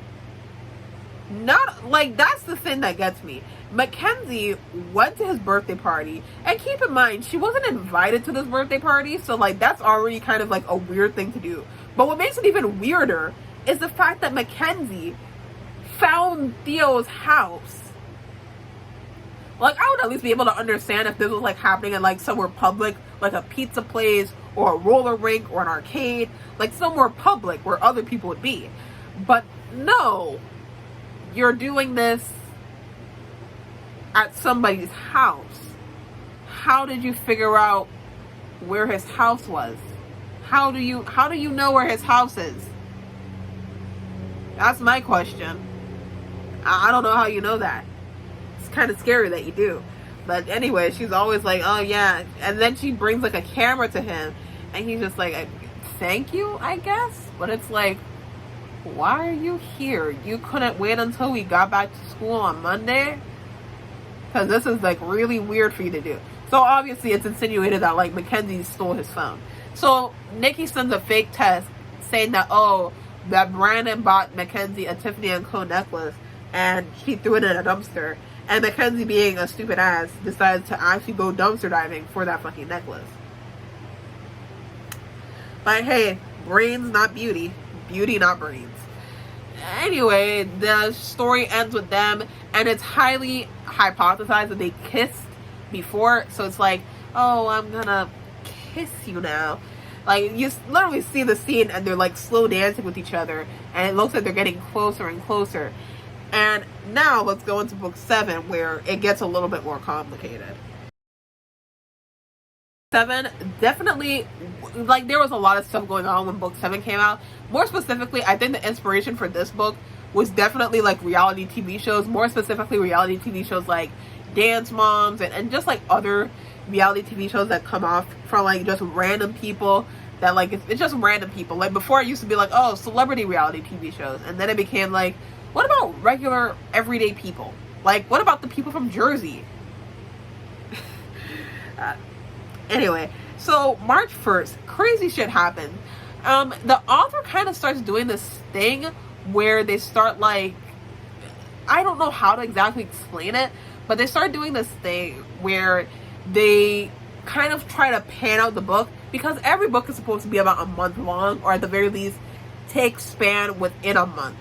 So what the author, I think, is basically doing is that to pad out the like runtime of the chapters, she'll like extend it longer than it has to, because I guess not chapter, but March 1st takes place throughout the entire week. So Nikki is writing from March 1st all the way until March 6th about March 1st. Well, she is constantly like, she'll finish writing March 1st and be like, okay, I gotta go because I gotta do this thing. And then she'll come back March 2nd and start it off again. And then she'll just keep doing the same thing over and over again. So what basically happened on March 7th? Trevor Chase calls up Nikki and is like, hey, I'm in town. I'm at this concert. If you need, I want to talk to you about this thing. I'm only going to be here for a short amount of time, though. So I need you to come in. And she's just like, I mean, yeah, I get that. But like, me and my friends try to get tickets for there, and they sold out pretty quickly. And he's just like, don't worry, I'll get you guys backstage passes. You can come to the concert and we can have our discussion. And she's just like, absolutely cool. They go over to the concert. Mackenzie is there, and she's just like, well, enjoy being in the nosebleed seats. And they're just like, we're not going to be nosebleeds. We're going to be VIP. And they like show their like badges and stuff. Mackenzie then steals them. And she's very purposeful about it too. She dumps water on Chloe. And this is in New York City in March. So it's cold as shit. Like, you're trying to kill a bitch. So she steals... Oh, shoot, my laptop died. Anyway, so she steals them. And she goes over with her friends backstage. And, like, the girls, they need to get backstage. And, of course, the security guard doesn't want to hear a bunch of teenagers being like, but we have backstage passes. And he's like, yeah, right. And I'm Santa Claus. So they manage to sneak inside. And they even get, like, makeovers done by this guy, this very obviously gay guy named Jake Blackwell. Or Blakewell, I don't really know. And he dresses them up because he thinks that they are the dance divas. My thing is, the dance divas look like they're in their like late teens, early 20s. These are obviously young teenagers. Like, when you look at the dance divas and then compare them to Nikki, Chloe, and Zoe, it's like, you didn't question how like one of them kind of looks like a middle schooler. I mean, yeah, don't get me wrong. A lot of people like to say that I look like I'm 16, I'm 21. I don't think I look like I'm 16. I had a bunch of my coworkers like being like, you're 21? And I'm like, yeah. You know how many of my coworkers have thought that I was 16? I don't even know how they thought I was 16. Like, I come in for work before school ends. Like, how did you think that? Anyway, They ended up getting there, they do the little makeovers, and they're just like, Mackenzie, you stole our backstage passes. And then, Mackenzie is all just like, no, we didn't. And it's a whole thing. And then security detains them and is just like, listen, ain't nobody leaving until we figure this shit out. So then Trevor Chase comes in and he's just like, Nikki, why are you in makeup? Why are you dressed up like that? And he's just like, yeah, don't worry. I know these girls. It's okay. And everything gets solved. But it's like, it was a whole, like, it had no reason to be, broken down into so many chapters. Like, you see how I was able to condense that into like 3 minutes, 2 minutes? Yeah, see, like that. But Mackenzie decides to lie when they're trying to call their parents, and she's like, actually, you can't get my parents because they're on a trip to Peru. And like, if this was the real world, I just know that it would go down like this. All right, this is a very serious situation. We need to figure out what is going on. So, I need a name and number. Who are your parents? Okay, so like, my parents are on a trip right now, backpacking through Rio. So you kind of can't really call them right now. I see. Who's your guardian then? My guardian? Yeah, your guardian. You don't look above the age of 18. So I'm assuming that you have a guardian? Aunt, uncle, grandmother, grandfather. I don't know. Maybe you also have some sort of nanny, seeing how your parents are backpacking through Europe. Anyone, doesn't matter as long as they're an adult. Name a number. I kind of don't have a guardian either. So, to get this straight, you're saying that you are a child under the age of 18 whose parents are currently away and have no cell reception with no parental guardian to take care of you? Yeah, that's correct. Alrighty then. So, we're gonna call Child Protective Services. What? You can't call Child Protective Service. Yeah, but the thing is that we kind of can, seeing how you're under the age of 18 with no parental figure that can be contacted or any sort of parental guardian either that is looking after you. So this is the prime time to call Child Protective Services. No, seriously, like you can't call them. You really can't call them. All right then. So you get 2 options. Option 1, you tell us the name and number of your parents so that we can call them and they can come get you. Or option 2, we call Child Protective Services and your parents can get called by Child Protective Services. And I can take a pretty good guess as to which one is going to make your parents more mad. So, name and number. They get everything resolved, and the following day they meet up at a pizza place, and that is where Trevor announces that he wants to give the kids their own reality TV show. More specifically, it's for Nikki. It's for Nikki specifically. Nikki is going to be the star of the reality TV show, and he's all like, yeah, it's going to be really good. We'll get to see you become a pop star and basically all that stuff. So filming is only going to take place throughout I remember seeing a lot of people talk about like this is the most unrealistic book out of the series, and it's like, yeah, it's a bit like unrealistic, but at the same time I will say I do think that it's a bit more, I think it's very interesting, but I think they do a decent job at keeping things like relatively, like, it makes a little bit more sense. Like, for one, the TV show didn't span like multiple seasons. It was an 8-episode TV show. They record her as she goes to the studio and stuff like that. So it really only lasts within the single month that it happens. And even then, it's not even like that major of a thing. Like, it's very simplistic, honestly. Like, it's 8 episodes. They do some training. They make a few CDs to be sold at like this private event. And that's about it for charity. So it's not anything like super big, at least how I see it. The schedule is a bit hectic for Nikki. For one, they'll film her throughout her school days. They release an episode at least I think it's once a week or once every 2 weeks. No, it's twice every week they release an episode. So it comes out pretty like quickly each time. So it's not exactly something that's like out there concept. It's not very out there. It's very simplistic. But it is very hectic for Nikki. Nikki has a bit of a hard time, but it's not awful. The running gag that we're going to see later on is that for this session of, like, for her gym class, she's going to be doing karate. And, like, the main characteristic is going to be that the karate teacher, because he's coming in from, like, a dojo in the area, so he's really chubby, and, like, it's kind of obvious that he doesn't really have much expertise in the field that he's talking about.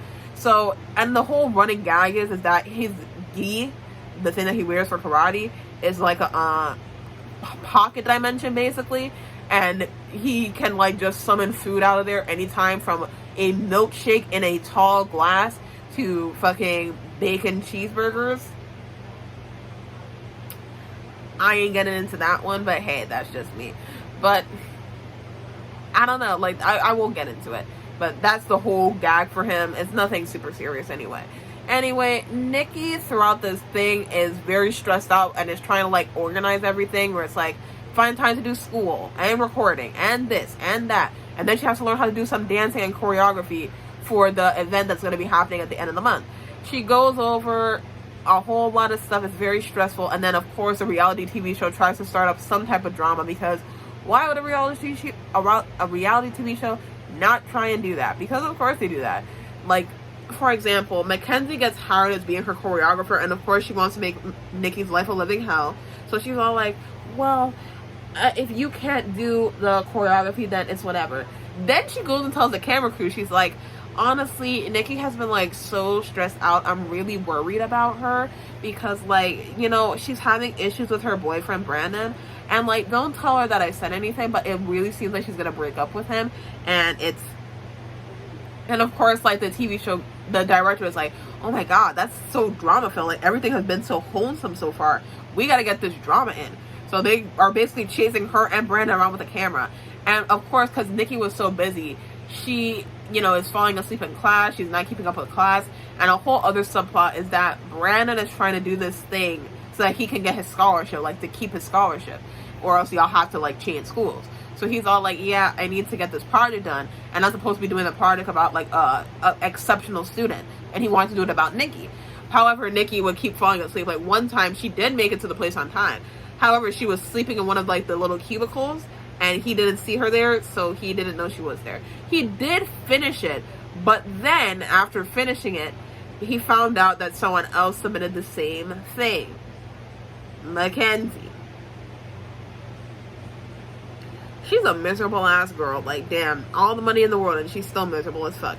But regardless of all of that, Nikki is all like, listen, Brandon, we can find another way. And he's just like, Nikki, we gotta accept this. I gotta get this thing turned in by like the next day. It took me like almost 2 weeks to finish that first one.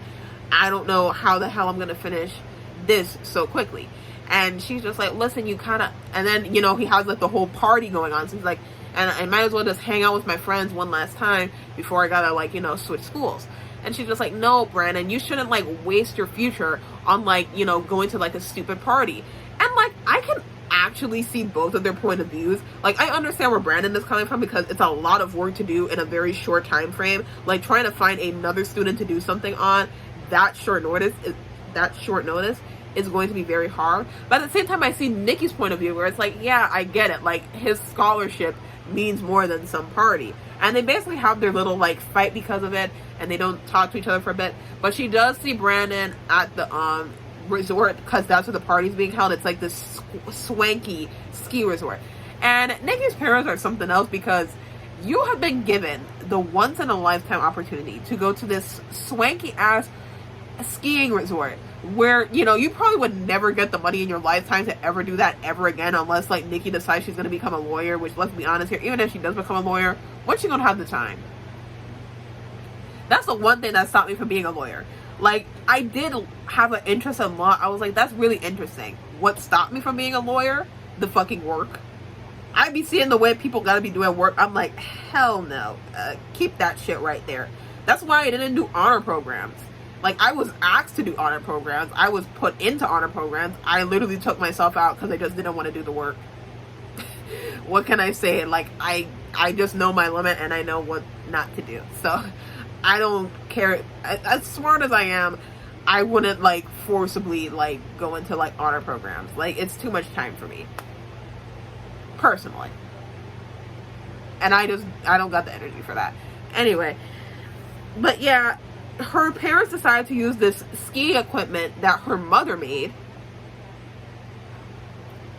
Skiing equipment that her mother made. And it's made from these, like, very gaudy, bright orange, like, jumpsuits or whatever. I honestly don't know, but it was gaudy as hell. Anyway, she's skiing for the first time, and Mackenzie pops up, and she's just like, well, I'm in the skiing championship, so you can like just sit back and watch. So Nikki decides to join for fun. It isn't anything super serious, and it's like, Nikki, this is a skiing competition. You've never skied before in your life. You're doing something very dangerous. You think she care? Anyway, Nikki is like doing something very, very dangerous, and so she decides, I'm actually gonna do this. And Mackenzie shoves her off. And like, there are photos of her doing this too, which is crazy to me.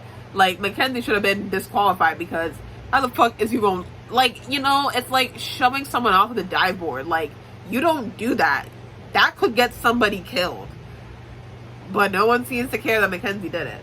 Anyway, Nikki ends up winning the competition somehow. I don't know how. That's the one little thing of like, oh, it's a book. I'm not going to get too into it. But yeah, she ends up winning the competition, and she convinces Brandon, like, hey, why don't you just make it about me winning the skiing competition instead of me being allowed to like film this TV show? And he's just like, okay, sure. He edits out his thing, submits a new thing, everything goes out perfectly fine. Now it's time for like the actual like listening party and stuff, and that's where things get complicated. So they open the box, and it's like there's all these CDs, right? There's supposed to be a bunch of CDs that they're gonna sign and give away for charity. The CDs aren't there, and like, Nikki has this tendency to blame herself for things that really aren't her fault, and this is like a prime example of her doing that, because she's just like, guys, this is all my fault. It's all my fault. And like, all of her friends are like, Nikki, how the fuck would this be your fault? Like, you're not in charge of packing the boxes. You're not in charge of shipments. You're not in charge of any of that. So how would this possibly be your fault? And she's just like, I should have checked the boxes beforehand. And they were just like, but Nikki, you're not in charge of packaging. You're not in charge of stock. Again, you wouldn't have to check these things. It would be somebody else's job. It's somebody else's fault, not yours. And like, her friends keep trying to tell her this, and she's just like, no, I gotta make this right. And they're just like, Nikki, it's really not your fault. And she's just not listening to them. So she comes up with the solution that they're gonna do a kissing booth, or like on the cheek, a kissing and hug booth, and it actually goes pretty well. And by the end of the night, they raised a bunch of money for charity. And just before the night ends, guess what happens? Brandon gives Nikki $5 for a kiss. And he kisses her on the lips. Oh my god. You see, he always puts the work in. He is working for that girl. But Nikki starts to get kind of self-conscious about it, because she starts thinking to herself, oh no, what if it was a kiss? Like, oh, we're just doing it for charity type kiss. What if it wasn't a I love you kiss? I don't know what to do. And she's all conflicted about it. And it's like, Nikki, god damn it, just accept the fucking kiss. It's really not that serious. But of course it's that serious to her, so it's fucked up, honestly. But yeah, let's get into book 8, which is like, I love the book, but at the same time, I kind of get why people don't like the book. When you wish upon a star, nothing happens. So this is personally my favorite book, and I mostly have a bias for it because at the time, I had a very big, like, fairy tale, like, I was obsessed with fairy tales when this book came out. Like, I loved watching videos about the true origins of the Little Mermaid, the true origins of Cinderella. Like, I was obsessed with, like, fairy tales, and the Grimm fairy tales specifically, and mythology. Listen, I was obsessed with Japanese mythology. I want to do a gaming channel when I want to buy, like, a little port for my laptop so I can have some more data, and basically watch, like, you guys can watch me play on Yokai Watch, because I want to do a video about Yokai Watch. Yeah, I know about Yokai Watch. I was obsessed with Japanese mythology as a kid. For this book, we're mostly more talking about the Grimm fairy tales specifically. I think this was supposed to be because, number one, when this book was coming out, there were a lot of fairy tale retellings. Not just like Ever After High and stuff like that. Like, you had the Cinder series or the Lunar Chronicles, which really got to read that at some point, honestly. But yeah, the Lunar Chronicles, like, it was just a lot of like people like reimagining different like Disney fairy tales, you know, like the Grimm's fairy tales over and over and again. So I really did have an obsession with that. But I also feel like it's an April Fool's book because the book's date is April Fool's. And this is the first book in the series that takes place throughout the entire day. Like, this book is only for one day. One day. That's all that it is. It's for one day. So what exactly happens? Nikki wakes up late for school, still contemplating what's going on with her and Brandon. And it's a very hectic situation. When I say hectic, I mean hectic. Girl wakes up late. She manages to, like, you know, hop in the shower, get dressed, and everything is going decently. Brianna's in the kitchen making a peanut butter and pickle sandwich. I wanted to try it for this video, but my fridge isn't working. So I unfortunately can't really do that right now. But, maybe some other time. But either way, you know, and, you know, Brianna's all like, oh, you took my sandwich because she can't find her sandwich. And Nikki's like, I didn't take your sandwich. It's nasty. So then she goes to school, comes to find out that the sandwich ended up sticking to, like, Nikki's new sweater. And it messes up her sweater. And she's, like, all embarrassed. You really got to feel bad for Nikki. Like, it's a series of unfortunate events. But Nikki is still, you know, trying to, like, figure how to do stuff. So she goes to the gym class and they're doing dodgeball. And everything is going good. She's actually having fun. But then Mackenzie takes a ball and is like, hey, Maxwell, eat this. And throws it at her full force. And it hits Nikki square in the face. And then it hit her with so much force that she went out, like, cold, unconscious completely. And it's like, holy shit, what the fuck? So then Nikki wakes up in Munchkinland. So just so you know, there's, like, I'll show, like, here's the map. Editor me put up the map. So here's the map. This is how we're basically going to be going through things. So we start off in Munchkinland. So we're incorporating the Wizard of Oz first. So the Munchkins are there, and the Munchkins are made out of actual munchies. So, like, you know, candies, cupcakes, chips, that type of thing. And they're just like, oh, thank you for saving us from the Wicked Witch. She was giving us awful wedgies. And she's just like, oh, no problem. It wasn't an issue. But, you know, Brianna is the good witch of the north in this. So Brianna is just like, well, just so you know, she's going to be really, really mad because you kind of ripped out an extension, tore out an eyelash, and then also managed to fuck up her sneakers and busted her lip. And, you know, Nikki is like, oh, that's not good.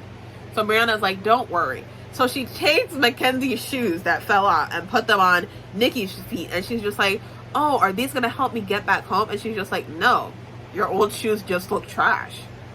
You're welcome. Get out of here. Not that exactly, but she's like, yeah, her shoes look trash. And she tells her to go find the wonderful Wizard of Oz. Because trademark. But anyway, she goes outside and she ends up going into the dark and scary woods, where her outfit transforms into that of Alice in Wonderland. Yeah, Alice in Wonderland. Honestly, Alice in Wonderland and Dorothy, so similar dresses. And, like, the characters in the book constantly make that comment where they're like, are you Alice? And then Nikki's like, no.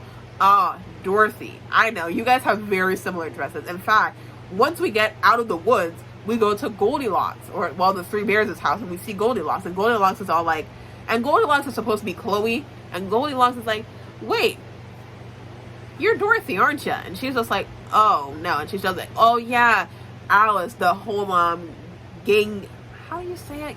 I'm going to say it wrong, and someone's going to beat me up in the comments. A Gingam, I think? Ringam? I hope I'm getting it right. But anyway, it's the checkered pattern, kind of.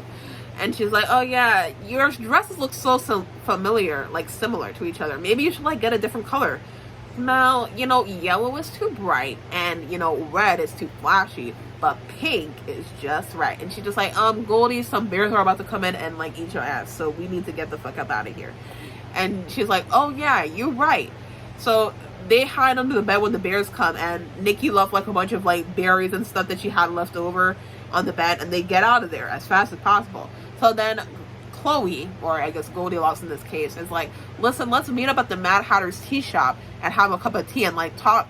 And she's like, okay, sure. So she keeps walking through the woods, and then she runs into, you know, Little Red Riding Hood's story, and she's like, and Little Red Riding Hood is Zoe. And so she walks in there and she sees, like, the big bad wolf, and she's just like, hey, don't do that. Like, the big bad wolf tries to go and kill Zoe, And like Nikki grabs the tail of the big bad wolf and is like yanks it off, and like yanks it off. Like, that's gore. That's gore of my comfort character. And you know, he's all mad about it too. He's like, now, why would you do that? Now I gotta go and get my tail reattached. Do you know how much work it takes to do that? And he just storms off all mad. And it's like, damn. Good thing she saved that girl's life. So they make it to the Mad Hatter tea shop. They start eating. They're enjoying themselves. They're talking about trying to get Nikki back home. And then some princesses walk in. Snow White, who I'm pretty sure is supposed to be Violet. Sleeping Beauty, who is Jenny, who's a character that we meet back in the party committee. And Marcy is Rapunzel. They hate being royals, like, completely. They're just like, I am so tired of constantly having to go to these parties. I'm so tired of having to eat a stupid apple and fall asleep for like 100 years. Like, I want to go out and adventure and like have fun and like figure stuff out. Like, I can't even like go out into the garden without like 6 knights following after me. Like, it's ridiculous. And you know, they're all like upset about it. So then Nikki is like, well, hey, the renegades, because this is how the magic system works in this world. The renegades are the people who have more adventurous stories, who are saving people and, you know, trying to fight the good fight. The regals are all royalty, and then, you know, the rogues are basically just mages and stuff. That's all that it is. It's very simple, to your point, in the face. And she's just like, well, why don't you guys just switch places? And they're just like, but that's against the law. And she's just like, not if you don't tell anyone. Now if you don't tell anyone. And they're just like, you know what? She's actually speaking fact. So then they're like, hey, just so you know, the Wizard of Oz is going to be at the Prince Charming's ball, so you should probably go there. And she's just like, okay, I'll go there. Of course she gets refused because she's obviously not a regal. So she's like, damn, what am I going to do? So Brianna comes in and she's just like, don't worry, I'm going to transform you into a very pretty princess, like a beautiful ball gown. And she manages to do that. They walk up to the stairs. Nikki is all like, wow, I'm the belle of the ball. And then guess who the Prince Charming is? It's Brandon. You know, he may be poor in real life, but at least in fiction, he's rich. But he's obsessed with her. He's like, listen, I've never felt this way about anyone in my entire life. Probably because I'm 14 years old. But I'm in love with you. And she's just like, cool. I gotta go. Like, you know, true Cinderella fashion, like, she gotta go. So she rushes out there. He's just like, wait, don't leave me. And she's just like, I'm really sorry, but I have to go. She sleeps in the fucking shed. I don't know how no security guard ain't found her, but she does do that. And she goes to the Queen of Hearts castle because that's where the Wizard of Oz went next.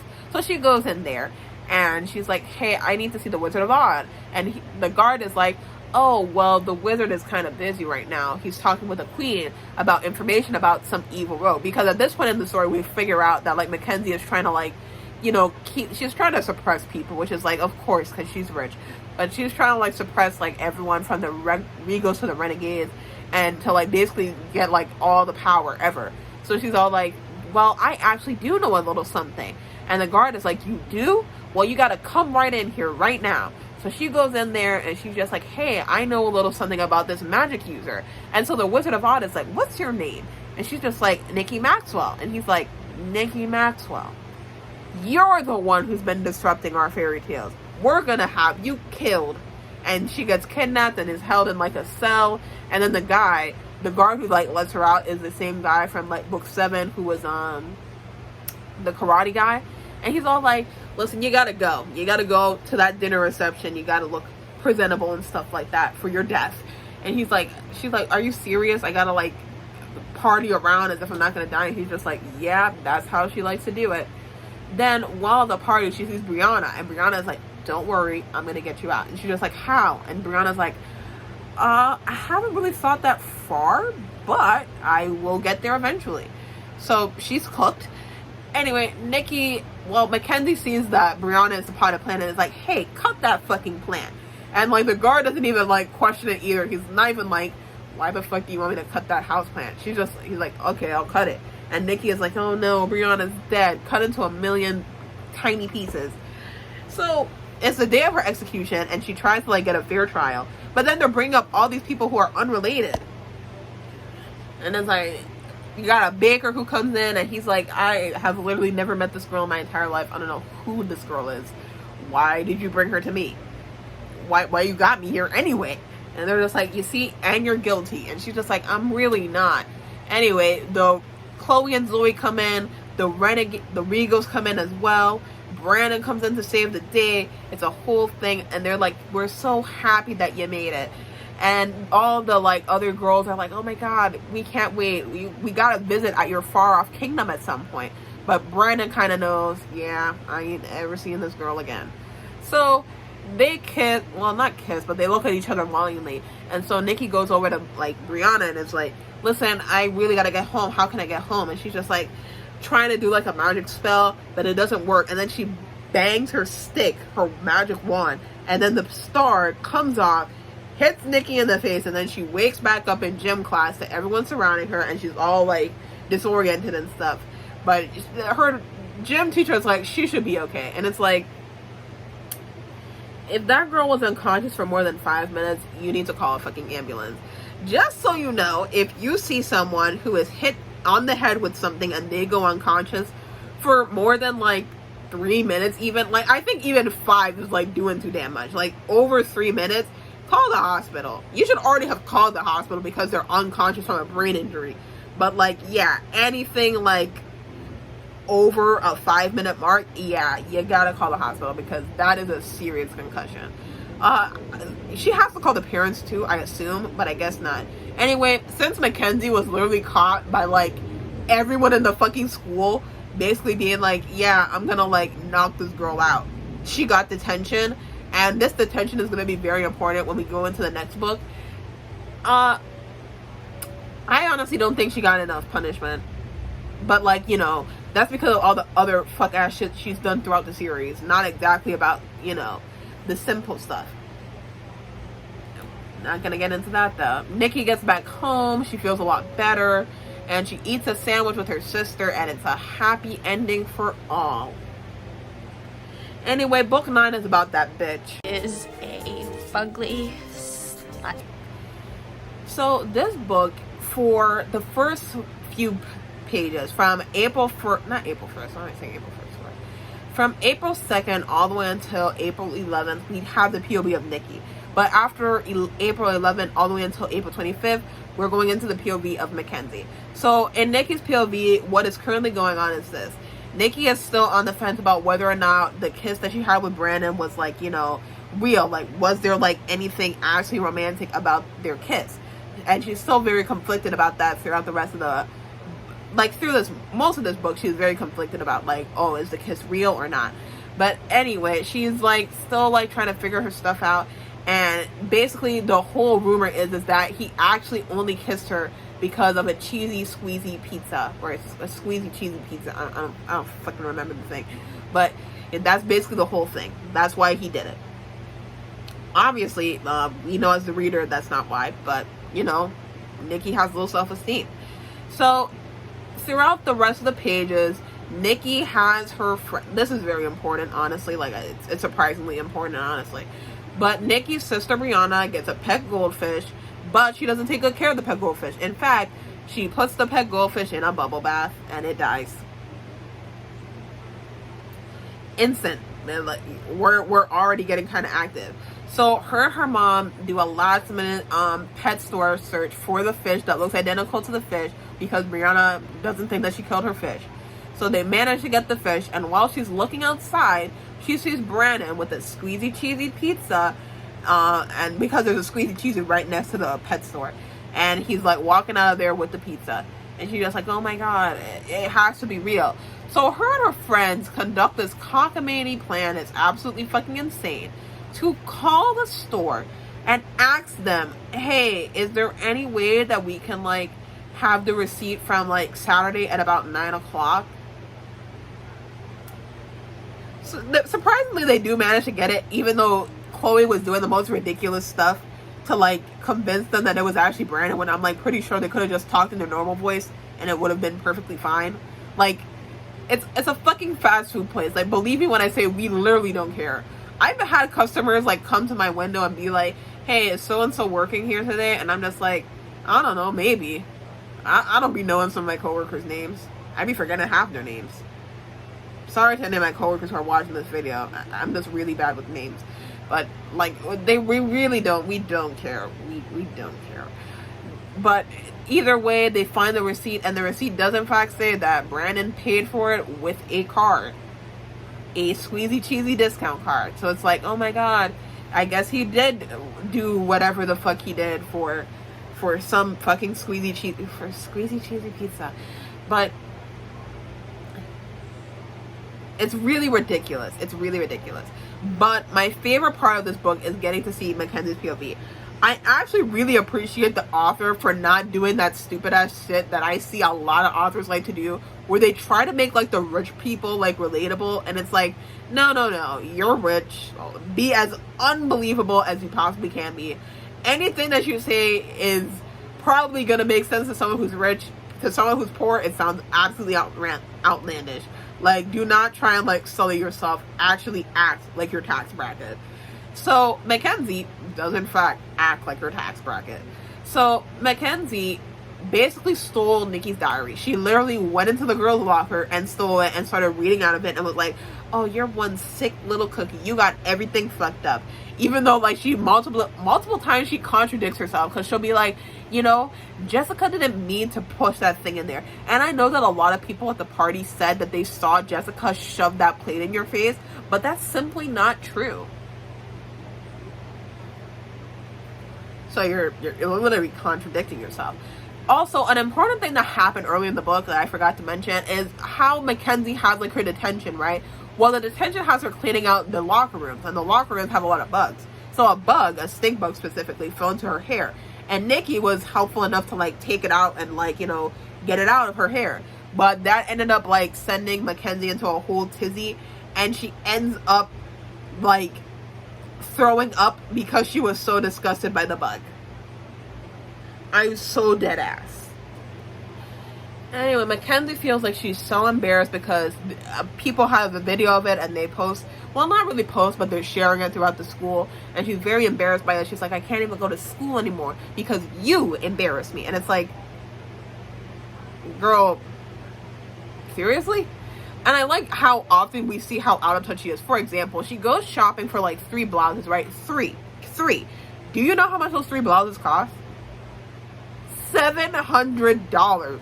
Actually, it was almost $800. That girl spent $800 on 3 shirts, but I'm out here skimping and saving, waiting for my tax check from 2022 so that I can buy myself a little tablet. And the tablet's probably going to be about the same price. Like, you wait, like, that's so much money. And then even crazier, she takes one of the shirts, cuts it up so that she can make a cover for the diary so that Nikki doesn't suspect that she has her diary. And then after doing all that, goes to buy another shirt. So at that point, she spent over $1,000 in one day. That's some crazy fucking shit.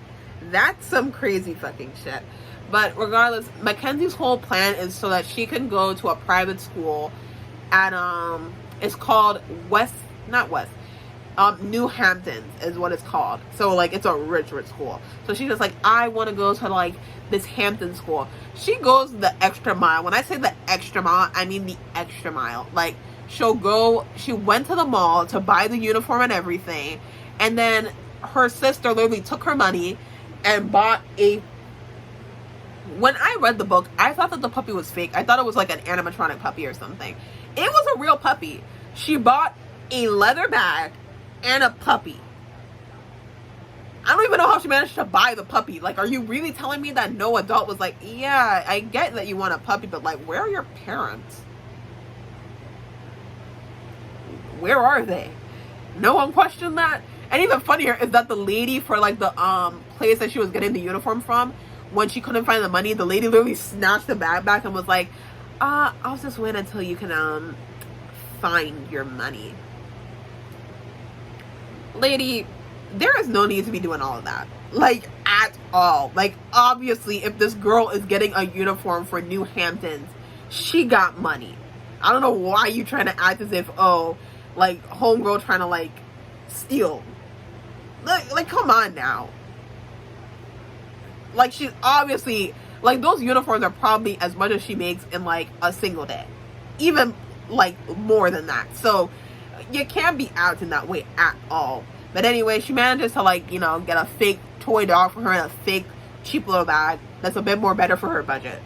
Now, she tries to convince her parents, and it's like, we do get some nods to the fact that, like, her parents, while not abusive, are definitely a bit neglectful. Like, they care a little bit more about, like, public image. Like, her dad obviously cares more about work. Her mother cares more about being a socialite and a charity worker. So, and what else? A philanthropist also. Like, that's basically her mother concerns.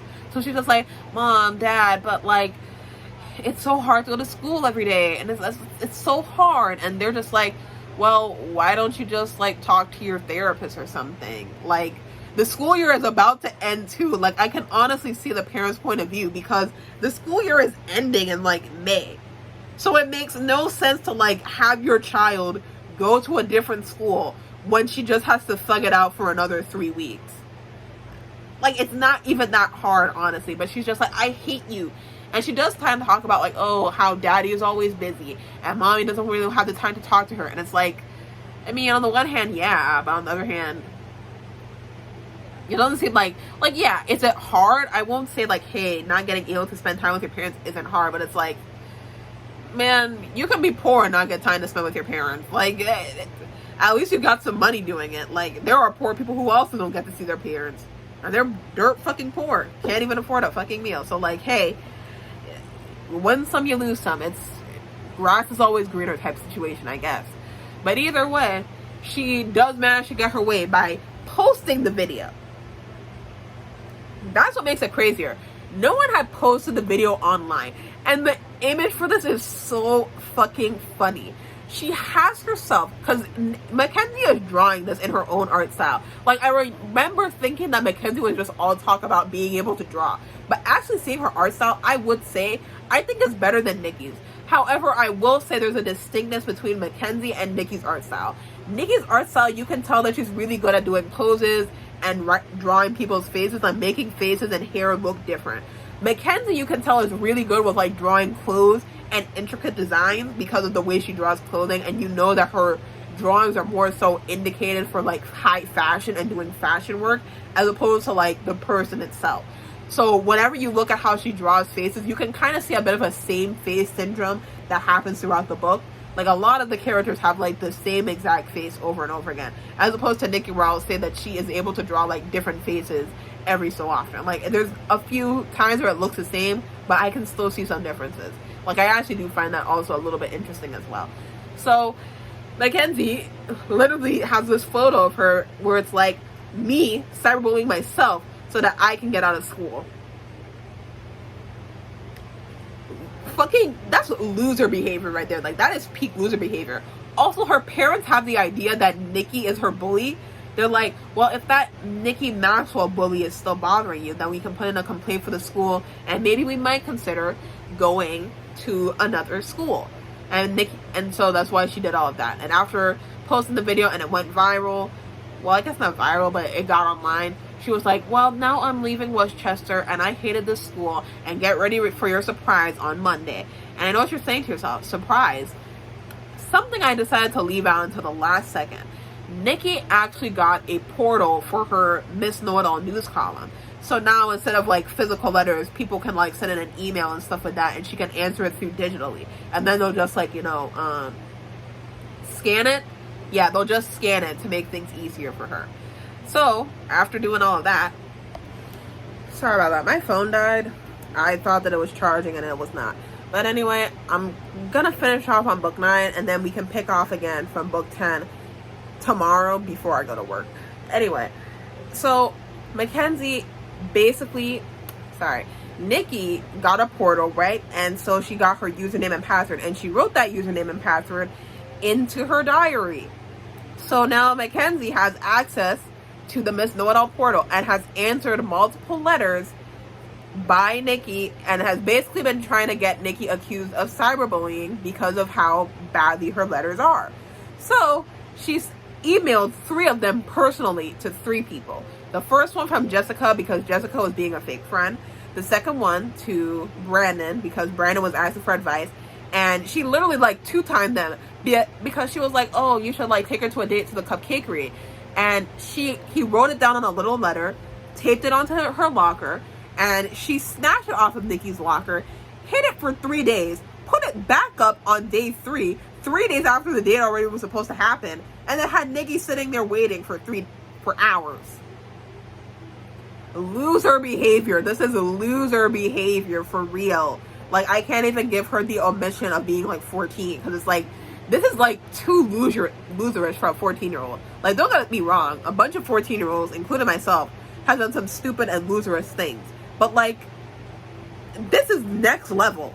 This is demented, honestly. But trying not to get too hard about it.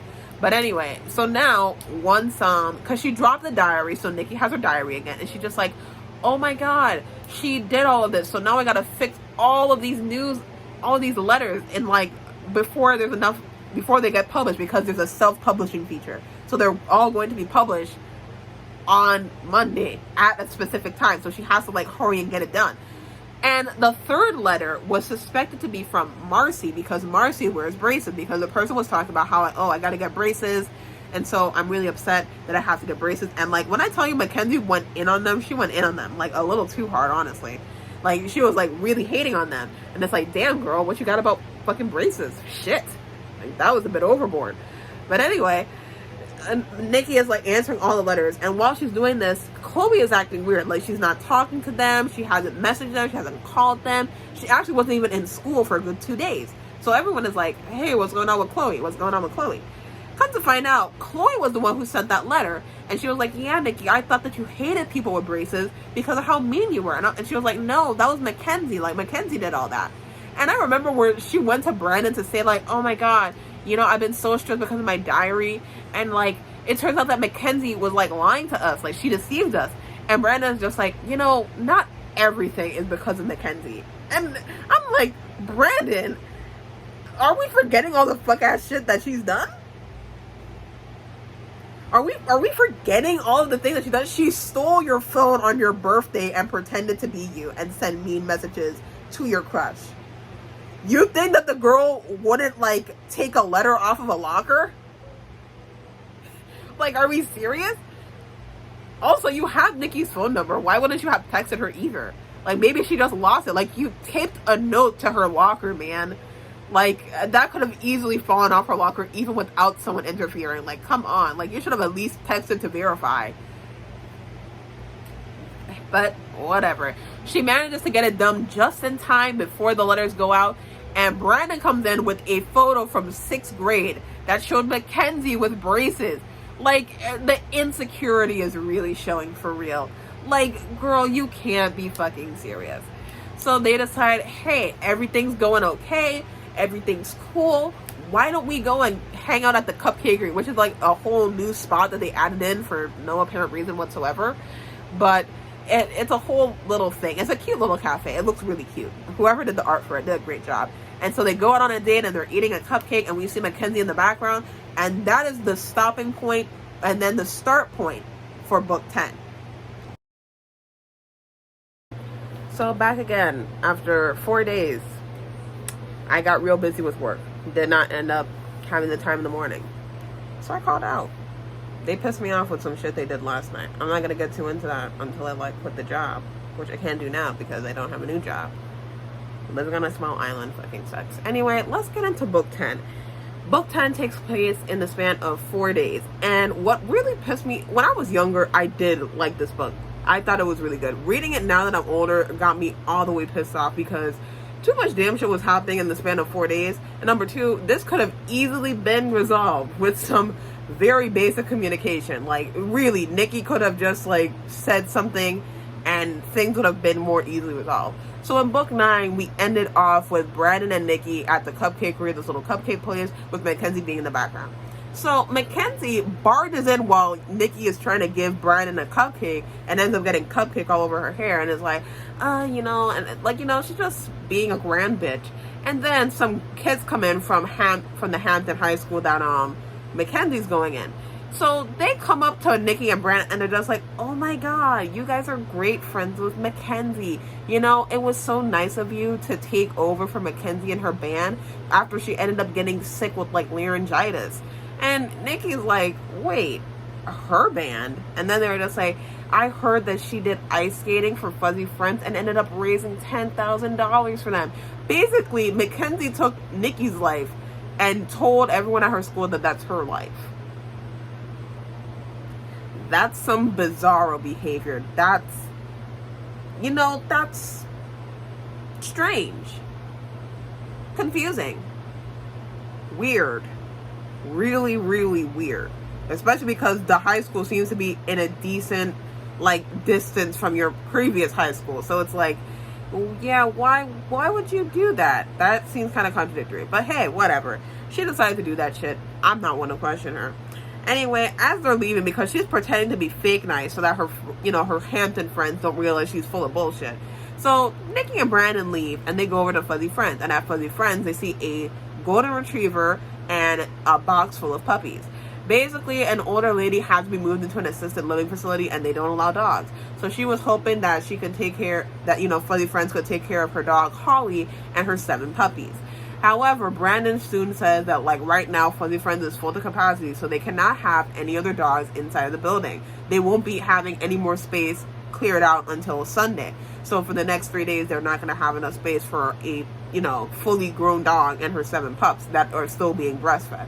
So everything is kind of, like, very hard. It's like, oh, damn, what are we going to do? What are we going to do? So Nikki's like, well, what if we just, like, secretly hide them? You know, if we keep it a secret, no one's going to know that there's, like, more dogs than they're supposed to be in the shelter. And Brandon's kind of on the fence about it, but he's like, okay, whatever. Until, guess who's behind them? Fucking Mackenzie. And she recorded them too, and it's like, oh, well, I'm going to tell the news that you're keeping way too many animals in that shelter. And it's like, girl, it gets to a point. Is it not obsessive? And it's like, you would think as someone who, like, genuinely likes Brandon, doing shit like this isn't gonna make him like you. Like, that's crazy. Like, how the fuck do you think getting your crush to like you is by literally manipulating him and gaslighting him? Like, yeah, I really like you. So if you don't do exactly what I say, I will literally get rid of your one hope and dream and the business that is literally in charge of keeping your family going. Like, what? How do you possibly think he gonna like you for that? And he's like so bummed out about this. And even Nikki calls her out of her BS and is like, Mackenzie, you know you're just hurting Brandon by doing this, right? Like, what the fuck is wrong with you? And Mackenzie's just like, I don't care as long as I get my way. So they decide to come up with this plan. And the plan is basically that Brandon will keep the dogs at his house for a day. Then, the next day, he's going to bring the dogs over to Nikki's house. The next day, they're going to bring the dogs over to Chloe's house. And after that, for the final day, they're going to have the dogs at Zoe's house. And then they're going to go, yeah, basically, they're going to go and give the dogs away on Sunday to go back into the shelter. That's a very simple plan, to the point, right? Until Nikki's mom is like, oh, we just bought new furniture. I don't want any dogs in the house. And it's like, I understand it to an extent, but at the same time, I kind of don't. Like, for one, the dog isn't going to be staying there for a week. Now, I could understand if, like, the dogs were staying for a week. Like, I understand that. But the dogs ain't going to be there for a week. The dogs are going to be there for a day. Hell, even less, because when the dogs arrive, it's going to be after school. So when Nikki gets the dogs, she's going to get them at about, like, between the hours of 3 and 5 o'clock. So with that in mind, the dogs are going to sleep through the whole night. At the very least, they're just going to have to survive until morning. That's it. Just for the morning while Nikki's at school until she comes back home. And even then, we find out later on that Brandon was like, oh, you know, I know you're doing like your library assistant thing, so I can just call up the guy and he can go by your house and pick up the dogs. So, like, he could have picked up the dogs even earlier, depending on the situation. So it's like, what's the issue, like, genuinely? And even then, you're telling me that you couldn't just, like, tell her, well, hey, you can have the dogs, but they have to stay in your room. Like, they can't be anywhere outside of the house.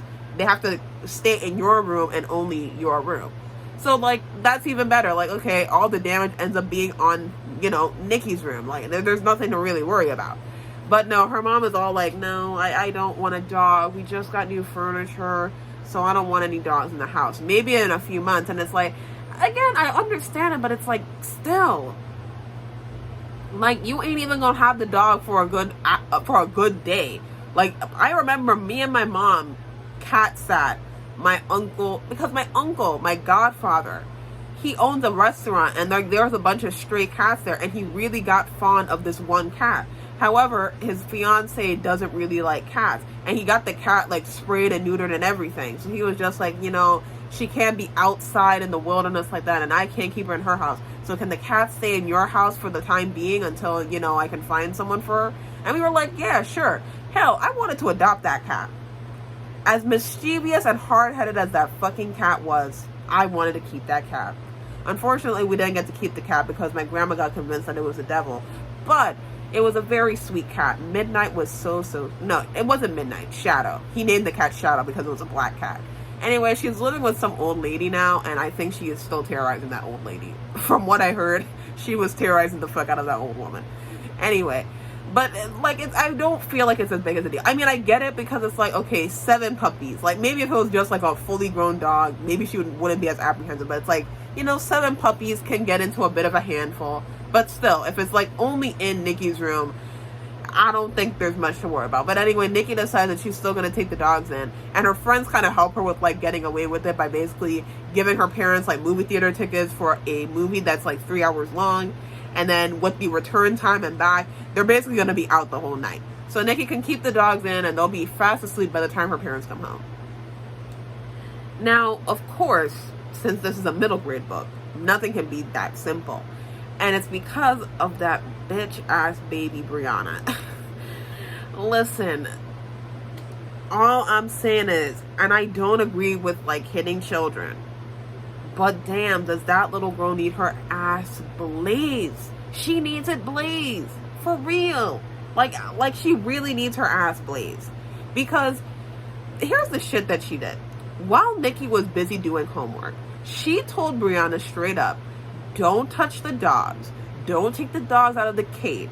If you want to pet the dogs, I have to be there. I'm doing homework right now. When I'm done, you can play with the dogs. Do you think that little girl listened? Not a shit. And what makes it even worse is what she did. When Nikki finally finishes up her homework, she realizes how quiet the house is, which isn't a good sign when you have a bunch of puppies, a dog, and a 6-year-old kid that can't listen for shit. She goes downstairs. Those dogs have completely ruined all the new furniture her mom had. So it's like, damn, maybe she really did have a point. But anyway, ruin all the furniture that her mom had. Then Nikki hears her sister upstairs. She goes over there. Not only did Brianna... Wait, that's not just it. Let's wait a second because it actually happens a little later. I'm so mad at what this little girl did that I extended. But here's the thing. After Nikki painstakingly sews back everything together, like, Nikki actually got some good homemaking skills. Her mom taught her well. But damn, after Nikki stitches up everything, has everything good to go, fixes everything, goes upstairs to the bathroom because, again, it's quiet. Why is it quiet? With a 6-year-old that can't listen for shit, puppies, and a fully grown dog. Homegirl goes upstairs. The entire bathroom smells disgusting. The tub is full of mud. And it's not regular mud, just so you know. It's not regular mud. It's compost. And if any of you are wondering what's compost, it's a special kind of mud. Made from fucking shit. Made from shit and decaying vegetables. That's what compost is. That's the stuff that helps grow your veggies. Like, there's a very high probability that your shit, because, like, again, it's poop. Cow poop, pig poop, could be human poop depending. But all types of poop. So whenever you hear people on the news say, hey, this vegetable had an E. coli outbreak, that's why. Because vegetables grow from shit. You'll be surprised how many people don't know that vegetables grow from shit. Like, you really got to tell fully grown people, vegetables grow from shit. They don't believe you. Why the fuck do you think there's vegetables that have E. coli problems? They are growing from shit. They weren't properly washed. And then some of y'all don't be washing your veggies anyway. That's why they tell you to do it. I'm sorry, this is a completely different tangent, but it pisses me off. Like, this is why they tell you to wash your vegetables and your fruits. Because it's shit. It's grown from shit. It's covered in shit. The same thing goes for eggs. They come out of a hen's ass. Let me stop right there, okay? Let's get back to it. This Brianna girl got me heated. But Brianna has this entire bathroom covered in compost because she wanted to give the dogs a spa. And you're probably thinking to yourself, she didn't rub compost on those dogs, did she? Thankfully, she did not. She took her father's all natural peanut butter and put it on the dogs to give them a peanut butter facial. I don't know how Nikki gonna explain that shit to her dad. Because it was a big tub of peanut butter. Like, the drawing shows that it was a huge tub of peanut butter. So, I don't know how the fuck she's explaining that to her daddy about how he's missing, like, an entire gallon of fucking peanut butter. I pray for her how she plans to do that, because I don't know how I would do that. Anyway, Nikki is so defeated that she just ends up, because after a whole incident, she too gets covered in compost. So the bathroom's covered in compost, she is covered in compost, her sister's covered in compost, it smells like fucking shit. She's crying on the fucking floor because she's so stressed the fuck out. What the fuck she gonna do? Then, as she's doing that, there's a knock on the door and she's just like, damn, are my parents home? How the fuck am I gonna explain this? She goes by the door, she meets Brandon, and Brandon's like, whoa, what the fuck is going on here? And she's just like, yeah, a lot of shit happened. And he's like, don't worry, I'm gonna help you out. So here's what's even crazier about the whole compost thing. In this book, we get introduced to Max Crumbly, who will have his own spin-off series. And while I did read the book series originally for this video, I kind of decided to not put it into the video because that series was boring as hell. I'm sorry. Like, it was really, really boring. Like, I was just, like, not entertained. Like, I really could, like, just recap the whole thing in, like, a 3-minute speed run if I wanted to. But I don't. So I won't. Anyway, we get introduced to Max Crumbly. Max Crumbly is Miss Wallabanger, who is Nikki's neighbor's grandson. And he was basically doing a science project with Brandon for the school science fair, for Westchester Science Fair. He goes to a completely different school, Max. He goes to a public school. Anyway, Mrs. Wallabanger, they were originally going to use, because their thing is how to, like, clean dirty water. Like, see, you know, Brandon's a bit of a genius. He's real smart. A real humanitarian, you might say. But Brandon is trying to, like, do this project where he's trying to, like, turn dirty water into clean, drinkable water to help people in other countries that don't have access to clean water. And it's like, man, he's so sweet. This guy's an angel sent from heaven for real. But he's like, yeah, originally we're going to use Max's grandma's compost pile, but for some reason all of her compost is missing. We don't know what happened to it.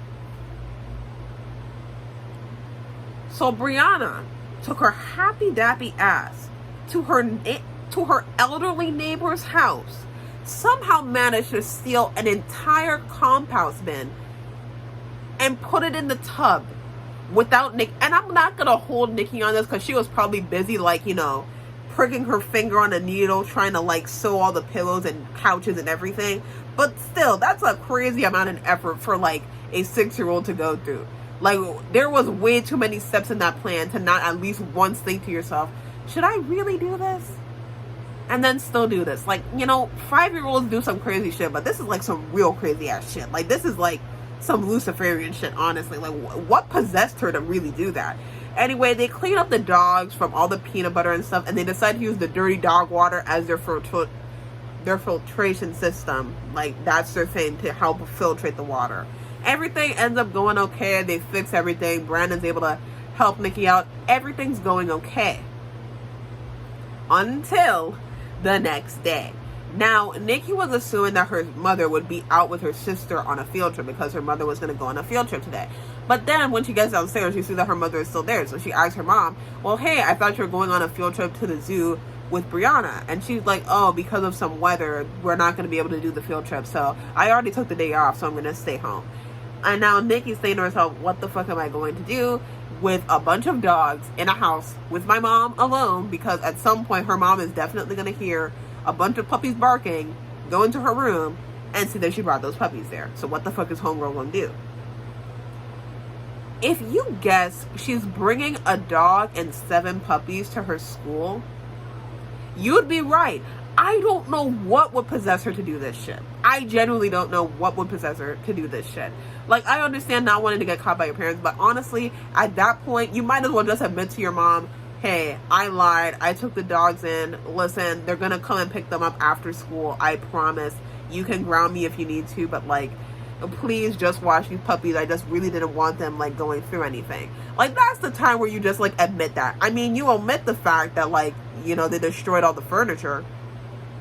But it seems like your mom didn't notice anything because she didn't tell you anything. So, hey, you don't got to mention that part.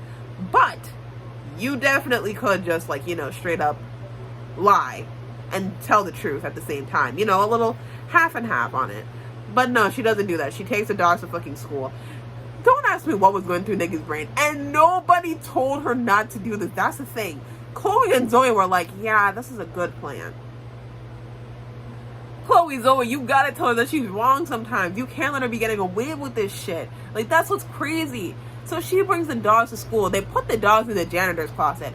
Honestly, it is a miracle that somehow that no janitor that works at that school didn't go in that closet to find a bunch of dogs there. But then after a while, they were like, damn, but guess what those dogs did? They messed up the janitor's closet while they're in their fourth period. Because of course they messed up the damn janitor's closet. There are a bunch of puppies and a dog in a janitor's closet. You should be lucky that those dogs didn't get poisoned with all the chemicals in there.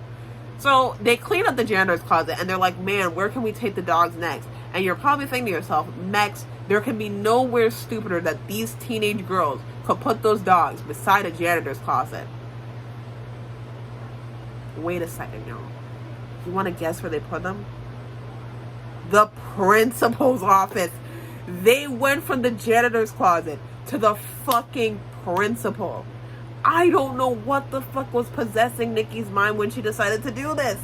They snuck the dogs into the principal's office because Marcy is in charge of, like, you know, being a front desk clerk. So she's there and she's just like, oh my God, hey guys, what you doing here?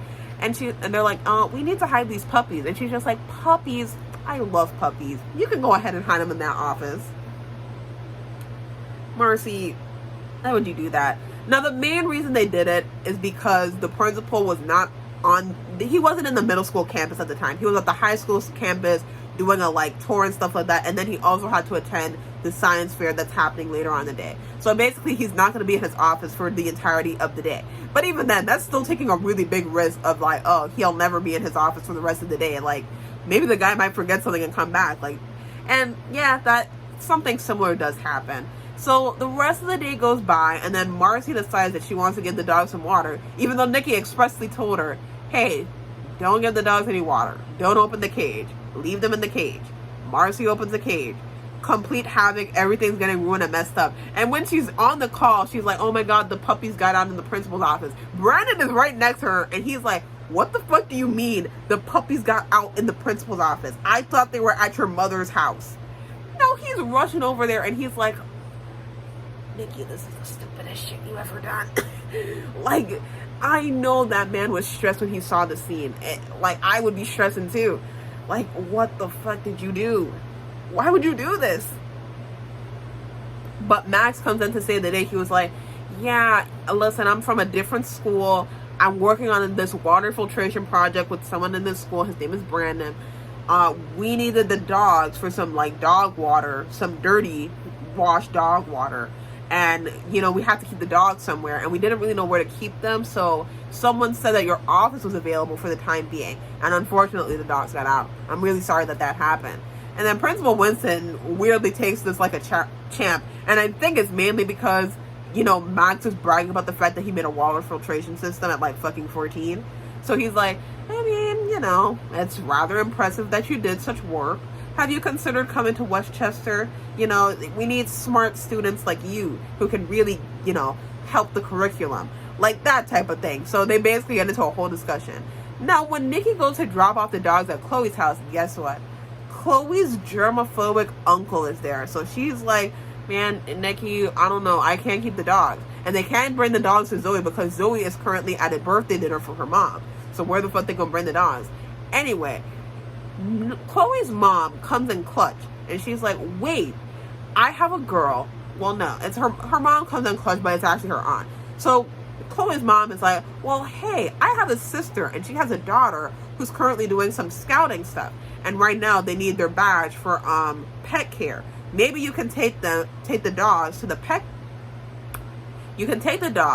sleepover that they're having so that they can earn their badges. And they're like, okay, bet. Guess which house it is?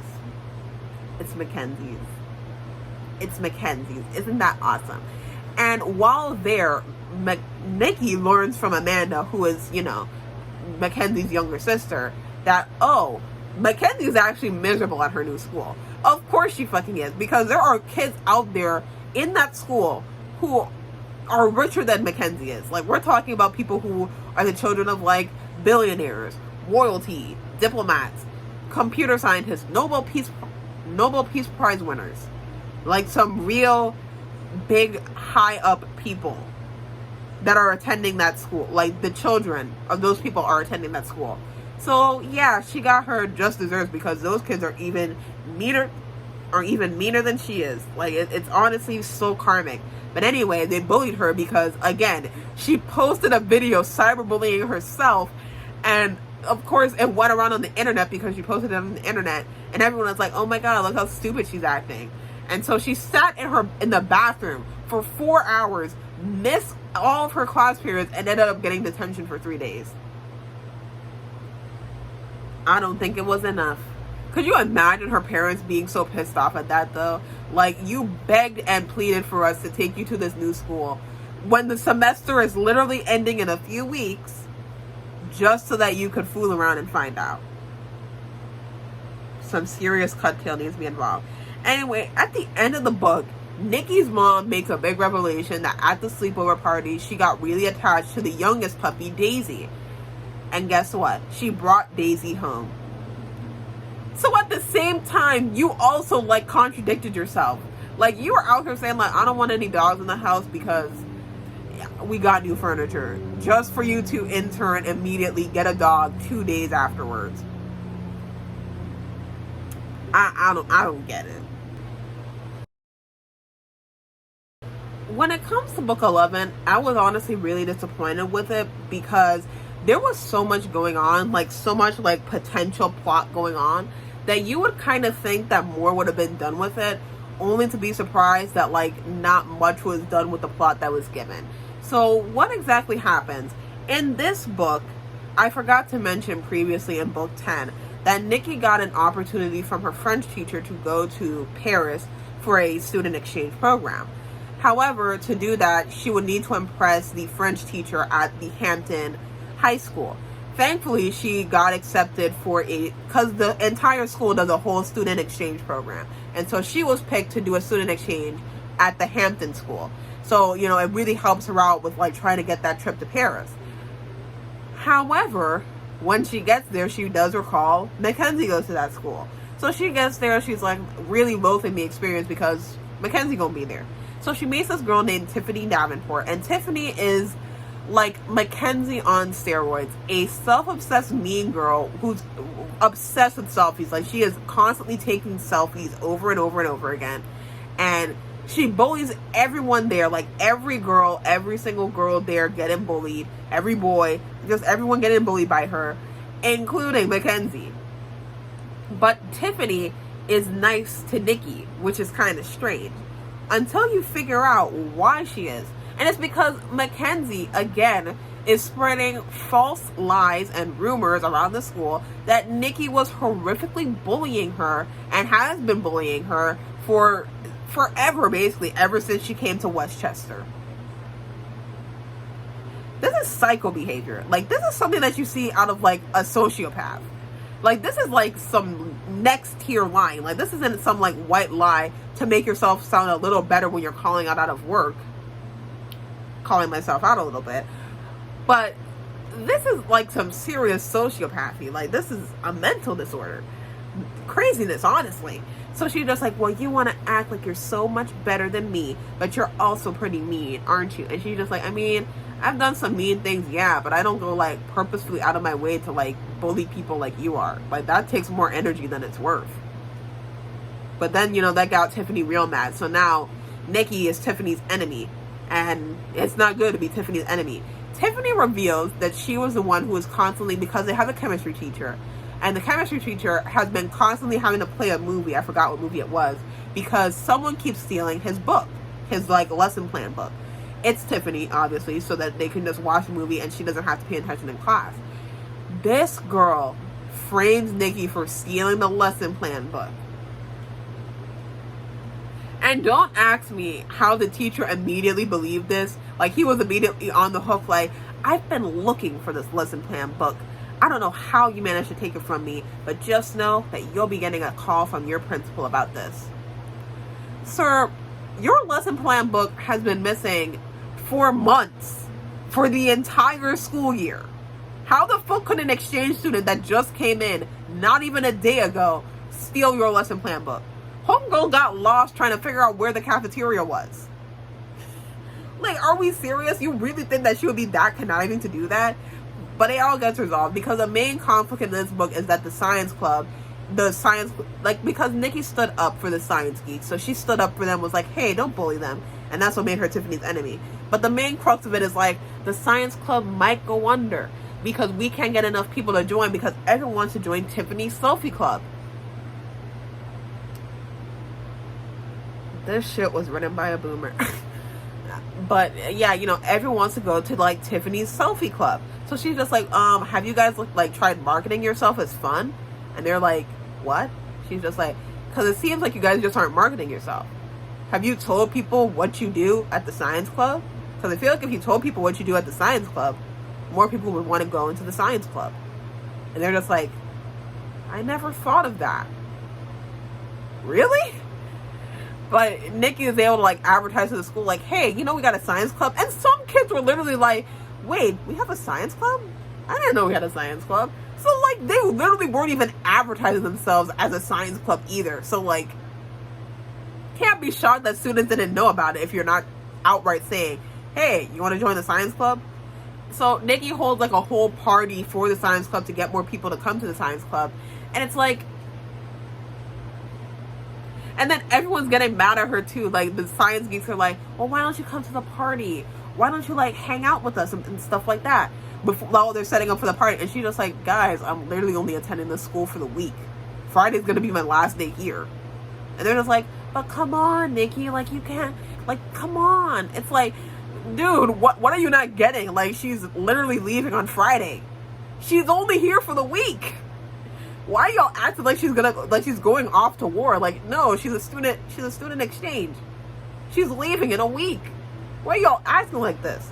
To take down Tiffany, Nikki and Mackenzie team up. And the book, that's what kind of pissed me off about this book, is that they advertise it as if Nikki and Mackenzie have been teaming up for the entire book. But they don't team up with each other until like 2 days before Nikki is supposed to leave.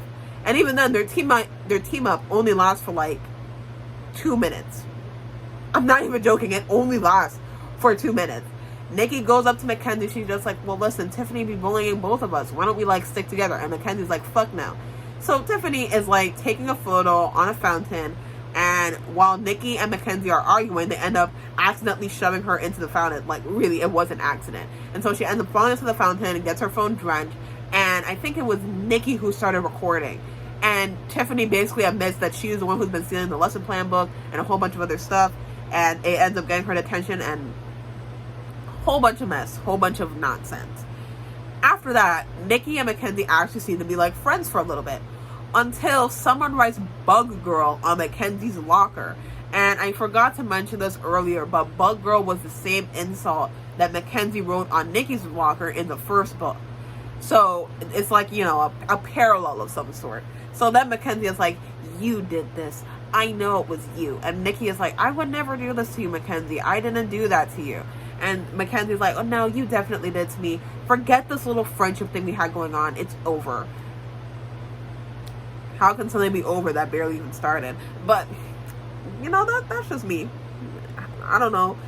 Like, again, like I said, that peace treaty lasted for like 2 fucking minutes. I mean, I guess technically 2 hours, but it's like, it was barely lasted. That's basically where I'm coming at. Anyway, Nikki attends the party. She also did her interview with the French teacher and ends up getting accepted for the Paris trip. And it will be happening, I think, in August. Yeah, I think it's August. So it's gonna happen in August, which is perfect because she's supposed to be touring with the Bad Boys in July. So homegirl is stacked. She's got a field trip to Paris and also is going to be on tour with the Bad Boys. Until the next book, that is.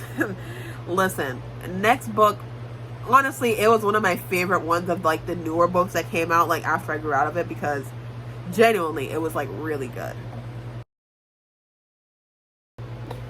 This one was, again, a favorite book of mine for the series. Like, it was like, compared to like, because I grew up from like books 1 through 10. Like, after that I had stopped reading the series. However, you know, reading these newer ones from 11 to 16, 12 has to be my absolute favorite of the bunch, because I won't lie, after 12 I feel like all the other books started to kind of fall a bit flat after that.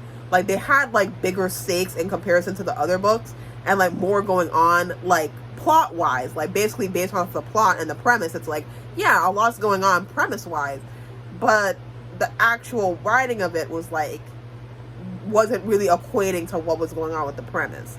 So let me specify a little bit more once we get a bit later into it. But in Dork Diaries 12, Nikki is going to be basically a little counselor for an exchange student who's coming from Northampton Hills. Now, there was a bit of a misprint with the person's name. The name said Andrea. So Nikki thinks that, oh, she's helping with a girl. She's being a tour guide for a girl. And also, this is like where Nikki and Brandon's relationship kind of reaches its peak, because Brandon straight up admits to Nikki, like, you know, I kind of like you. In like a more than a friend way. Like, he straight up admits that to Nikki, like, unprompted. He's like, yeah, I like you. A lot. Date me. Like, he's legitimately, like, he's done with the rigmarole. He's ready to get to it. They're getting into high school now. He's not playing around. So he absolutely admits his feelings to her. So she's telling Andrea, she's like, yeah, there's this guy named Brandon. I got a crush on him. He's so cute. And Andrea's just like, well, really? That's so interesting. I'm glad you got a little crush.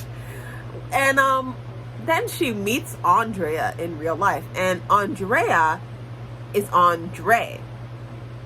He's a guy. A guy with a French accent.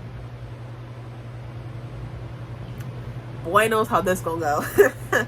Listen, drama out the fucking gate.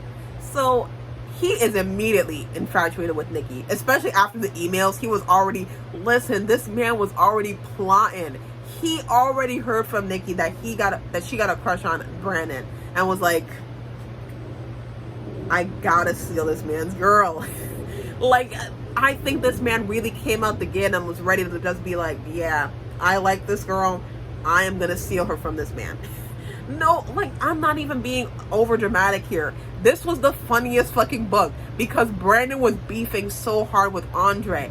For example, here's something that Andre does. Because Andre is French. His mother is a journalist, like a very important journalist, a very high up journalist, like something like against Gayle King in a sense.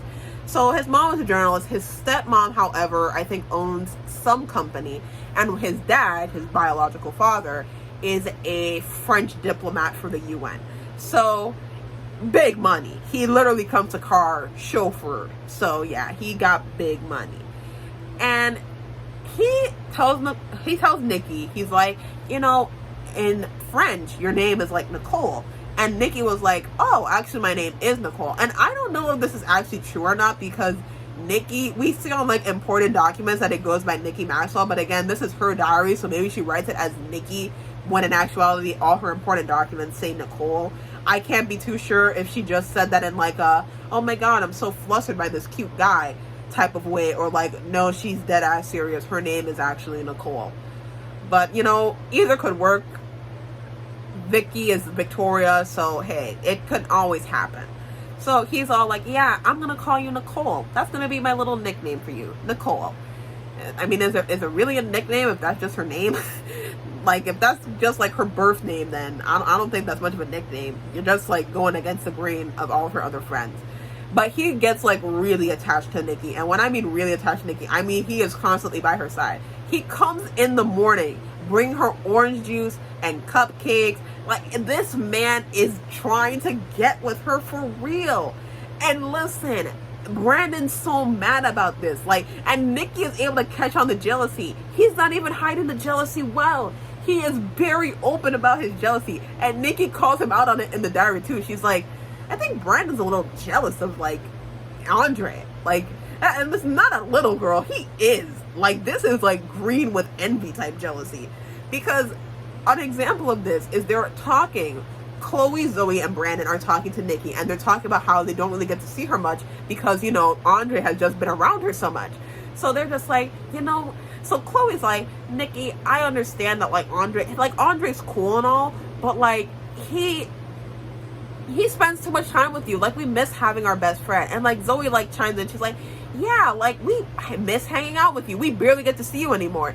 Brandon's bitch ass chimes in, and he's all like, yeah, this guy's got to realize that this is a middle school, not an elementary school. Like, get your act together. Brandon, let's bring it down a little bit. You know, we don't need to act like this. A central drama that does happen in this series, in this book specifically, is that Nikki and Andre are getting, like, this account made, like, this Instagram account is being made of them, where the person is taking their photos and is editing them to make it look as if Nikki and Andre are, like, together. And they're spreading false rumors that it's Nikki and Andre and they're together and they've always been together and they fell in love when she went to Northampton Hills for the exchange program. Like, it's a whole love story. Like, they're really going in on it. There are three main conspirators in this. It's Mackenzie, and I know what you're thinking. Isn't Mackenzie at Northampton Hills? Actually, no. She transferred back to Westchester. I just didn't mention it because why should I mention it? The school year is ending in literally 2 weeks. Like, literally, when this book ends, Nikki's on summer break. So, I know her parents are mad as fuck. I know her parents had to be mad as fuck. Your kid forcing you to make her go to a new school a month before the school year ends. Then you get her to that school, she fucks around, gets a detention on her first week there, and then decides after a week, like 2 weeks, I actually want to go back to my old school where I was being horrifically cyberbullied. Put the gun in my mouth. Like, that is a fucking headache. I would have her push through that shit. Should have had her push through that shit, because I don't care how much money I got. Ain't no way you have me doing all that shit just to do stupid ass shit like that. But anyway, it's Mackenzie, her friend Jessica, and Tiffany. After this book, Tiffany and Mackenzie become best friends. I'm telling y'all, even though Mackenzie says in book 9 that she has a therapist, that therapist obviously ain't doing a good job. He's that therapist from My Year of Rest and Relaxation. I actually haven't read the book. I've only read like 4 pages. It's pretty good though. I think I'm going to enjoy it. As bitchy as I heard she is. I'll do a video about it at some point. But yeah, all 3 of them are, like, you know, co-conspiring on this Instagram. And, you know, Nikki is, like, seeing this and she's trying to hide it. But eventually Brandon does see it and then he gets all upset about it. And she's like, oh God, I ruined our friendship. Because, of course, she blames herself like she always does. Another key conflict that happens is Nikki's trip to Paris. Now, the Paris trip got moved up from August to July. And because it got moved up from August to July, it is now conflicting with her schedule of the Bad Boys concert and the Paris trip. Because she wants to go to Paris really badly. But at the same time, how many times in your lifetime are you going to go on a tour with one of the biggest boy bands ever? I would pick the tour. But, you know, that's just me. Because, like, you know, you can save up money to go to Paris. Honestly, I wouldn't be too down for going on a school trip to Paris anyway. Because it's like, number one, I wouldn't like spending a school trip with my classmates anyway. I don't talk to them motherfuckers most of the time. So I can't imagine having to stay in a room and sleep with them for a week on end. That actually sounds like a nightmare to me. Like, I'm honestly kind of glad that COVID happened. So I got to avoid doing a class trip. Because I like to do my own thing and I don't like people dictating what I get to do. Like, oh, you can't go there because of the itinerary. Girl, I don't give a fuck. I'm 18. I would have, that's what I would have pulled, because I would have been 18 when we were doing our class trip. Like, I would just be like, listen, it doesn't matter. I'm a fully grown adult. But I'm built different. I'm an Aquarius. What can I say? Anyway, not Brandon. Andre is like, listen, Nikki, you gotta follow your heart. And me, I love France. I I could give you a tour of France. You could stay at my house in France. I honestly really like you. Obsession. Off the bat. She's just like, Andre, that's really sweet of you. And I really want to go with you. But I think I got to stand by my friends. You know? They care so much about me. They're sacrificing a lot so that we can go on this tour. So I think I got to make a sacrifice too. And he's just like, damn, you're so compassionate. Why are you so compassionate? Like, I know he was just saying to himself, she's so compassionate. It's really annoying in this instance, but it's really sweet. Anyway, Nikki then decides that she wants to apologize to Brandon and Andre at the same time. So she makes a letter. One for Brandon. One for Andre. She then goes to the bathroom where Mackenzie is, and she, goes to Mackenzie and is like, hey, I know you're the one who's making those photos and posting them on Instagram. And Mackenzie's like, I don't know what you mean. I didn't do that. Girl, your username is lipglosslover21.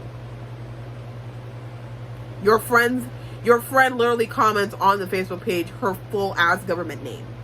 Tiffany Davenport has her full fucking name. Who the fuck else would it be? Genuinely.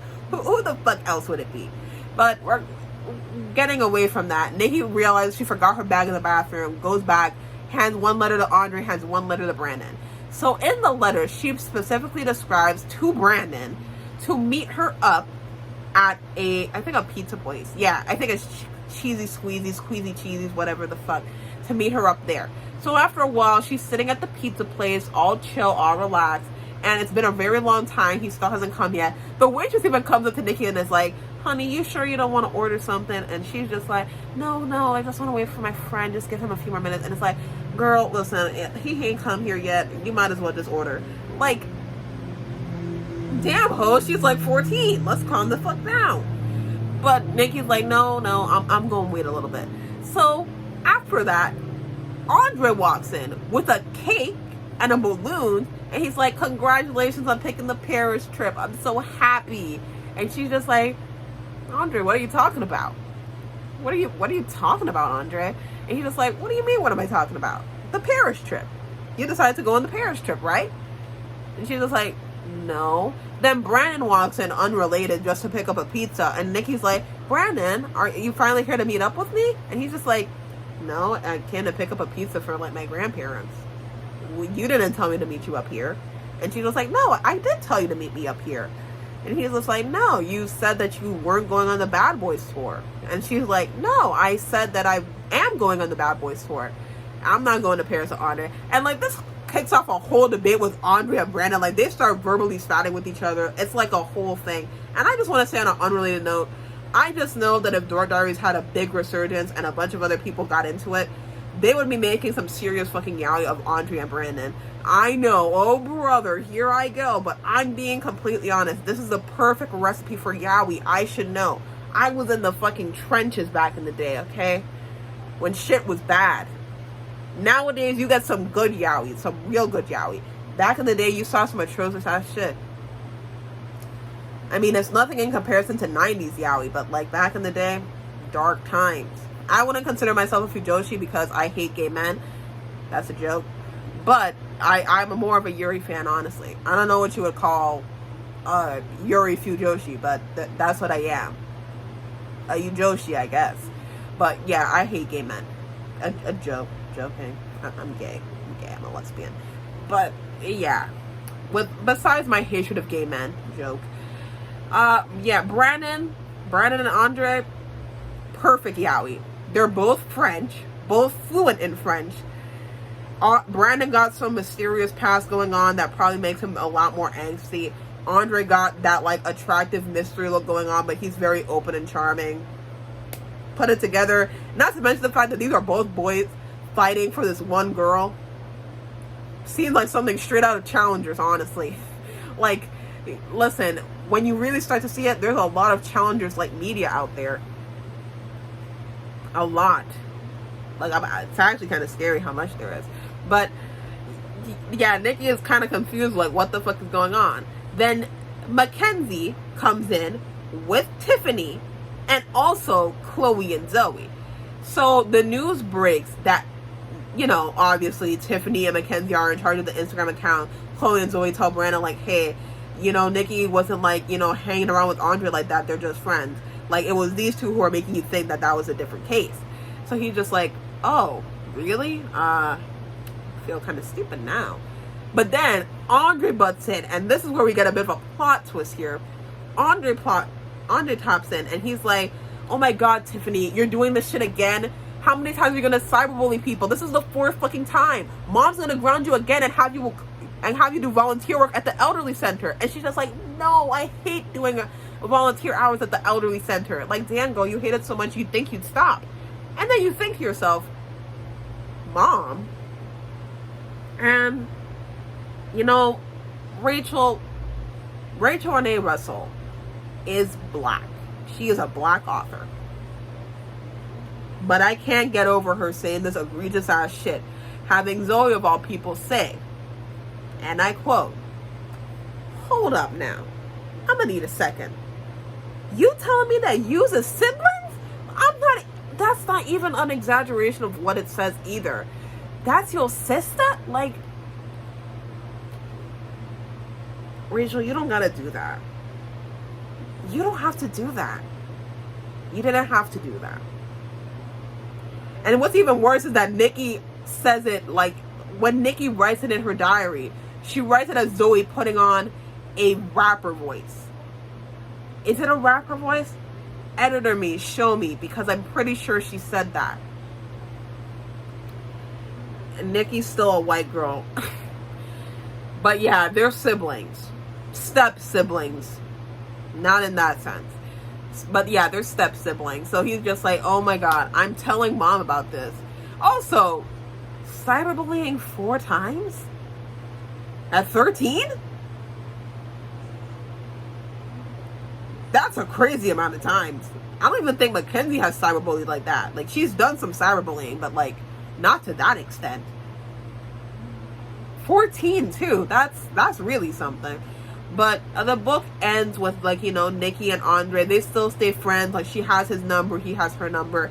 And a running gag for the rest of the series is going to be that, again, Andre calls Nikki Nicole, and Brandon is going to be there like, why the fuck you calling her Nicole for? That's not her fucking name, it's Nikki. Like, he did that in the book. He was like, why do you keep calling her Nicole? Her name is Nikki, not Nicole. If it was Nicole, she would call herself Nicole, but it's Nikki.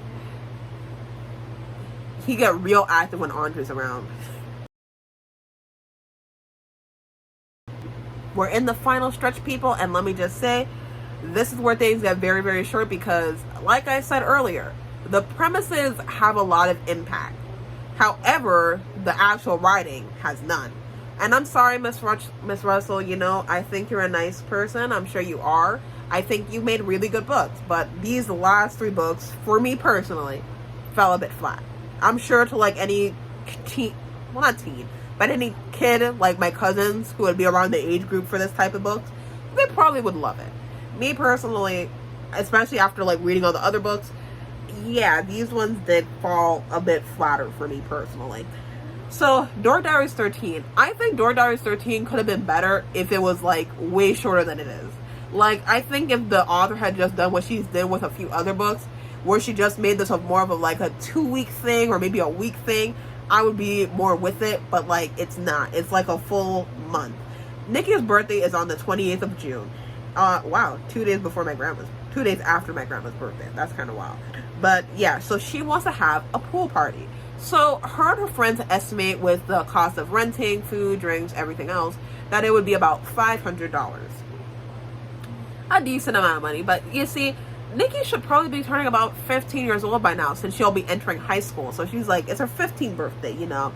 She deserves to do herself a little something special. So she goes over to her mom, and she asks her mom, she's like, Mom, I really, really want a pool party. Can I please have a pool party? Pretty please? Her mother says no. And her mom doesn't even, like, try to, like, negotiate it or anything, where she's, like, you know, trying to, like, help her, like, lessen the cost. Like, listen, if you really want to have it at a pool, we can rent a pool for, like, maybe a few hours, maybe 4, just for a little bit. Have your friends come over, you order some pizzas, I buy a cake from a grocery store, since that would be way cheaper than getting a custom-made cake from a bakery. And that's how we lessen the cost of that. If you really want to have it at that location, if you're willing to sacrifice a custom made cake, a different type of food that you want, then that's fine, as long as you get the thing. Her mom doesn't even try to do that. Her mom is actually trying to plan like the cheapest party ever, like $100. Like, girl, a $100 party is basically just a cake. Like, not to be that person, but like $100 for a party, that's simply the cake. That's the cake that you get in from a bakery. What else you gonna do? That's basically just inviting her family and friends, sing happy birthday, eat some cake. Nothing wrong with that. That's how most of my birthdays have been. But at least we go to like a special birthday dinner or something beforehand. So it's like, you know, special birthday dinner, then we end up going to like, you know, eat some cake. That's it. So at most, that's like maybe, depending on what we order together, $300 in total. Maybe a few dollars from giving me birthday money, but that's about it. But her mom is like not even trying with this. And it's like, I'm not going to sit here and say that it wouldn't have been expensive, but it's like, you can make a compromise with that. Like, just be like I could already imagine a budget. Find a community pool that you can rent. And, you know, the renting is going to be the most expensive thing. Like, let's get that out of the way. There's always going to be something that's going to be the most expensive. That's renting the pool. Once you got that covered, everything else is a more minute thing. And you can always find cheaper ways of going about it. For example, a pizza. Buy some squeezy cheesy pizza because Nikki's friend literally owns the company. Like, you could literally just be like, hey, my daughter knows your son, they're best friends, why don't you give us like a few pizzas half off for her birthday party? He owns the company. Like, what the fuck? Like, that's my thing. Like, you literally have a daughter who's friends with the guy who owns a pizza chain. You telling me you ain't gonna use that to your advantage? But I guess not. Like, you know, you're right next to like this cupcake place. Like, you don't even have to buy a cake. You could buy like a bunch of cupcakes. That could probably be even cheaper than just a regular cake. And then you can have more variety and flavors for people who might not like whatever cake flavor you pick. But nah, that's not what happened. Now, Nikki is trying her hardest because she had already put out like stuff for her pool party on like Instagram and stuff. Andre's really excited about it. Adrian's really, not Adrian, I'm thinking about Miraculous. Brandon's really excited about it. That's probably why I'm thinking about Miraculous. Adrian reminds me a lot of Brandon. The two are very similar in personalities. But yeah, Brandon's excited about it. Everyone's excited about it. She made little invites and everything. So she had everything prepped and ready. She just thought her mom would say yes and she didn't. So she's like, listen, Chloe, can you just like send off, like, can you get rid of the invitations? And she's like, definitely, I'll get rid of them. Her mom accidentally ends up mailing them, and they go through like this whole rigmarole of trying to get them back. Like, they go to this one place and it's like, oh, it's not there. They go to another place, oh, it's not there. They finally end up in a mail room. Don't ask me how a bunch of teenage girls ended up in a mail room. They try to get the envelopes, but they don't. So they all get mailed out. That really wasn't necessary, but hey, I'm not going to get too much into it. So how exactly is Nikki able to have her pool party, you might ask? Well, it's because Brianna's been obsessed with baking. She has been since like book 10 to get her cooking patch. And to do that, she decided to make treats like cookies for people. However, the cookies that she made for people don't exactly taste good. So instead, she made them for dogs. And so she made a bunch of money from making dog treats because, you know, she lives in New York. So after making so much money, she's like, wow, I've made a lot of money from making these dog treats. And so Nikki's like, can I use some of the money for my birthday party? And then Brianna's like, sure, you're my sister, why not? The one time Brianna actually did something good. Maybe it was a bit too hard on the kid. Actually, no, I wasn't hard enough. But it's sweet. It was a sweet thing of her to do. So yeah, Nikki gets the $500. She's able to rent the place, get food, do everything. Her mom is there. She's like, you see, you worked hard for... I don't want to hear a damn word out your mouth. I don't want to hear one damn word out your damn mouth.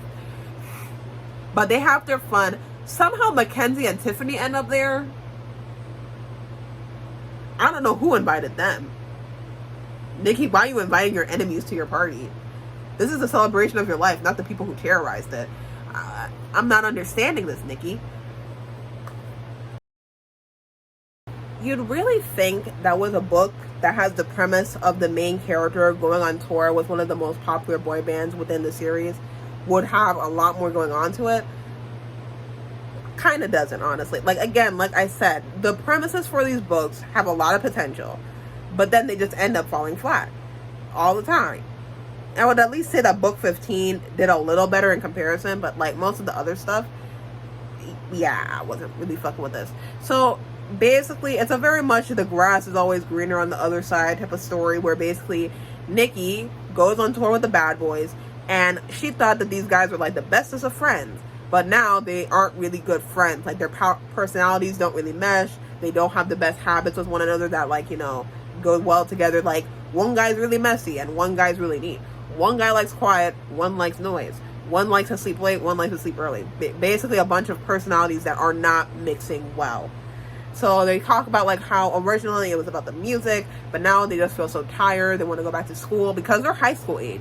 Like, in terms of like how old they are, they're like 2 years older than Nikki. A year, technically. I think one of them is 18. Actually, no. I don't think any of them are 18. The closest one is like 17 years old. Like, just a few months off from being 18. So while they're touring the country, basically, Mackenzie comes in because she wants to be the social media assistant. She is not a good social media assistant, obviously, because why would she be a good social media assistant? She also has like really bad habits. I don't know if it's just like her being purposeful about it, or if she generally doesn't know how to clean up after herself. But like, she left the room that her and Nikki share in a damn mess. And I won't lie, I would have probably asked to switch rooms. Like, literally with anybody. I don't care if I sound like a diva. I would straight up say, I don't want to share a room with her. I don't like her. I want to room with somebody else. Can we switch? Call me a hater, but I would do that shit in a heartbeat. If I don't like someone, I would switch rooms. Anyway, Mackenzie, and this is like, she's done a lot of fuck ass shit throughout the series.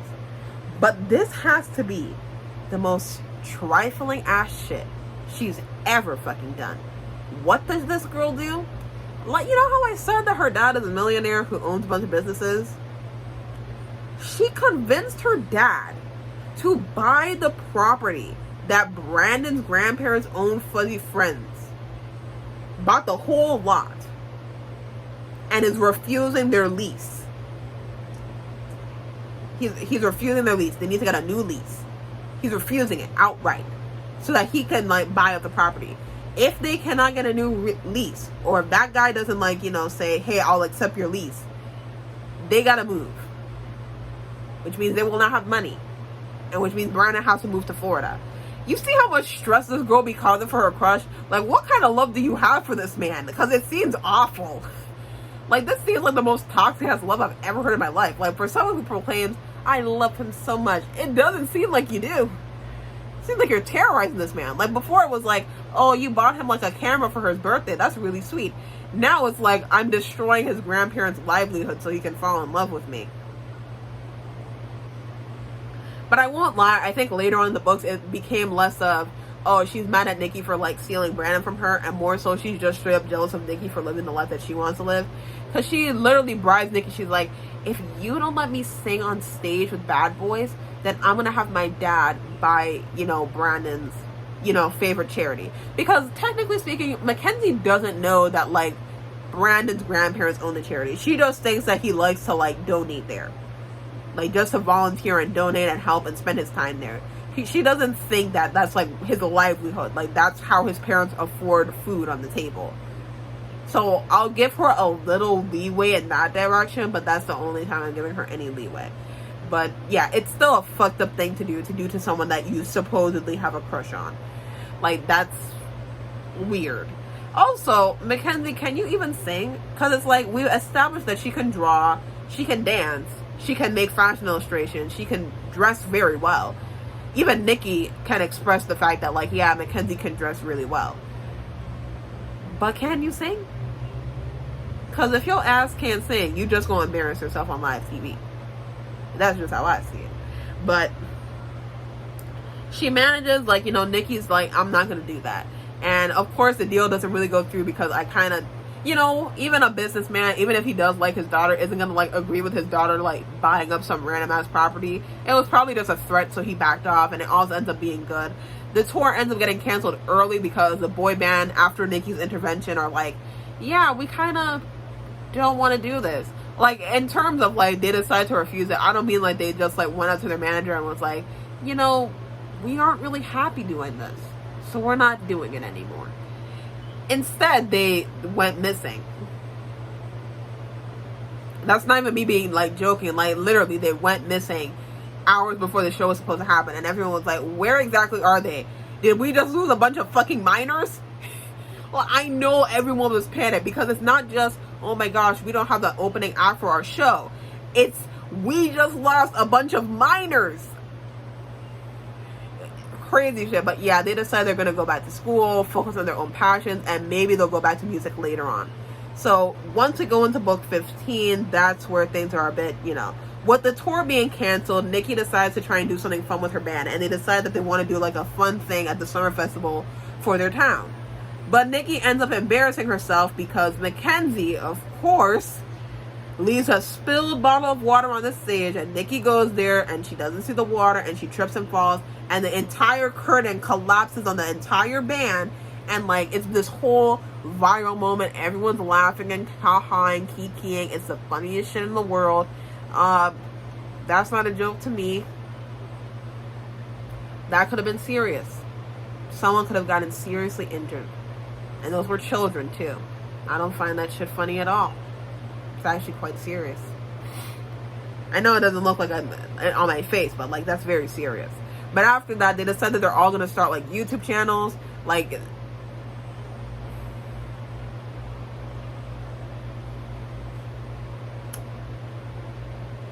I ain't gonna say nothing because I got a YouTube channel. Anyway, Trevor wants to make it up to them, so he's like, listen, I got y'all tickets to go to Paris. And they're like, what the fuck? Because generally, what the fuck? So they end up packing all their stuff, getting ready to go to Paris. This is a little side plot that's like a little bit stupid, but we're just gonna get through with it.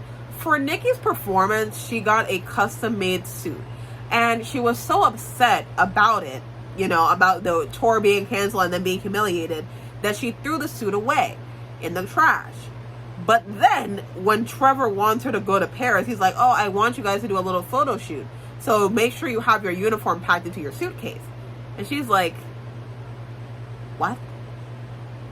Because yeah, she threw away a costume that is like, I think at least over $1,000. I don't even know the precise price. I don't think I wrote it down in my notes either. So just know it is very fucking expensive. Editor me will put in the actual price when she has a chance. But yeah, very big consequences. And Brianna, just when I thought she was doing something good, gotta fuck it up. Brianna goes ahead and fucks up with Nikki's suitcase and puts clothes in her suitcase. Like, Nikki had packed her suitcase originally. Brianna goes back in and basically gives her a suitcase full of toys and stuff that she can't use. So no clothes or anything. She has to call her mom, and she's like, Mom, I don't have any clothes. And her mom is like, oh my God, Brianna. Brianna is stressing that damn woman out, which is why she gotta cut her out. But she sends some money to like help Nikki with finding some clothes. Another plot point that is like a little important, but not like super duper important, is that, damn, I forgot. That's how unimportant it is. But no, I'm gonna remember. Give me a second. Okay, now I remember. Because the main reason Nikki wants to go to Paris is because she's obsessed with, like, you know, Parisian art styles, you know, the Louvre, all this like culture that comes from Paris. She's obsessed with it. You know, I can't blame her. I also had dreams of wanting to go to Paris when I was a younger kid. I still do want to go to Paris. Even though I've heard questionable things about Paris, I still do at some point want to go to Paris. In fact, I even promised my mother, so hey, maybe if the YouTube channel takes off, might just get her that trip. But like, I did promise to my mom when I was younger, I was like, one day, Mom, I'm gonna make sure that we can go on a trip to Paris together. And she was like, sure you will, baby. But maybe one day I'll be able to hold that promise. But yeah, she wants to experiment with a more Parisian art style, and I don't have an issue with like Nikki wanting to, you know, investigate with a different art style. You know, she's an artist. That's bound to happen at some point. It's just she doesn't do it well. It's actually quite bad. Like, it's genuinely uncanny. Like, when it comes to the scenery, furniture, inanimate objects, pretty good. Very detailed. Very concise. Human faces, uncanny, unnatural, scary, very scary. Like, I don't know. Like, every time it was like whenever I would like turn the page on my phone, I would get jump scared by it. I was generally kind of terrified. I was like, it felt like I was reading a horror film. Like I was reading a horror film. Like I was reading a horror film. Let me go ahead and finish up this video. Especially when it came to Zoe. When she drew Zoe, and in this book, Zoe has like box braids. Like, that was the whole thing, is like, because, you know, the book was released in 2009, where a lot of black girls were having their hair pinned straight. You know, Zoe had her hair pinned straight. So this is like our first time seeing her in like a more like, you know, actual black hairstyle, basically. And she was kind of rocking the box braids, you know. They look cute. A little French curl. I don't think they were bad. But in the art style that Nikki was drawing in, the Parisian one, it very uncanny. Very scary. A lot of hijinks happen throughout this, and a big misunderstanding happens between, again, Nikki, Andre, Brandon. So, Nikki needed to get new clothes. So she got new clothes from this little boutique. Andre was like, hey, I'm in Paris for the summer. I can definitely, you know, get the clothes for you if you need me to. And she was like, oh my gosh, that's so thankful. Especially because the boutique that she got them from, his aunt owns. So he's just like, you know, I could get you like a discount and everything. Like, you know, it's fine. I can have my, you know, aunt deliver it to your bedroom. And she's just like, oh yeah, that's so cool. Thanks a lot, Andre. And Andre's like, you know, no problem. Date me. But, you know, he's like, no problem. Date me. But the clothes get delivered to her room. Andre is there, and he's just like, mi amor. That's the name of the boutique. But Brandon's there. He hears that. He's like, mi amor. So he was pissed off the rest of the book, and Nikki doesn't know why. And then he's like, because, you know, I know something's going on between you and Andre. He was out here calling you mi amor. Like, and then here he is with his fucking Nicole bullshit. Like, your name isn't fucking Nicole. He was mad. He real heated. And she was like, no, Brandon, mi amor is the name of the boutique that I got my clothes from. Like, he was bringing up the fact that he was like, listen, I'm fluent in French, okay? I'm not fucking stupid, okay? I know what mi amor means. It was so funny. It's the funniest gag throughout the entire series. Like, funniest shit ever. She's just like, Brandon, that's the name of the store. I honestly feel a little bad for him. But anyway, the story basically gets resolved. And there's this whole funny story of like Nikki and Mackenzie going to what they thought was a boutique, but they actually ended up in the Paris catacombs. Fucking finally. Book 16 has to be my least favorite book in the entire series. Simply because of one singular thing. When I finished that book, the first thought that came into my mind was, in fact, did I just spend $11.99 on a recap book? Yeah, this is why the book disappoints me. Because personally, the premise, again, really good, but yet it falls incredibly flat. For one, this is supposed to be taking place in Brianna's point of view. So this is all from Brianna's point of view. So you would kind of think this would be us exploring Brianna. Like, what is she doing today? What's school like? Does she also have bullies? How is it being friends with Amanda as opposed to, like, since that's, like, you know, Mackenzie's little sister? Does Amanda act any type of way about her sister? Does she say anything about her sister? Like, you know, how different is everything when it comes to how she engages with her relationship with Amanda? What's it like for her with Nikki? Especially now that Nikki in this book is going into high school, which I think would have been a great explanation for why she wasn't around for a vast majority of the book. Like, yeah, the reason she probably wasn't writing in her diary as much is because she's prepping for high school, and, you know, high school is taking more of a precedent than her writing in her diary as opposed to when she was in middle school. That would have been a great way to transition into stuff and show, like, hey, Nikki's getting older now. Does that happen? No, it does not. The book starts out with Nikki talking about getting ready for high school because she's going to high school the following month. So she's all excited, getting her stuff ready, looking at outfits, applying, registering, all that type of stuff. Then Chloe and Zoe ask her for a favor. Zoe asks her to get some headphones for her as like a gift for somebody. So she does do that. It's a whole debacle, but you know, I didn't really read much into that. It wasn't a whole thing that was super interesting. After doing that, she then goes over to get a cake for Chloe because Chloe's grandma's birthday is coming up. So she went to go and get the cake for Chloe. All of a sudden, as soon as she grabs the cake for Chloe's grandma, she faints. Everything goes black. And after that, that's when Brianna takes control. Throughout the rest of the book, Brianna recaps all of the events that happened from book 1 till book 15. And believe me, when you have basically just read the entire series already, just to get a book that is nothing but a recap of the series you just read, you get pissed the fuck off. You get even more pissed the fuck off when you remember that you paid almost $12 of your hard-earned money on that book. You see that little thing that's holding my copy of The Priory Tree there? Well, no. The thing that's holding the thing for Percy Jackson, that's my little savings thing. I put cash envelopes in those things. I have a 100 envelope challenge that I do very routinely to help me with saving money. I have a coin jug. I have a jug full of coins. $12, $11.99, 1 penny away from 12 for a recap book.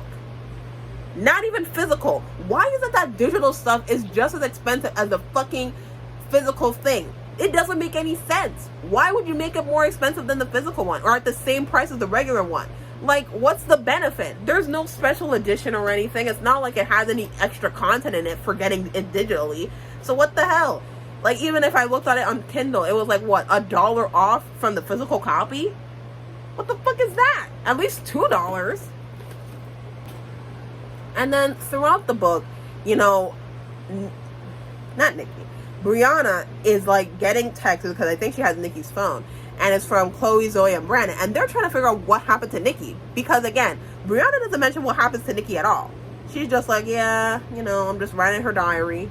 Nothing too unusual. And it's like, okay, but where is your sister? She's not here. Where is she? You have yet to mention your sister. And like, yeah, you're mentioning her with all the stuff from earlier in the book series. Not mentioning her in recent events. Like, she fainted. Where is she? And of course, you know, her friends are asking that too. They're like, Brianna, can you please tell us what's going on with your sister? Brianna don't be answering them. So you're probably thinking to yourself, what happened with Nikki that she ended up not answering? When Nikki picked up the cake for Chloe's mom, well, her grandma, she fell to the ground in pain, clutching her stomach because she had appendicitis and had to get emergency surgery. What's even crazier is that because of, like, for one, she dropped her bag. I think she dropped her bag, yeah. So they were basing it off of some of the stuff that she had on hand. So first, they based it off of the order that she was getting from the bakery, you know, a basic assumption to make. So they thought that Nikki was Chloe. So they call up Chloe's parents, and Chloe's parents are like, what the hell are you talking about? My child's right here. So they're like, oh shit, we got the wrong person. Then they found a receipt for her from Best Buy because, again, she was buying some headphones for Zoe, but that's in Zoe's name. Then they call Zoe's parents, and they're like, what the hell are you talking about? My kid is right here. So they're like, oh crap, we really don't know who this girl is. They finally figure out what her name is. They call her parents. Of course, they're just like, listen, appendicitis, it's a basic surgery. We can get her out in an hour tops.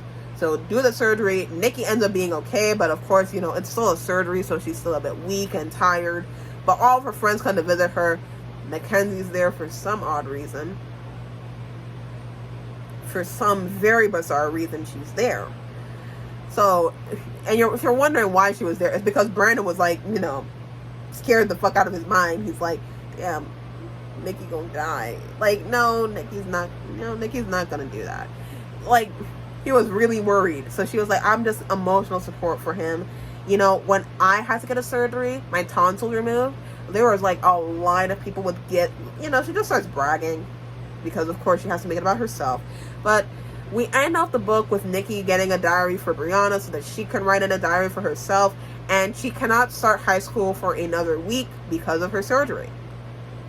And that's where we end off the series. Well, I don't know if that's how we officially end off the series, but I do know that that was the last book that I read, and I know that the minute I release this video, the author's going to announce a 17th book, isn't she? Now, before I close off this video, I'm going to end it with a little tier ranking. Now, my computer doesn't have a lot of storage, so I can't screen record it. So I'm just going to, you know, show you my little thing, and we're going to do a little tier ranking. You know, we have S, A, B, C, and D. So I'm going to start off with the first book. For the first book, I'm putting it in C tier. I think it's a good book to start off with, but I wouldn't find myself reading this like super often either. Next up, we have book number 2. Where is it? The person did not put this in order. For book 2, I give it a B. I think it's a little better when it comes to like the story and comedy. It's short, it's sweet, it doesn't try to do too much. So I think it's a pretty decent story. Next up, book number 3. I'm going to give it a A. I honestly think it's a pretty decent book. It's not too unrealistic. Like, yeah, a girl making a band with her friends in the 2012. Yeah, that seems on track. I mean, yeah, it's a bit unlikely that like a big Hollywood producer would like put them on for a record deal and stuff. But you know, it's fiction. Middle grade fiction at that. So let's get a little crazy. Next up, book number 4. I'm going to put it in a B. Mainly because, you know, Nikki just kind of pissed me off with how she was just like not even trying to like, you know, ice skate outside of school. Like, you should at least be trying to like do something outside of school so that you can get a little bit better at it. Now, book 5, A. I really like book 5. I liked seeing Nikki give people advice. It was honestly like really fun watching her do that type of thing, and it shows that she could be a really good writer, if not a very good like reporter or columnist. Next up, book 6. Surprisingly S tier. Listen, I thought it was like a really good book. Like, it was generally really good. Like, a lot of drama, a lot of intrigue, lots of stuff was going on. Had me, you know, on my chair, honestly. Like, I was like, damn, this shit getting kind of juicy. Next up, book number 7. I'm gonna give it a bit of the B treatment. I know a lot of people didn't really like it because it was like super unrealistic, but it's like, you know, let's have a bit of a little power fantasy, why don't we? It's a little crazy, it's a little kooky, but I don't think it's too awful. Next up is book 8. Now, if I was younger, I would have put it in S tier, but rereading it now at 21, I'm gonna put it in B. I mainly put it at B because I do feel like the way they went about the storytelling for the fairy tales could have been better. It's very easily resolved, but I think it's like a decent quick read, so it honestly makes things a little bit better, like if you're reading it. Next up, book 9. A tier. I mean, not A tier, S tier. I think it's one of the best books in the series. Not just because of like, you know, getting to see like Mackenzie's art style, but like just seeing more about Mackenzie. And I did like how the author didn't try too much to like show, to make her too sympathetic. It's like a little bit of sympathy where she's just like complaining about her parents, like, you know, not having enough attention for her. And it's like, okay, that's a little understandable. She's a kid. But at the same time, her parents still do whatever she wants. Like, they were willing to let her go to a new school as long as like the bullying was getting more severe. They were like, well, you know, if it's getting worse, then we will consider putting you in a new school. But as of now, that will be happening.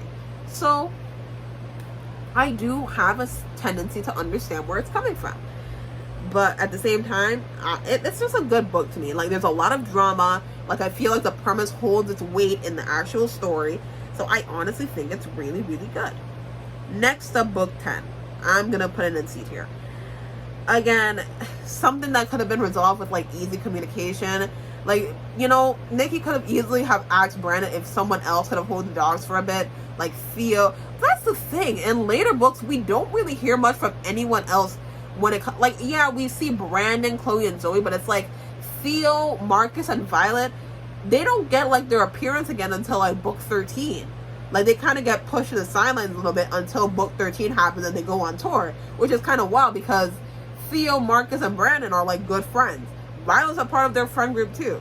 I kind of don't know why we don't see more of them mentioned often. Actually, no. But not Marcus. Theo wasn't mentioned as much though.